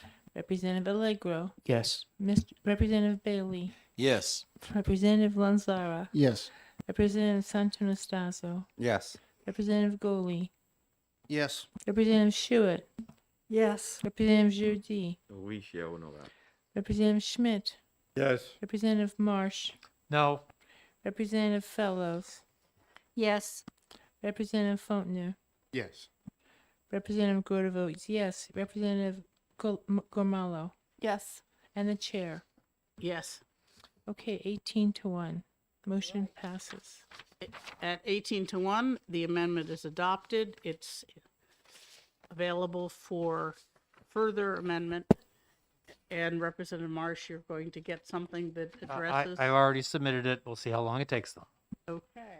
Okay. The other bill we have, what other bills do we have? We have 397, where we Oh. tried to pass two. Yes, right. Well, the Pearson Amendment passed. I think we need to take a break while we're getting these amendments. And then 333 was the other one. And we never did we vote on that? We didn't vote on that either because No. we ended up with, and there was a motion. We had the same problem. I think we take a break. Yeah. Come back in 15 minutes. I have a question about the vote on 382. 382. I had a total of 11 to 8. Now, I admit my hearing is not what it used to be. No, it's 13 to 6 for OTP. Yeah. Let's look at the list. I Yeah. had a question about it too. 13 to 6. Okay, for March. Oops. Yeah, I got 11 to 8. Look at the, Are you- by the which name. one? The ITL or the first one or the second one? Madam Chair, we now have the amendment to Senate Bill 333, Okay, I have which I will email to you. What's that? yes for Carol. You We have- just got the amendment to 333. Excellent. Make Yes sure you and get some no. copies and we will. Okay, I had no for no. Yes for Carol. No. Are Na- you, Do I have a map? no, you're looking at ITO. I'm talking about Oh, OTP. I'm sorry. Okay, That's why we're confused, yes yes. for the chair.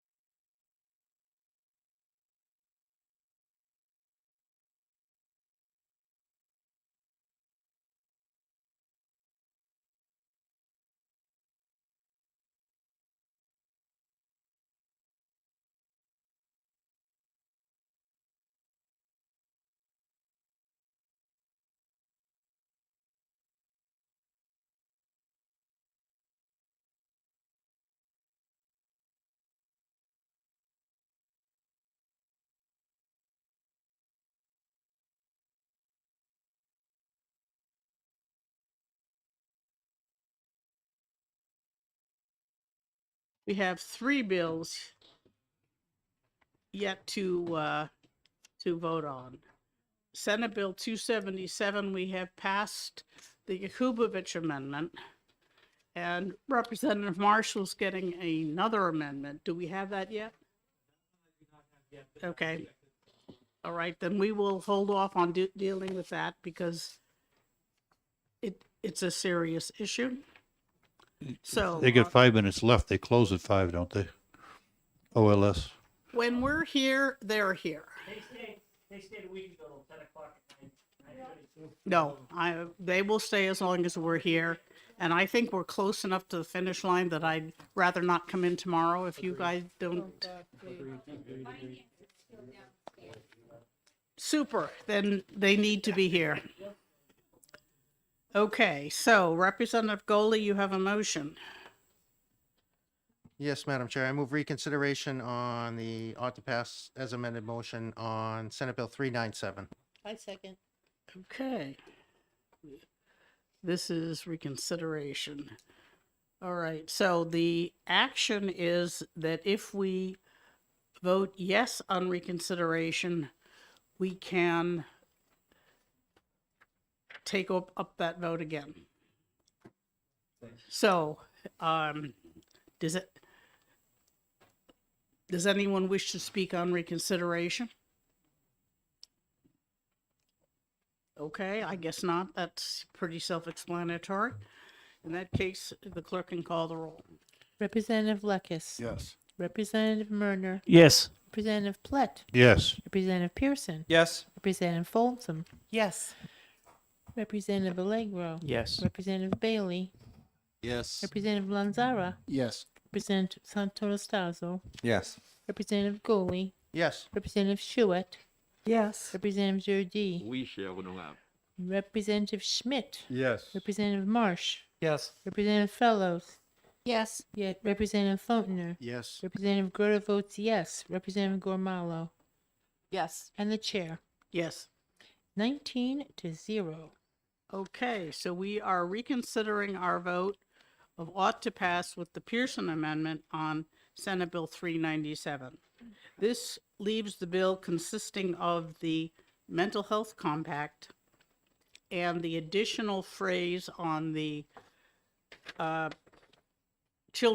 placement of children, but not the compact on placement of children. Is that what everyone understands the vote to be? Okay, is there any discussion? Further discussion? Yes, yes. The motion failed, so we have voted to reconsider, so now we're going to do it again, and hopefully some people have changed their mind. That's the term. That's it, have reconsidered, exactly. Considered it. Very good, so. We don't have a motion or a second though on that on the. Well, no, we've already had the motion. It was Oh. made by Representative Pearson, I got it. Never mind. I have to get another piece of paper. and Judy seconded. Okay, just a second. Okay. This is the. So does anyone need any further debate before we move to the vote? All right, seeing none. Just so I understand, this is OTPA where the A is the Pearson Amendment. Correct. Yeah, thank you. Okay. If you're thoroughly confused, Representative Brody, you can. I just want to find the. You can get it. It's a clean slate. We Yeah, don't I have know, to but vote the same I way. just want to make sure that we don't vote the same way, or else we'll be here until a long time. Exactly. SB 397. Okay, so Representative Lekis. I guess yes. Okie dokie. Representative Murner. Yes. Representative Plett. Wait. Representative Pearson. Yes. Representative Folsom. Yes. Representative Allegro. No. Representative Bailey. Could you come back to me? I want to read them again. Okay. Representative Lanzara. Yes. Representative Santonastazo. Yes. Representative Goley. No, I get them. I just want- Yes. Representative Schuett, Yes. Representative Jardine, Oui, cher honorable. Representative Schmidt, Yes. Representative Marsh, No.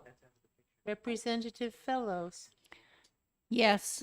Representative Faulkner, Yes. Representative Grote votes yes. Representative Gormalo, Yes. and the chair, Representative Bailey? Representative Bailey. Representative Yes. Bailey, and the chair. No. No. Okay, so it's 16-3. The motion passes. OTPA with House Senate Bill, Amendment 1759. Madam Chair, I'd like to put in a minority report. Going on consent? No, it's not going on consent. If you've got one, but I would like to, Elaborate? well, I suspect we will differ for different reasons. I suspect that to be the case also. So I think it would probably be better if you wrote it. Thank you, I've already written it. And your motion will be? My motion will be ought to pass for the Marsh Amendment. And That what certainly number? wouldn't be my recommendation. What would that be? And what would that amendment number be? It's the one that ends in 25. 1725. Thank you. Okie dokie. All right, one down. And we don't quite have the amendment for the last one, so we're down. Yes, yes, you can. All right, so, 333, Senate Bill 333. Have we voted on either amendment? No. Okay. No, we didn't, we have the same problem as, we have a motion by you, a second by Lucas. And no vote. Okay. Yep. In that case, I think we need to continue the debate and decide what to do.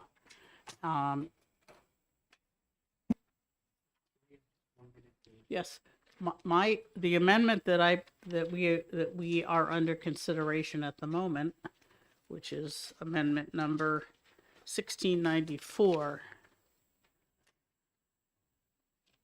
simply adds the explicit requirement that the case management providers be licensed. It deletes any definition of case management and simply restores it to the as introduced position, which nobody cared about, or nobody cared enough about to object. So I think that's a amendment number 1694 to Senate Bill 333.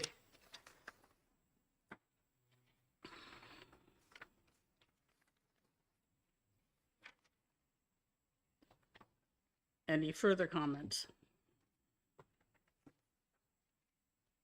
Representative Pearson. Thank you. Going to the Wayback Machine here a little bit, just as to what we talked about earlier. If I understand this correctly, the Marsh Amendment contains language that the Senate has already rejected. That is correct. So your amendment restores this bill to its as filed state. Which eliminates the objections from all the other case Right. managers. Which we heard in testimony. So just so that we can all refresh ourselves as to exactly what's before us. Thank you for that. Okay. Any other comments, questions, concerns? Okay. Can I make a comment? What? Yes, Representative Grote. So during this testimony, there seemed to be a disagreement between the case management service providers and the home care providers and Health and Human Services. And I don't know how this amendment resolves that. It eliminates the home care providers. It does not add a definition of case managers. It simply says that they are to be licensed, as they have been for the last 20-odd years. It is probably not the best result because there are other issues that need to be considered, but we don't have enough information and we don't have enough time to do it.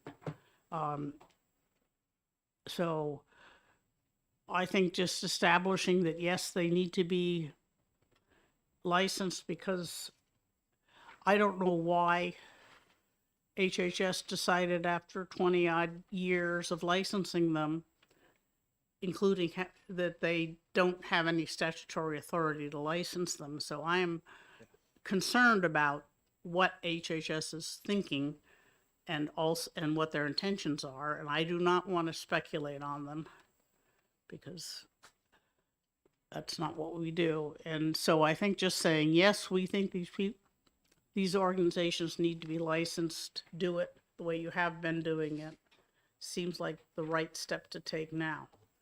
Any additional steps that need to be taken should be taken up next year. I said that next year, because we only have, I mean, I was extremely disappointed at the hearing that HHS wasn't explaining their point of view. Representative Goley and then Marsh. Thank you, Madam Chair. I was unable to be here for that hearing, and I guess I just have a question as to what happens if we don't make this change now. Are we able to interim study this? Because this appears to me this is where this should go. This isn't a problem that's going to be solved today. It's an ongoing issue that's been going on, and it needs to be dove into a lot deeper than what we've had time to do. So I'm just wondering for myself whether or not this has to go through this year, or can we really interim study this and do the work that should be done on this piece of legislation?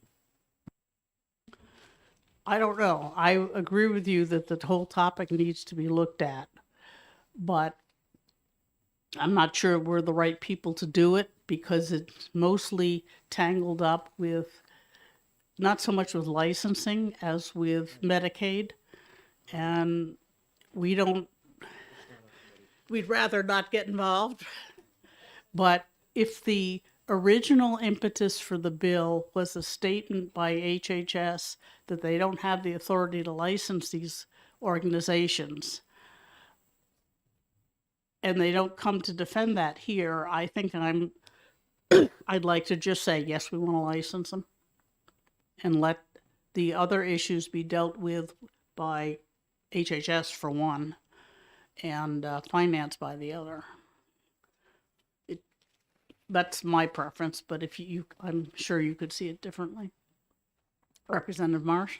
Yes, I'll point out to everyone that the state of New Hampshire is under a deadline from the federal government to come into compliance by this June. And putting this off till next year is not going to solve the problem. And the last thing we want is for the state of New Hampshire to have to fund the DD program out of state funds and no longer be eligible for Medicaid dollars to do so. Yes, I don't disagree that we don't want to fund that program, but if it isn't defined in statute now, isn't it within their rules in their authority to make rules on it? I mean, we had the whole Medicaid program under the commissioner of HHS's broad rulemaking authority. So I understand that they have tremendously wide rulemaking authority on that. They do have tremendously wide rulemaking authority, but I do not think that they have the authority to suddenly license people without some statutory authority to do so, and the federal government is requiring them to license these providers. Well, Representative Marsh, the trouble with this is this doesn't address the DD providers. They are not included in this bill. And they were here testifying to say that, well, we're licensed under a different statute. And, you know, I don't disagree with you that they ought to be, but I don't believe that that this bill is what's going to solve that issue. I think this version of the bill will not solve the issue, which is why I have my amendment, which I gave to you. I don't believe that your amendment either solves the issue of the DD providers. They're licensed under 171 or not licensed under 171, as the case may be. The case managers are not actually providers. They are people that coordinate care, and the federal government began making a distinction between the two with the Deficit Reduction Act of 2005, which is, I believe, the original event that started this snowball rolling. Well, so why on earth didn't we have a bill originally to address that? I mean, this is really, I would rather amend the bill so there's very little to it and then be up the Senate and Committee of Conference. I don't want to keep adding stuff on rumors and hearsay.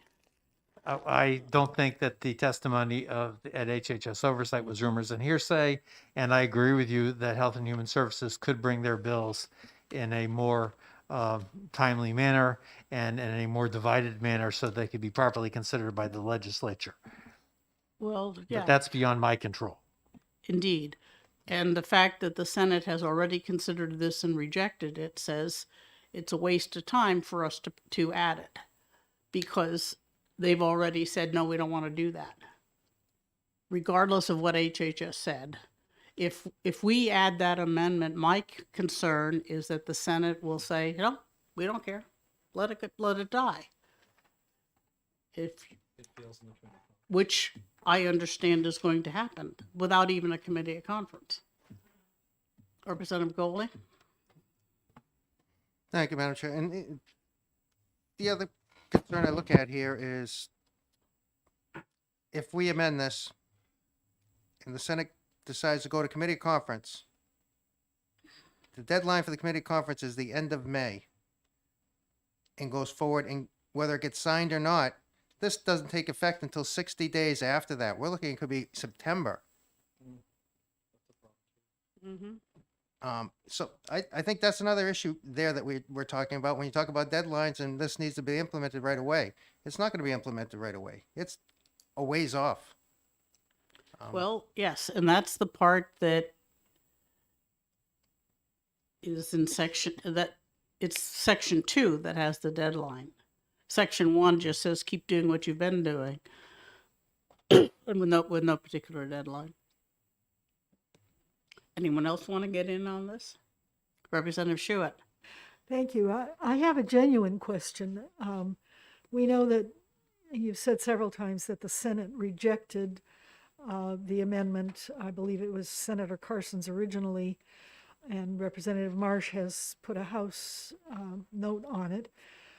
Did the Senate have the information about the differentiation from CMS at the time that they rejected that? I don't know for sure. They did have the information from HHS, which was the letter that said there's these different types of case managers, and including, for example, the DD is under, they're covered under this section or that section, or the programs are under such sections, and they had that information. I don't know if they had any other information. Yeah, that's it's questionable in my mind as to what criteria they made their decision, and we may not be able to change that. I'm not sure I'm going to answer what they had in mind. Representative Pearson. Thank you, Madam Chair. So the McGuire amendment here, the 1694H, which really just brings it back to Part 1. What does Part 1 solve? It solves the declaration of HHS that they do not have statutory authority to license case managers in the Medicaid home care market. And this will then give them that authority. Correct. That's it. It doesn't address the deeper issues, which I'm sure will come back to haunt us later.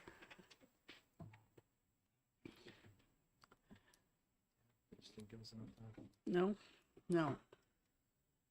Anyone else? Representative Broda. So if this amendment addresses the immediate problem that we have with licensing, and given the time constraints, I'm thinking that that's the best this committee could do. This might be the best compromise, even though it's not the right compromise. Correct? I would agree with that assessment.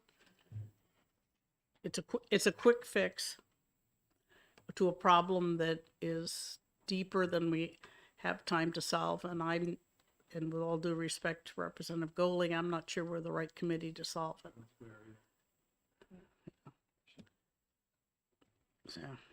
So that's my take on it. Anyone else, Representative Blackus? Yeah. And as to the concerns of the 60 days, I don't know, but I would hope that if the bill's actually been passed and signed, that the 60 days would not get, Medicare to decide they're going to cut us off because of that. But what do I know about that? Okay, anyone else? All right, yes, Representative Fellows. So I'm just trying to understand this. So if we adopt the amendment that defines case management service providers, and it says that they don't deliver direct services, they're just making the arrangements, correct? No, that's the Marsh Amendment that does that. My amendment deletes the definition that you is just took- currently okay. in the bill. Okay.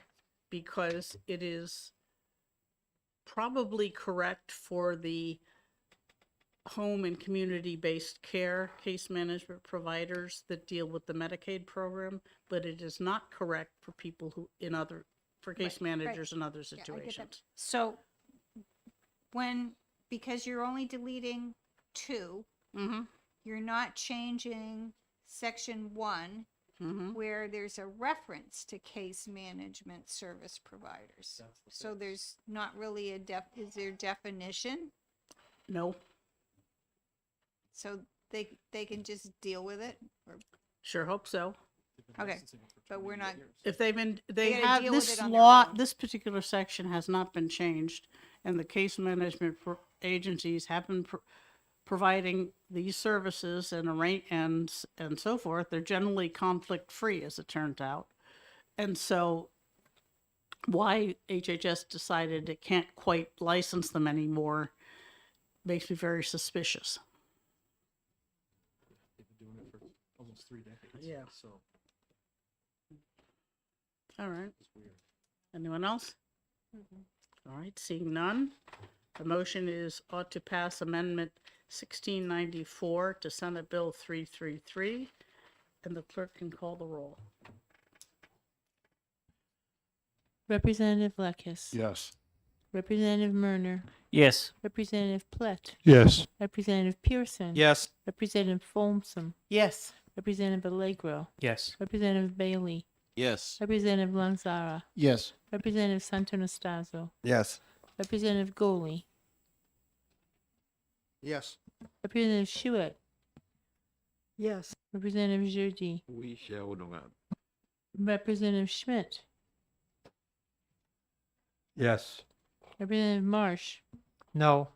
Representative Fellows. yes. Representative Fontner. Yes. Representative Grote votes yes. Representative Gormalo. Yes. And the chair. Yes. 18-1. Motion passes. Okay, the motion passes 18-1. Madam Chair, I object to consent and will file a minority report. So we have- haven't done the bill yet. We haven't done the ought to pass yet. Oh, I'm sorry. That's okay. But we No. knew that was coming. I am not, we'll do that. Okay, the motion, I then move ought to pass with Amendment 1694. And is there a second? Second that, okay.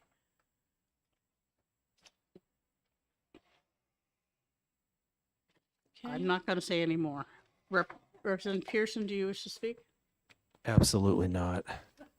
All right, does anyone wish to speak? Representative Goley. Thank you, Madam Chair. I will support this motion, and I'm hoping this is a temporary fix and that Health and Human Services comes back with a long-term solution to this problem, and that the solution is not brought to this committee, but to the appropriate committee to decide. Thank you very much, Representative Goley. I entirely agree with you on that. Any other comments? Yes, Representative Bailey. Thank you. Representative Goley, from your lips to God's ear. Yeah, it's a bit of a mess. Okay, anyone else? Okay, the motion is ought to pass with amendment, and the clerk can call the roll. Representative Lucas. Yes. Representative Murner. Yes. Representative Plett. Yes. Representative Pearson. Yes. Representative Folsom. Yes. Representative Allegro. Yes. Representative Bailey. Yes. Representative Lanzara. Yes. Representative Santonastazo. Yes. Representative Goley. Yes. Representative Schuett. Yes. Representative Jardine. Oui, cher honorable. Representative Schmidt. Yes. Representative Marsh. No. Representative Fellows. Yes. Representative Faulkner. Yes. Representative Grote votes yes. Representative Gormalo. Yes. And the chair. Yes, 18-1. And we have. and we will have a minority report, so this will go said on no. to the regular calendar. And your motion will be, Representative Marsh? Ought to pass with 1771H.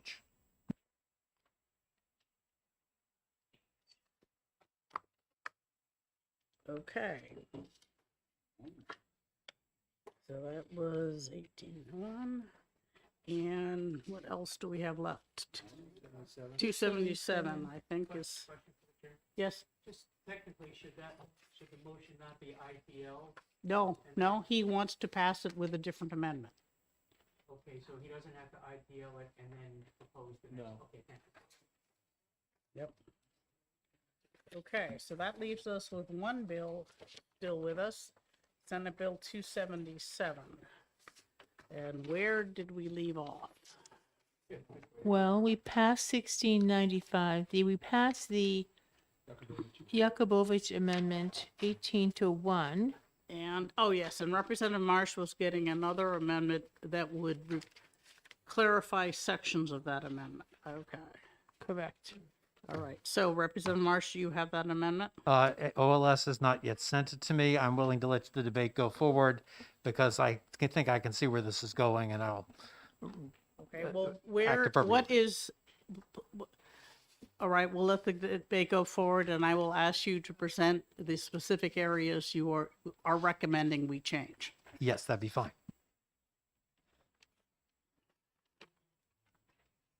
Go ahead. Give me a minute to get my papers. I apologize. That's okay, no We're- trouble. We're juggling a lot of things here. We're juggling a lot of papers. Once we have this amendment, Yes, it's our final bill. right.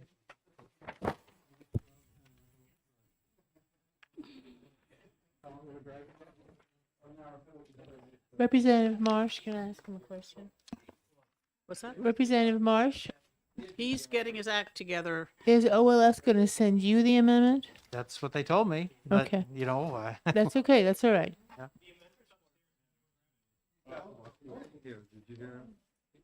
You sure? He said the amendment's upstairs. He's going to grab it. It hasn't come in my email, but maybe he got one. I don't know.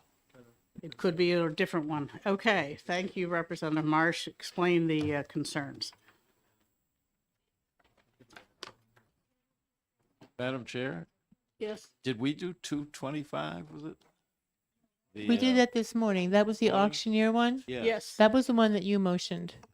Okay, I will speak using amendment number 1763H, which I asked OLS to base this off of. And the only difference between this amendment and the forthcoming one is on line 13 and line 22. I asked them to strike pursuant to RSA 32916G as the chair requested, and change that to saying pursuant to the applicable statute. If they put in the numbers, that would be even better, but I doubt they'll do that in short order. The issue is a very straightforward one, and that regards whether the people we are actually licensing are actually qualified and whether we are putting our citizens at risk. And as I said, if you look at the cycles of licensure for physicians, which is the example I know best, you could do all of your continuing medical education in the last cycle that you actually did education in the first year, leaving the second year with no CMEs. You could then do the following cycle doing no CMEs, which is 2 more years. Your license lapses. You then have 3 years to apply for one of these licenses. That makes 6 years so far. And it's 2 more years before you are required to present evidence of CME for your licensure. So conceivably, a physician would be continuing to practice without having done any education for 8 years. I believe that's too long. The amendment simply requires the provider to present evidence that they're current with continuing education. It doesn't require the board to actually require them to be current. It just requires them to present evidence. So then the board can make an informed and reasonable decision on a case-by-case basis. Thank you. I think that makes some sense. Is there any other discussion, Representative Platt? Yes, you referred, Representative Marsh, to a specific RSA dealing with physicians in 2 places. You struck them in both, did you? Yes. Yes, I asked them to replace that with to the applicable statute because I know it's a different statute for nurse practitioners, for physician assistants, for whatever. And I'm not capable of looking up all of the statutes while also debating bills here in the committee. Yes. Why not? Thank you. Any other comments, Representative Pearson? Just thinking back to some, my medical license is in a different area, so it's with the Department of Safety. But I agree with Representative Marsh in the way that the continuing education hours work in that world is the same, and you can. What he's describing as a timeline is extraordinarily plausible. It's actually quite easy. So I agree that having a physician out of any medical provider really that's out of continuing education for that length of time. I mean, I spent 7 years in college, and I got 2 degrees. We're talking about 8 years of CEs, which is just really, the threshold is relatively minor when it comes to continuing education, but that puts you out of the field for so long that I agree with him that it's an unacceptable duration of time. Madam Chair, the amendment number is 1773H. Okay. 73. I'm waiting to see who's going to come in with Amendment 1776. I know 1 or 2 Finance. reps that would love to have that number. I'll bet. Okay. So he's moving that amendment? So at this point, we've already adopted the Kubovich Amendment. You're moving Amendment 1773, which is being Yes, passed I am. around. Thank you. Is there a second? Representative Representative Schuett seconds. Okay. Okay. Okay.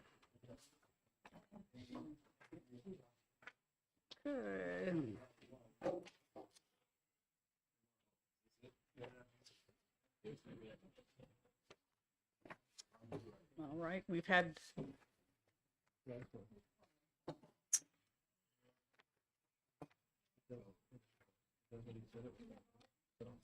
Yeah, the big thing.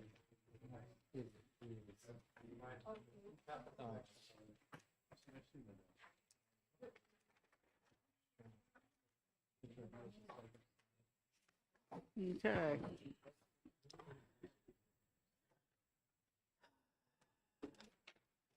So further discussion, if any. What's that?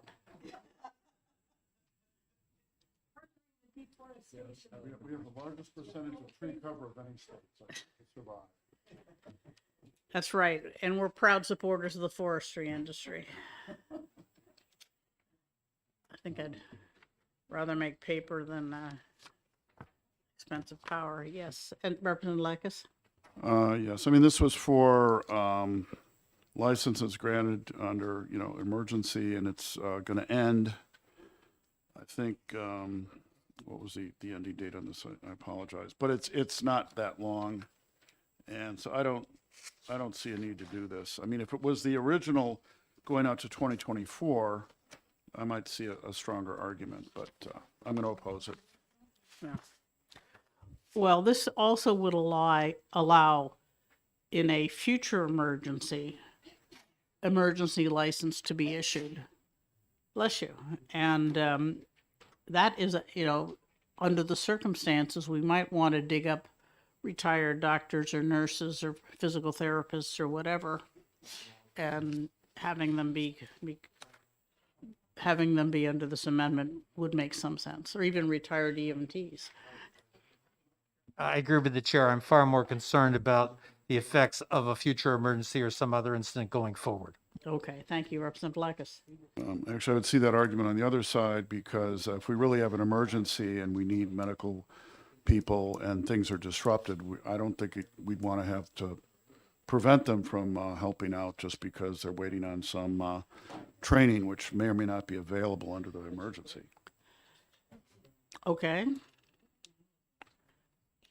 Anyone else? What's that? You'll find out soon. It's about something else. Okay. Any other comments, questions?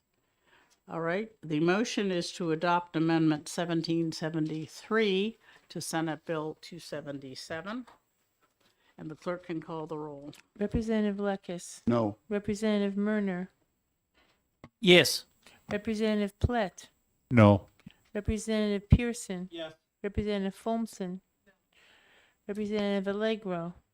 Representative Bailey. Representative Lanzara. Representative Santonastazo. The mics are off. Representative Goley.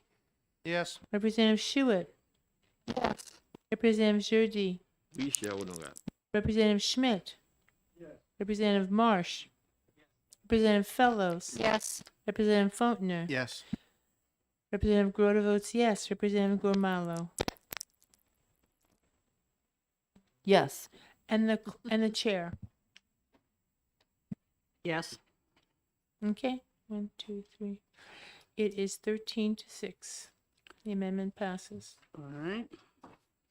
And to Representative Blackus's concern, if it's that serious an emergency, I don't think anybody's going to be looking at licenses.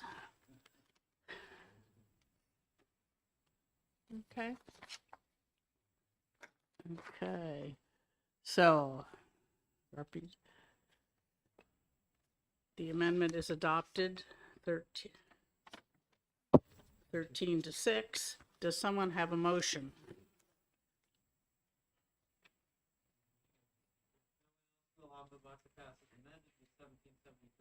I'll second. Okay.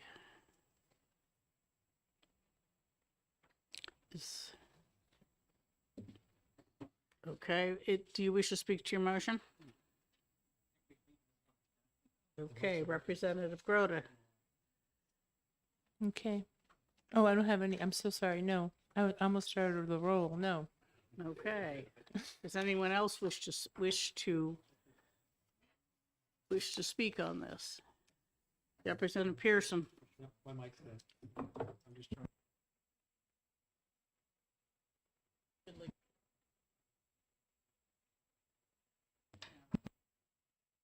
Test. Yeah.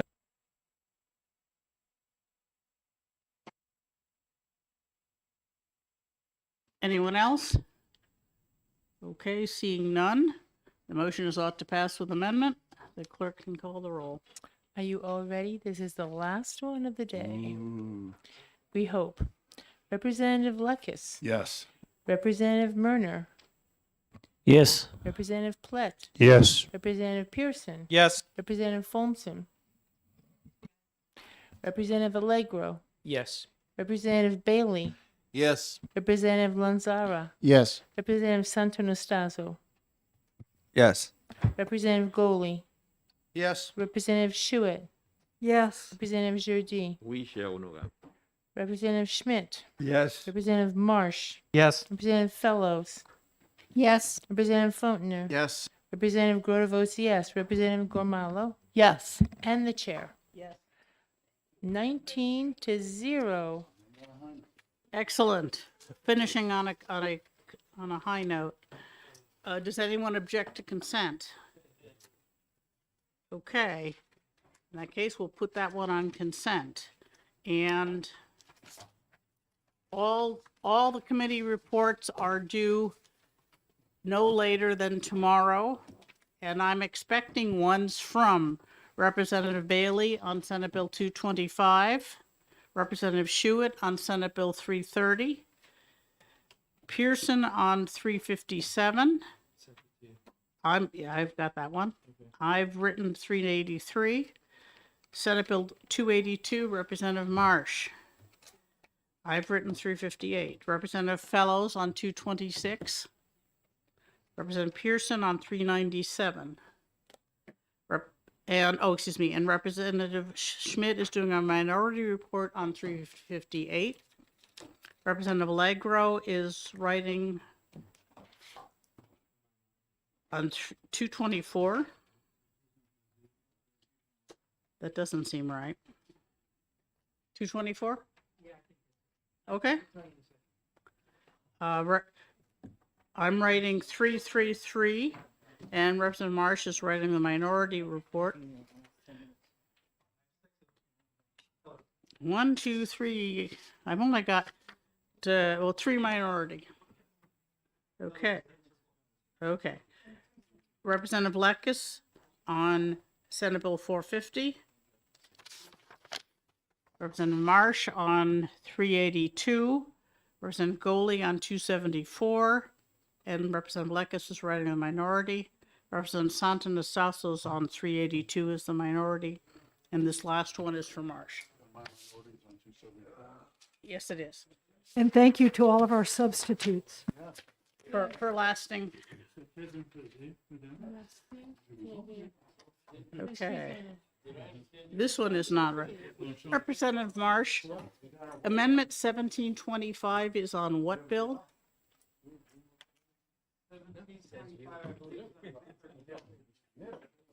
I thought that was 1771. Let me come over and consult you. Thank you all. Thanks for such an easy day. You had a lot of 19 materials. And I'm trying to, I didn't, for the voice, I didn't talk to you. That's fine, because of my chair, or I went. Okay. They did 2 days. I understand, and